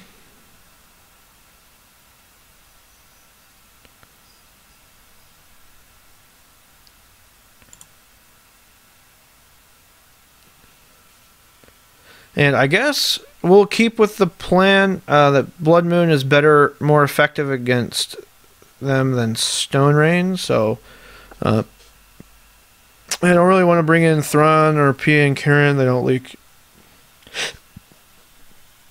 they're not like Finks and Thragtusk where they come back. They don't have haste, so we'll just keep it as is.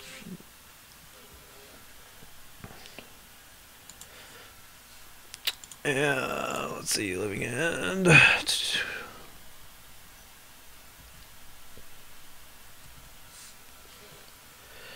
Oh, I gotta mulligan this. Okay.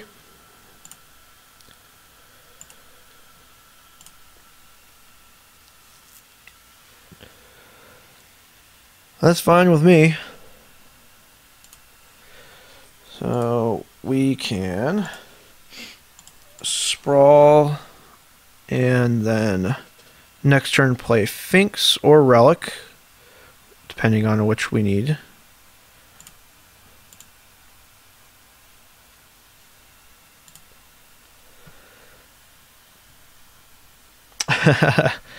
Oh, this is...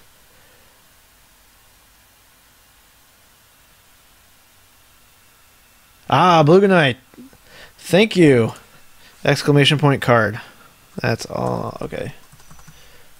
Volcanic Vision. I'm going to try that. Okay.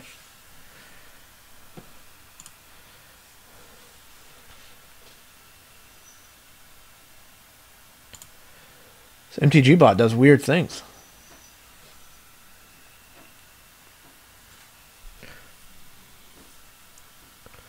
And let me make sure my my number is all correct.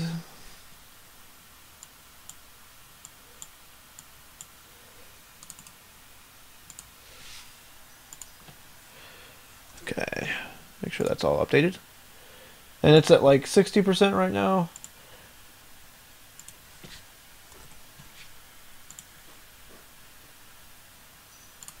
All right. And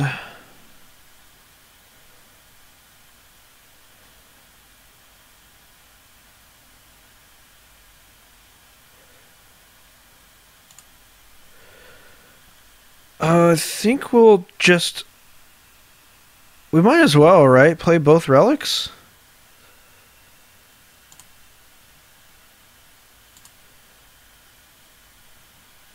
I will have one to pop one should he destroy it.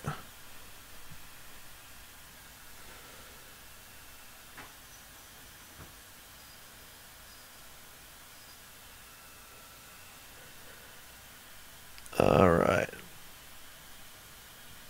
And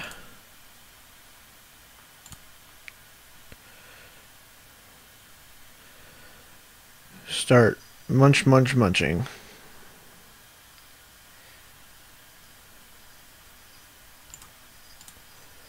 Okay. And do that.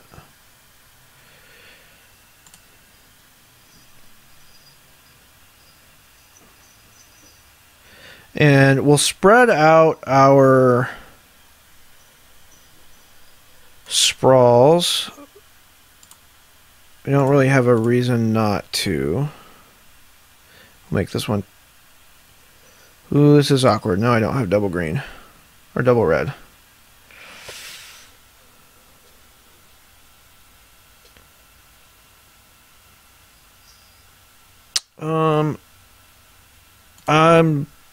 Yeah, we'll just do double green. It's more important that I stay on curve.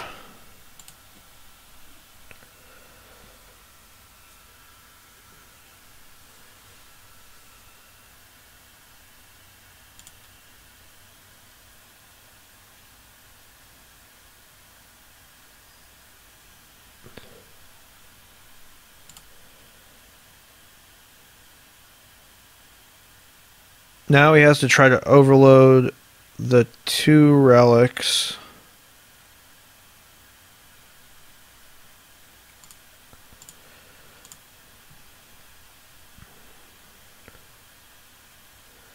And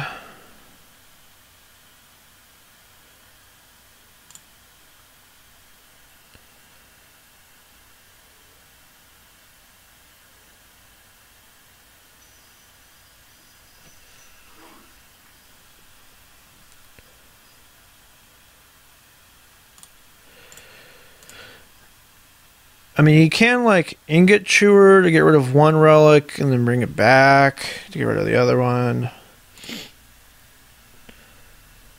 But I think our hand is solid so far.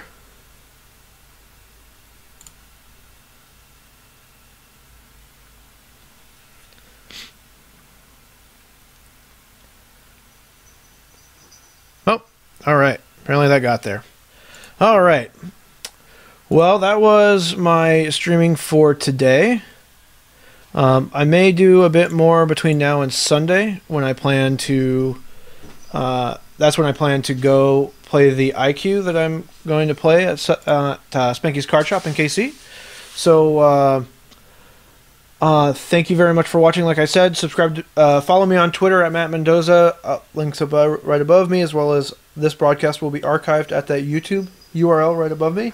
We want to go to Toronto. My podcast and I am the MTG. We are the A team. We are the Canada's premier MTG podcast. So we want to go to Toronto to produce a whole bunch of content, podcasts, streams,